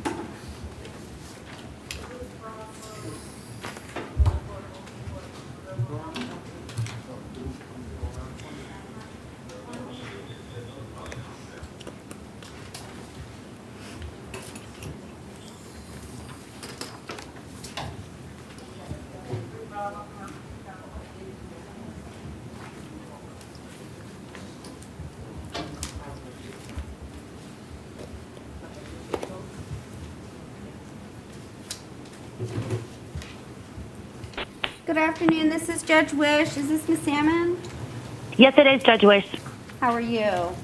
I'm doing well. Thank you for allowing me to appear telephonically. No problem. And then this is gonna be a statewide case? Correct. Okay, all right. And I do have, I believe Mr. Affronti, is that how you pronounce your name, sir? Yes, ma'am. Okay, can you just state your name for the record for me? Anton Affronti. All right, sir. So you were arrested in 2020 CF 10509AO, and that's based on a warrant. Probable cause was found for human trafficking for commercial sexual activity of a child under 18, which is a life felony, and unlawful sexual activity with certain minors, which is a second-degree felony. And I'm going to appoint the public defender's office to represent you, unless you've hired an attorney or anything like that. I wanted to, but I didn't. Okay, well, you can always hire your own attorney, but I just want to make sure that you have representation, okay, at this point in where we are right now. All right, and then, so, Mr. Affronti, count 1 is a life felony, so the state may ask me to make some findings, I'm not sure. Ms. Sammons, did you want the court to make any findings? Did you want to be heard as to any bond? Yes, Your Honor. As this is a life felony, the state would just ask that the no bond be stayed. Based on the 90-page affidavit that's in the court file, it's the state's position that the facts support proof evident, presumption great, and so we would ask the court to continue that no bond. All right, and Mr. Matos, oh, you're over there now. Yeah, Your Honor, I'm just looking at. Sure, you can explain to him.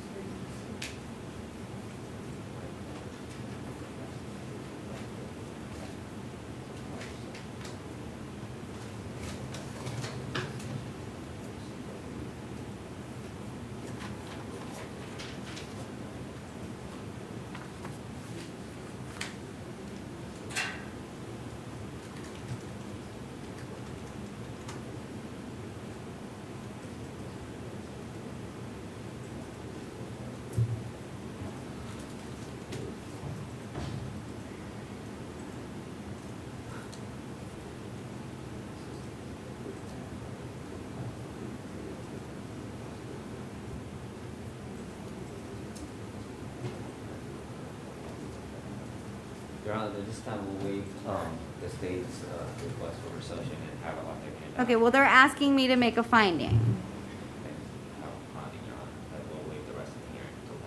Okay, so you don't want, you're wanting me to hold him at no bond? Yes, Your Honor. And your office can file a motion to set bond for an Arthur hearing downtown within a reasonable amount of time? Yes, Your Honor. Okay. So, Ms. Salmon, like, the defense is requesting I not make a finding today, and I would just continue to hold him at no bond, and pursuant to the junior case, I can do that. Yes, Your Honor. Okay, so they'll have to file their bond motion, obviously, and you can have a full-blown Arthur hearing downtown on that. So I'm not going to make a finding today, despite the fact that I have read the 88-page affidavit, I believe. And so I'm going to continue to hold Mr. Affronti at no bond on count 1. Bond on count 2 will stay at the $5,000. So you're not going to be released, Mr. Affronti, until your attorneys file a bond motion, and that judge would have to make a determination as to whether they would use their discretion and give you a bond, okay?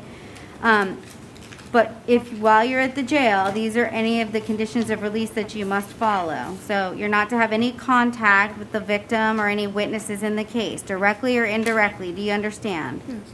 Is that a yes? I need you to Yes, speak out yes, loud. yes. Okay. No drugs or alcohol without a valid prescription, no weapons, no firearms, and no ammunition. No contact with any minor child under the age of 18. Ms. Sammons, I'm not going to address the passport issue today because that would have to be addressed at a bond hearing.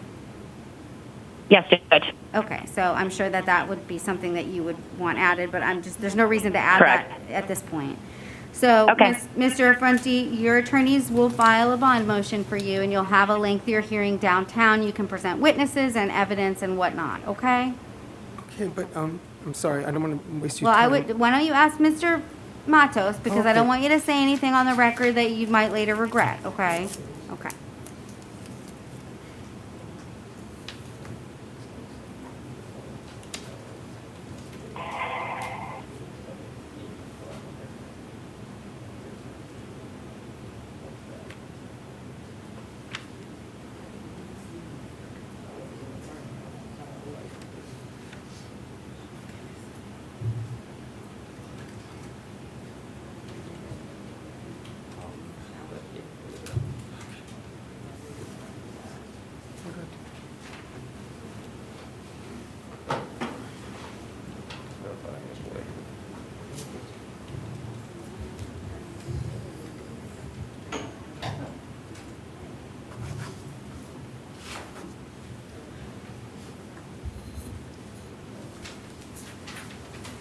Okay, so he's already left. Okay, so, Ms. Salmon, thank you for your appearance. So I guess his attorneys will just file the motion. He's exited the room, so. Okay. Thank you, Your Honor, for allowing me to telephonically appear. I appreciate it. Okay, have a great day. All right, you do the same. Thank you.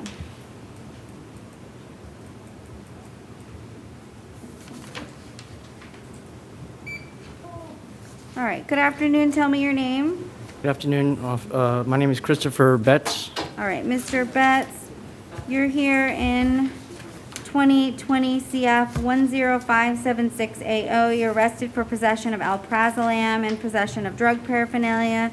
I do find probable cause, and I'll appoint the public defender. No drugs or alcohol without a valid prescription. Your bond will stay at 1,000 and 100. I'm not revoking your release. You have 2 cases, so please don't come back, because if you come back, it's probably not going to be a good day. Yes, ma'am. Okay? Yes, ma'am. I understand. Thank you, Your Honor.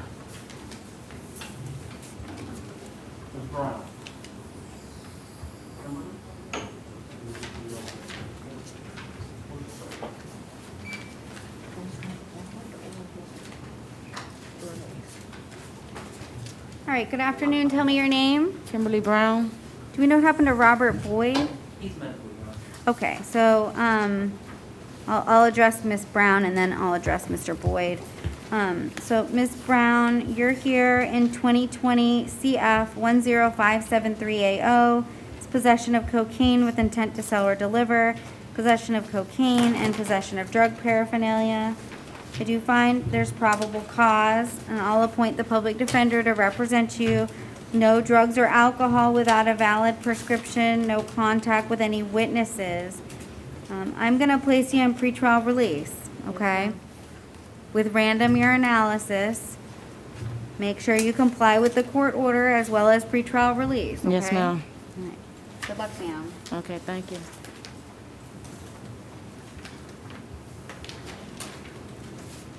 All right, Mr. Boyd was medical.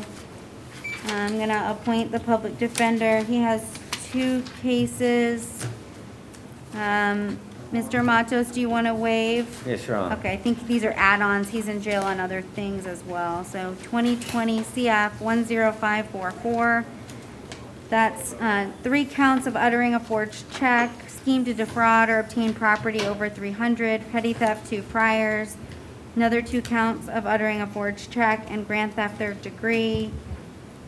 And there's probable cause for those offenses. And 2020 CF 10545AO, 2 counts of petty theft 2 priors and 2 counts of uttering a forged check. And I do find probable cause for those offenses as well. So in 10544, he's not to return back to the, looks like, Church of the Messiah at 241 North Main Street in Winter Garden. No contact with any victims or witnesses. He's also not to return to any TD Bank or Regions Bank. No drugs or alcohol without a valid prescription. And I said no contact with victims or witnesses, right? Okay.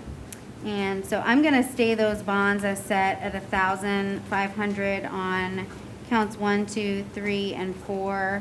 Count 5 will stay at 1,000. Count 6, 7, are at 1,500, and count 8 is at 1,000. In 2020 CF 10545, he's not to return back to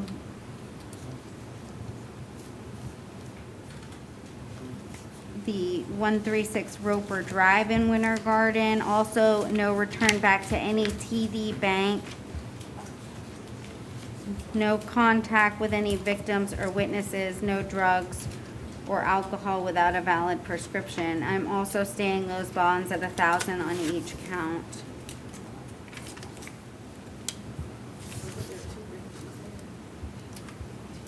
TD Bank and, well, the first case was TD Bank or any Regions Bank. The second case was TD Bank.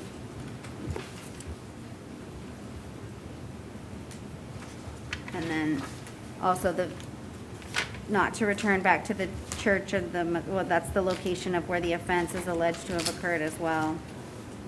And then the victim's residence in the second case.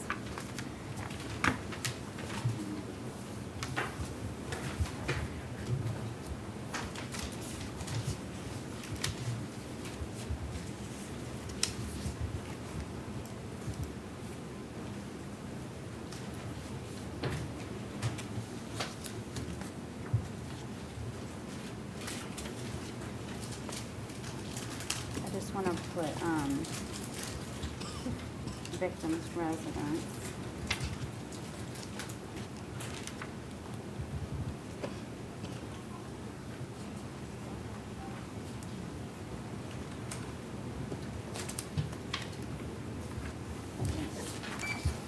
All right, good afternoon. Tell me your name.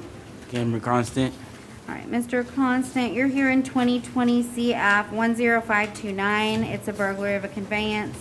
There is probable cause, and I'll appoint the public defender.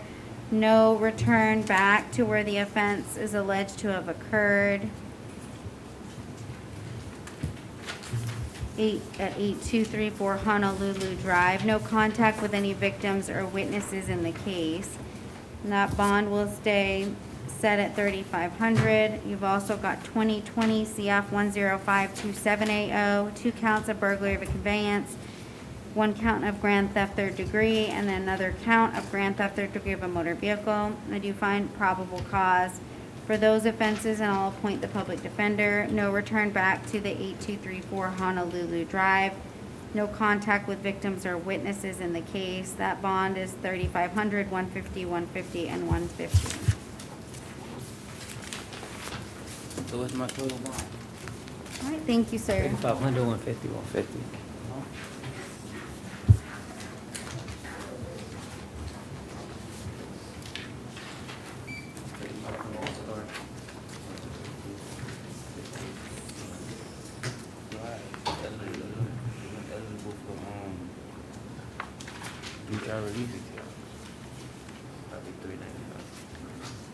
Total to get out?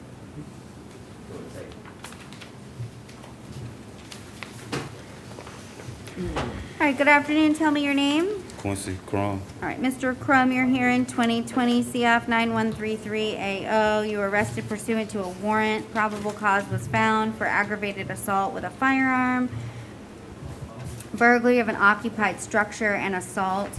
And I'll appoint the public defender to represent you. So you're not to return back to where the offense is alleged to have occurred. Leave.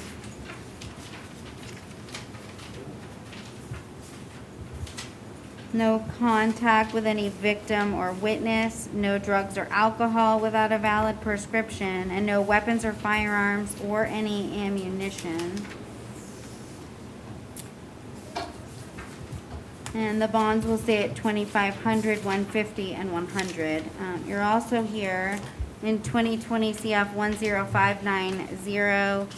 You're charged with trafficking in 10 grams of MDMA with a weapon, trafficking in cocaine over 28 grams with a firearm, fleeing and attempting to elude a law enforcement officer, possession of a firearm by convicted felon, possession of a firearm by convicted felon, grand theft third degree of a firearm, resisting an officer without violence, and possession of cannabis less than 20 grams.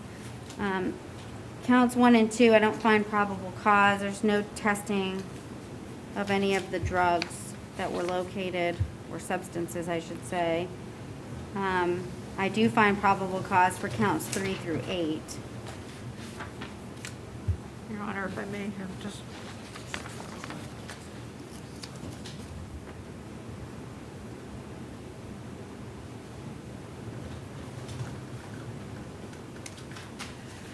Your Honor, the state is going to ask for 24 hours. Okay, so I'm going to give the state the 24 hours to provide the court with probable cause for counts 1 and 2. And so Judge Carter will address it tomorrow. I'm not gonna, I guess I'll order no drugs or alcohol without a valid prescription, no weapons or firearms or any ammunition. And so she can address the bonds tomorrow if the state does file the additional probable cause okay? If not, then address the other bonds, okay? Yeah, everything will stay, and it'll be reset for probable cause on counts 1 and 2.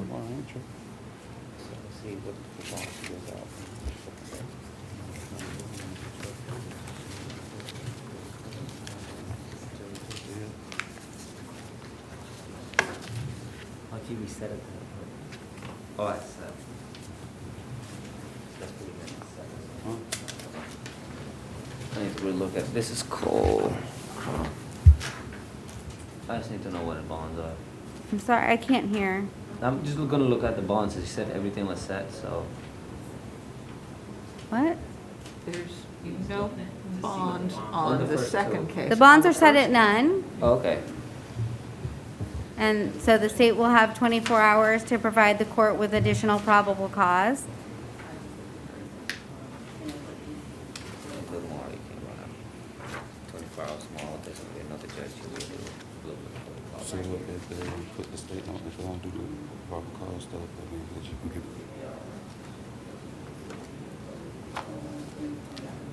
I believe count 2, I'm not sure about count 1, but I think count 2 is a life felony. It is, and I believe count 1 is as well. So, Yeah, so I think they may be life felonies, Mr. Matos, so that's why they come in at none.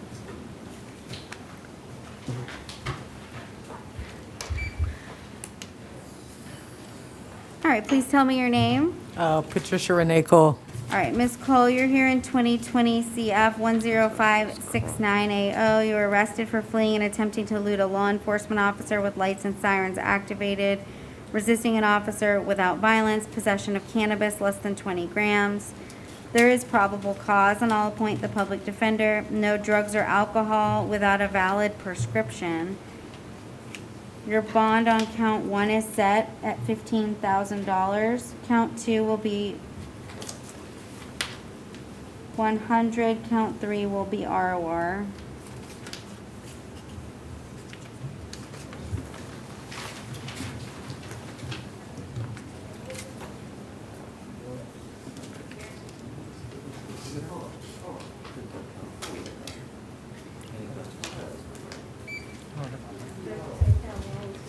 $15,000.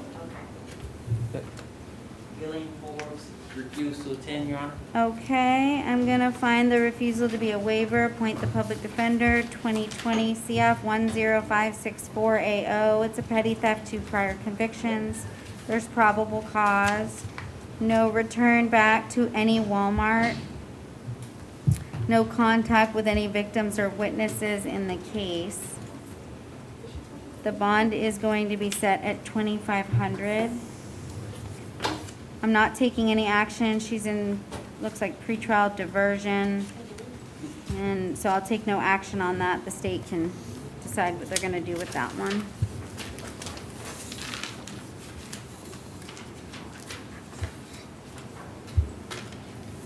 All right, good afternoon. Tell me your name. Hi, I'm Shakiria Garrett. All right, Miss Garrett, you're here in 2020 CF 10072AO. You were arrested pursuant to a warrant. Probable cause was found for grand theft 3rd degree. And I'm gonna appoint the public defender's office to represent you. You can't go back to any Alta. No contact with any victim, witness, or Yes, ma'am. co-defendant. Yes, ma'am. All right, I'm setting your bond at $5,000. I'm not revoking your release due to the dates. So what does that mean for my other bond? Your bond will stay intact. What does that mean? It means that if you post the $5,000 bond, you'll be released, okay? The hold is no longer there, Okay. okay? So I can bond out on both bonds now? Well, you only have one case that you have a bond on, okay? I didn't do anything with your other case. But I'm gonna warn you that if you come back again Yes. and you get a new case, Yes. chances are it's gonna get revoked. I understand. Okay, So wait, but I'm already out on bond. I have enough. Like what? How does it? okay. You were out on bond, and I did not take any action on that case. Right. Okay, I have given you a bond on the new case. Right. You can bond out on that case. You'll get out. So what about the other case? Nothing. So, but the hold is not on no more. No, I've sorry. explained that, okay. I'm sorry.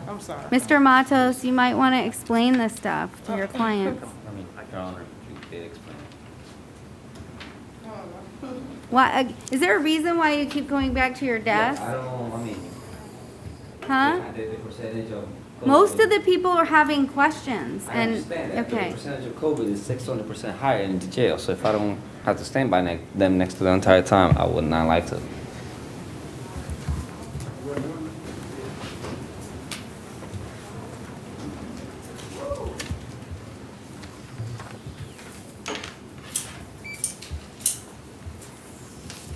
Good afternoon, tell me your name. Justin Goodman. All right, Mr. Goodman, you're here in 2020 CF 10566AO. You're arrested for possession of MDMA. I do find probable cause. I'll appoint the public defender. No drugs or alcohol without a valid prescription. Your bond will stay at $1,000. 2020 CO 696AO. You're arrested for soliciting without a permit. I do find probable cause, and I'll appoint the public defender, and the bond will stay at $250. I'll take no action on the out on release case. Make sure you don't miss any court dates, okay?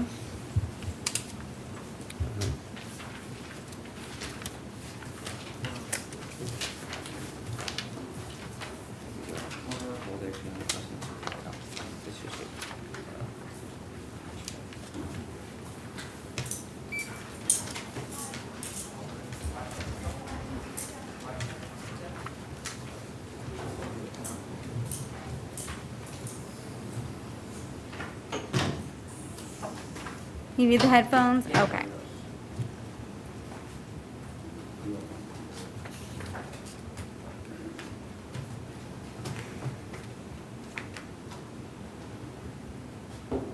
All right, can you hear me?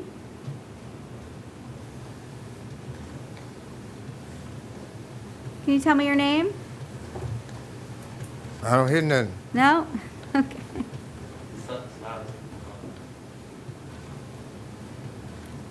Can you hear me now? Little. Okay. Maybe we try to take the headphones off and I just yell. You told me earlier. If I could read your lips if you just, if I could see you. I'm not permitted to take the mask off, sir. Okay? So, can you hear what I'm saying? A little. It's kind of like mumbling. I can't really understand you. Okay. Well, I don't know how we resolve this because I'm not taking the mask off. I'm ordered by the Florida Supreme Court to keep the mask on. So,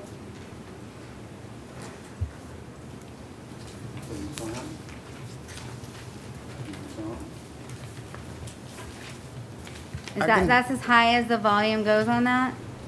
All right, well, let's try it one more time and I'll just yell as loud as I can.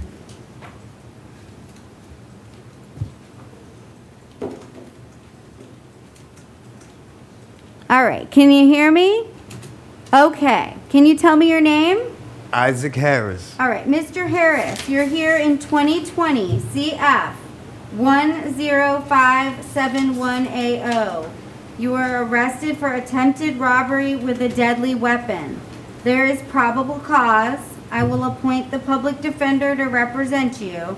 You can't return back to where the offense is alleged to have occurred. No weapons or firearms or ammunition. No contact with any victim or witness in the case. Your bond is stayed at $2,500. Okay? Yes, ma'am. All right.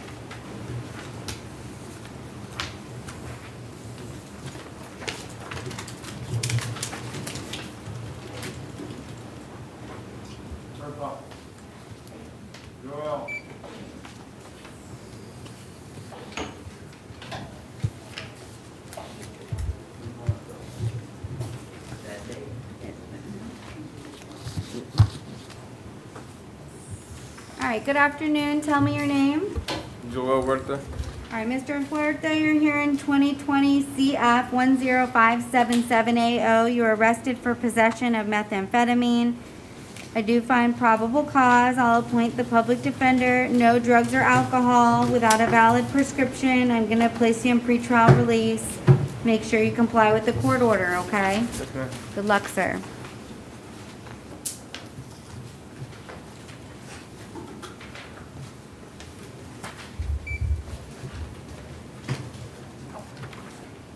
Lucas is medical. All right, I'm gonna appoint the public defender, 2020 CF 83980, and, well, it looks like, I think they're already appointed in that case. That was the failure to appear. In 2020 CF 1055180, and Mr. Matos, do you want to waive? Yes, Your Honor. All right, so he's charged with trafficking in amphetamines over 14 grams with a weapon and possession of drug paraphernalia. So no drugs or alcohol without a valid prescription, no weapons or firearms or ammunition. In that case, the bond will stay at 100,000 and 150. And then there's the failure to appear. I think he has the public defender.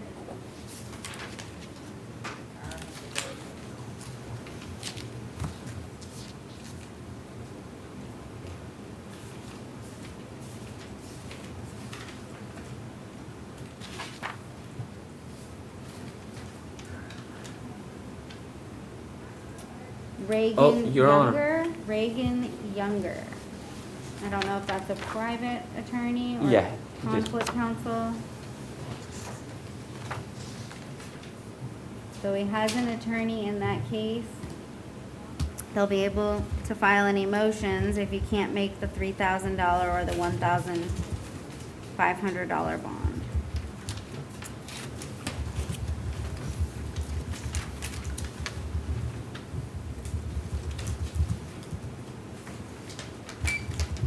All right. All right, I'm gonna find the refusal to be a waiver, 2020 CF 1054980. It's a criminal mischief over 1,000 and grand theft, 3rd degree. There's probable cause. I'll appoint the PD if I didn't say that. No return to where the offense is alleged to have occurred. No drugs or alcohol. No contact with any victims or witnesses. The bond on count 1 is 150. Count 2 is 2,500.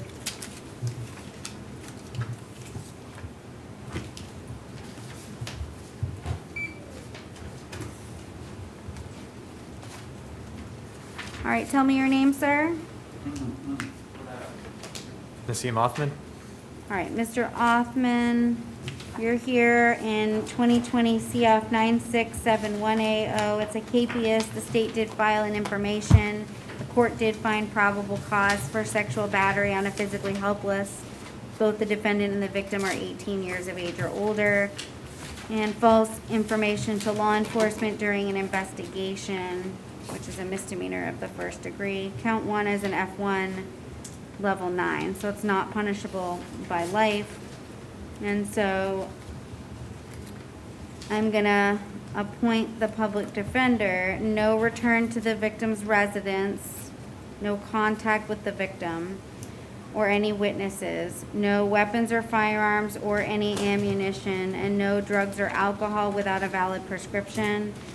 Don't put no return to the scene, because the scene, I believe, is alleged to have been his home, but I just don't want him going to the victim's residence, okay? Yes, Your Honor. So just put no to the victim's residence. And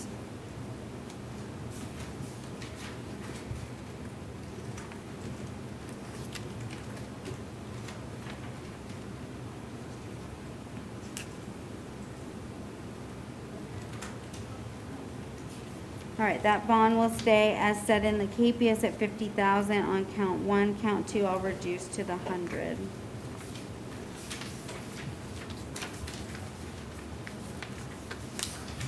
All right, thank you, sir. You said the first count is staying the same? Yes. I've been provided no information otherwise, so. I just keep it.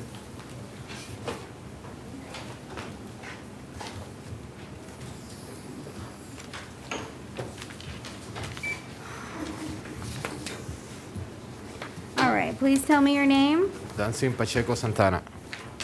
All right, you're here in 2020 CF 10005AO. You were arrested pursuant to a warrant. Probable cause was found for possession of cocaine. And I will appoint the public defender to represent you in your case. No drugs or alcohol without a valid prescription. The bond will stay at 1,000. I'm not taking any action on the other case. Make sure you don't miss any court dates, okay?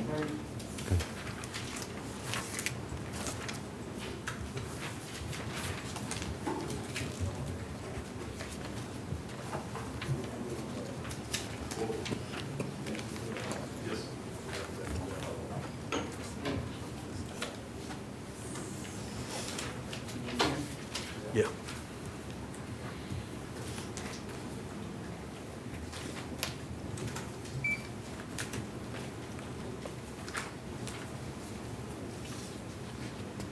Are you Mr. Page?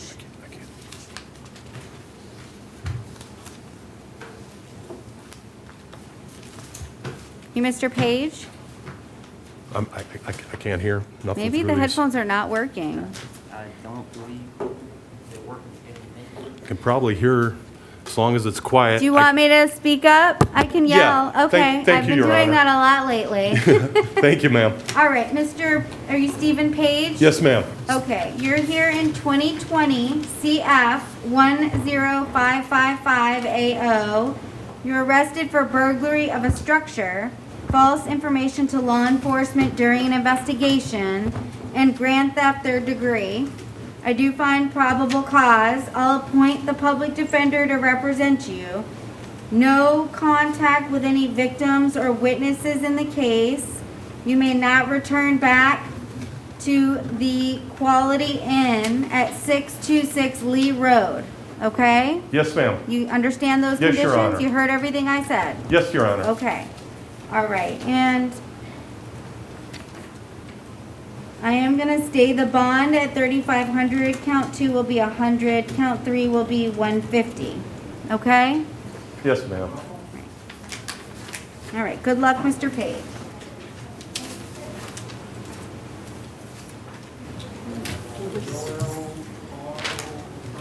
Oh, just take this.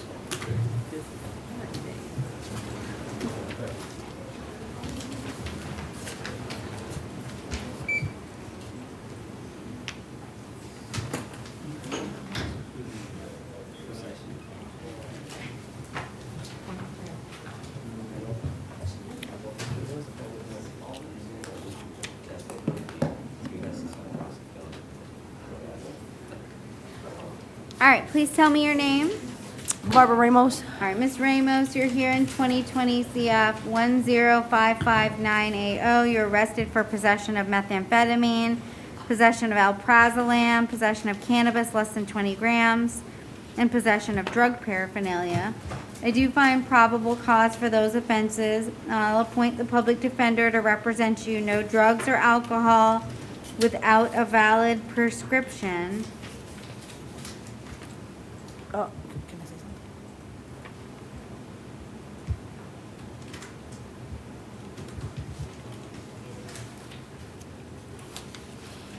Where are you living, Ms. Ramos? In Kissimmee. What is your address? 4669 Arlo Bronson Highway, I believe is the name of the highway.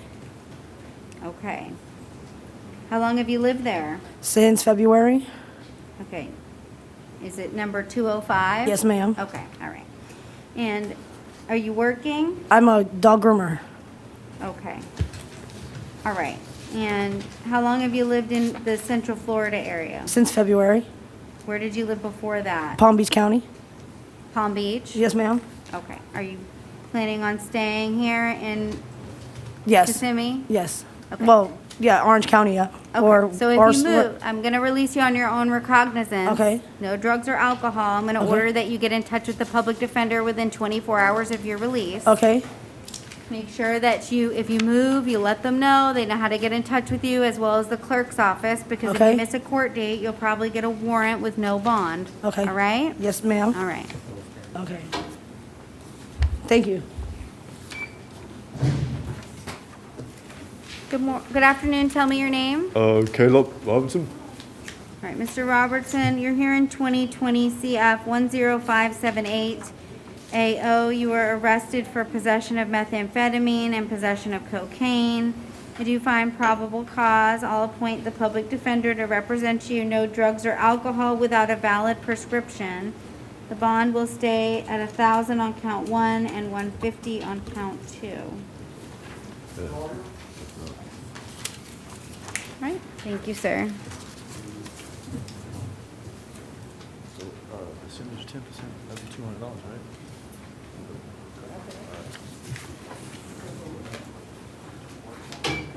All right, tell me your name. Alyssa Sawyer. Ms. Sawyer, you're here in 2020 CF 10568 AO.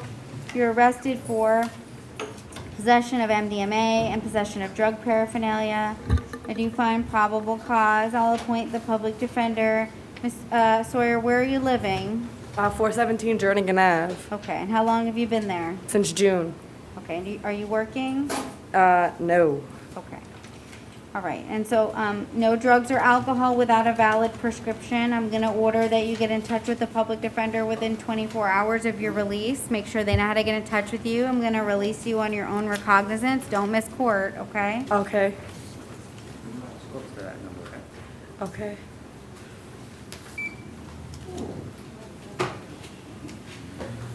Okay. Good afternoon. I keep saying good morning, but tell me your name.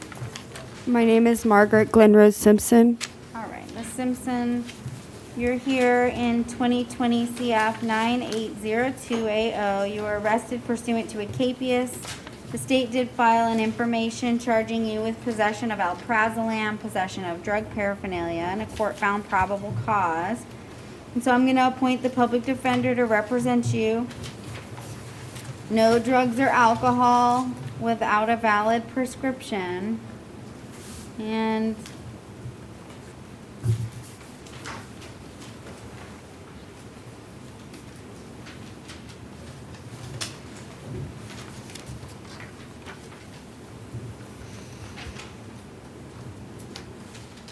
was there a no valid driver's license too? Okay, I don't, oh, okay, it's hidden, okay.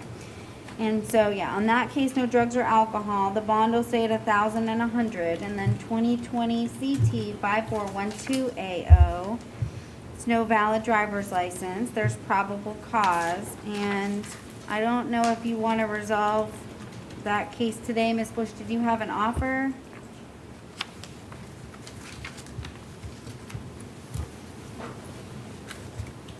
Let's see if she has a driving while license suspended that she's out on release on. I'm not gonna do any, I'm not gonna take any action on that, but, this would not have any habitualization issues. No, Your Honor, it wouldn't. The state's offer on this one would be an adjudication of guilt, 2 days Orange County Jail, 2 days credit time served. Do not drive without a valid driver's license and court costs. Okay, and ma'am, did you want to resolve the no valid today? You can't resolve the felony. Okay. Yeah, you can Yeah, reserve the without driver's license thing today. Sorry? You can resolve my driver's license Yeah, I today. can resolve the no valid driver's license. I don't know if the state has a global offer with the driving while license suspended. I'm trying to see if I have a driving history because I don't want it to negatively affect you. I'm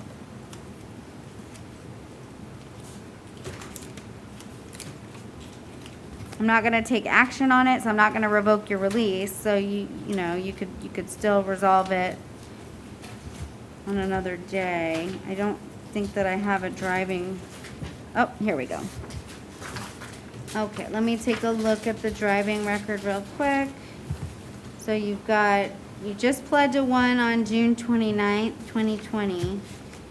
And then you've got one in 2018. So if you pled today, that would habitualize you. You'd lose your license for 5 years. I don't want you to do that today, okay? Okay. So the no valid won't have an effect like that will, like the driving while license suspended. So if you wanted to resolve that one today, we could do that. I mean, Otherwise, you would have to post a bond and come back to court for that one too. I can just post my bond and come back to court. Okay. All I right. have no problem So doing I stayed the bond on the felony case, and I said no drugs or alcohol. On the misdemeanor, the bond will stay at 500, and you're not to drive without a valid driver's license. But Ms. Simpson, I can tell you, if you come back again and you have another case, chances are your bonds are gonna get revoked.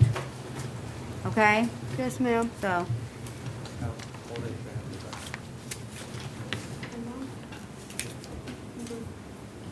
Thank you.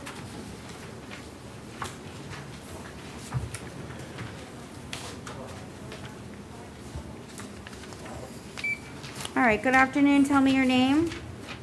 Delia Thompson. All right, ma'am, you're here in 2020 CF 10543. It's a possession of cocaine, possession of drug paraphernalia. I find probable cause, and I'm gonna appoint the public defender to represent you. No drugs or alcohol without a valid prescription. Where are you living? I have a roommate Where are you living? with my family Okay, where's that? on Powers Drive. Powers? Yes. Do you know the address? No, not fully. No? Okay. But she's gonna be coming to get me. Okay, is that your aunt? Yes, it is. Okay. All right, so what I'm gonna do is I'm gonna release you on your own recognizance, and within 24 hours, I want you to get in touch with the public defender and make sure they have your right address, and as well as the clerk's office, because notice will be sent to that address. Right now, we don't have an address for I have you. a P.O. box. Okay, why don't you tell us what that is right now? Okay, P.O. Box 2044, Orlando, Florida 32802. Okay, 2044 and 32802. P.O. Box 2044, Orlando, Florida 32802. Okay, you got that? Okay, well, we just need to make sure it's in the clerk system. So that's her address. So I'm gonna order again that you still get in touch with the public defender, okay? And no drugs or alcohol, Okay, okay? I'm going back to my church. Okay.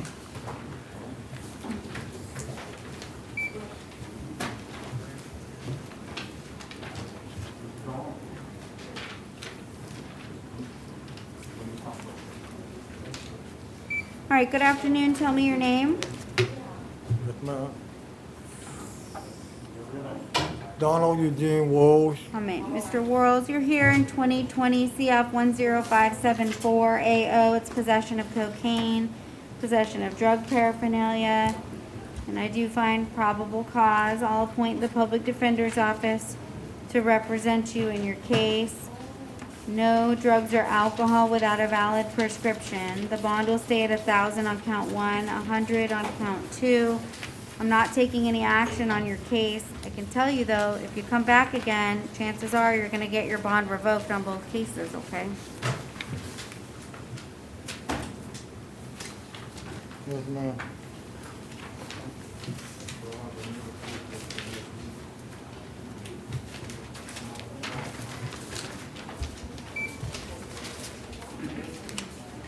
Stacy Falls to his medical.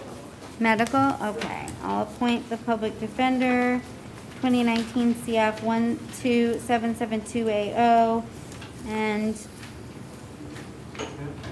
2019 CF 12772AO, and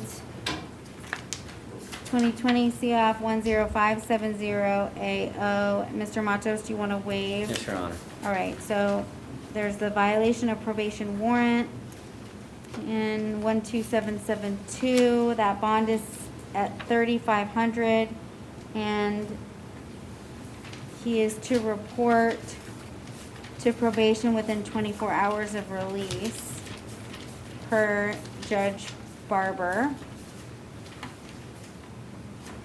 And 2019 CF 12772AO, that's a violation of probation, which is the same case, and that's an on-view violation of probation based on the new law offense of possession of MDMA. So I do find probable cause. I'm setting the bond at none at this time. So he'll see Judge Whitehead. So that bond will go from 3,500 to none.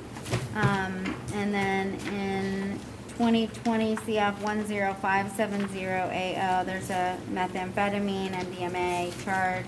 There's probable cause. And that no drugs or alcohol without a valid prescription. The bond, I'm not sure why it's set at 2,000. I'm gonna set it at 1,000.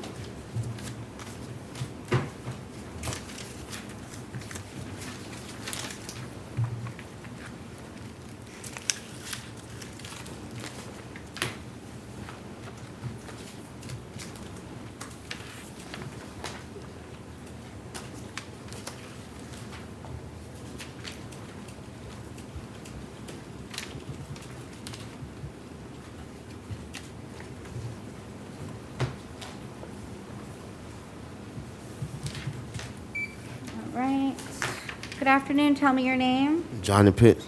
All right, Mr. Pitts, you're here in 2020 CF 10524AO. It's possession of cocaine. I do find probable cause. I'll appoint the public defender. No drugs or alcohol without a valid prescription. That bond stays at 1,000. You've got 2019 MM 10258AO. It's a violation of probation. And the judge did set your bond at none in the case. I did see a recommendation from probation. I don't know if that is the state's offer, but I'll appoint the public defender. Ms. Bush, did you see that? I did, and My I did not bring it back to court with me, if I may have just a moment. my only issue is that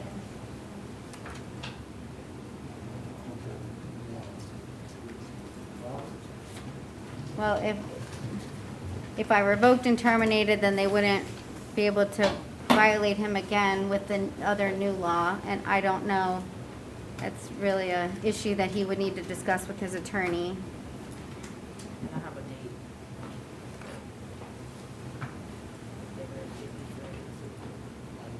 Well, we would have to do the arraignment, and then we could give him a date. Your Honor, the state is not going to convey the recommendation as well. Okay, all right, so there's not gonna be a resolution today on that. Mr. Matos, do you want me to do the arraignment today? Otherwise, he'd just be back here in a couple days anyway. And we'll get you on the docket. That way, we'll get you maybe a sooner date. Yes, sir. Okay, and you can always try and work everything out, Yes, ma'am. okay? But they may violate you again because of this new law, which may not make any bit of difference, but. So you've alleged to have violated your probation by committing the offense of possession of cocaine on or about, oh, so this is okay, so they did file it.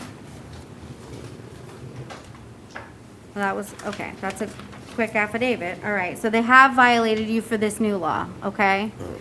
So, possession of cocaine on or about September 1st, 2020, and violating condition 8, failing to pay $50 a month for cost of supervision for the months of January 2020 through September 2020, currently $450 in arrears. Violation of condition 10, by possessing, using, or consuming the unlawful substance, to wit cocaine, on or about September 1st, as evidenced by the arrest. Violation of special condition, failing to complete the DUI counterattack school within 120 days. Violation of special condition that you failed to complete the victims awareness program within 120 days. And a violation of special condition that you failed to complete the 50 hours of alternative community service within 180 days. And so that's what they violated you on. So we're gonna enter a denial for you and get you on the docket, okay? Division 85 BOP status date is September the 24th at 9 o'clock and 4/8. Okay, and if the public defender may be able to resolve it sooner than that, okay?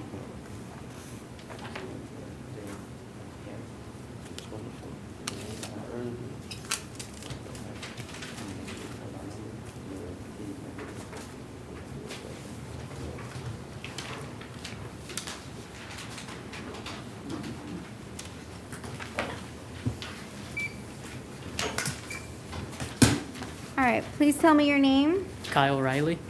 Okay, Mr. Riley, you're here on a Polk County warrant. The judge in Polk County did set your bond at none. This is for a failure to appear.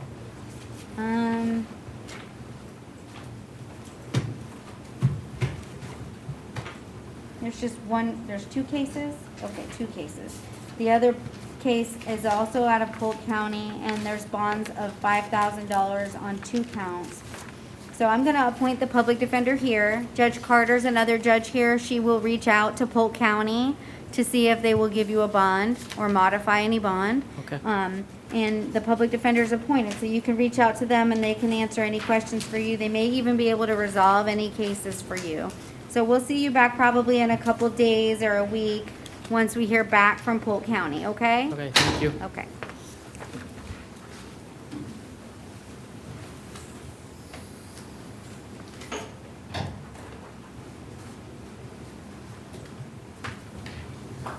And then we had Mary DeFrito.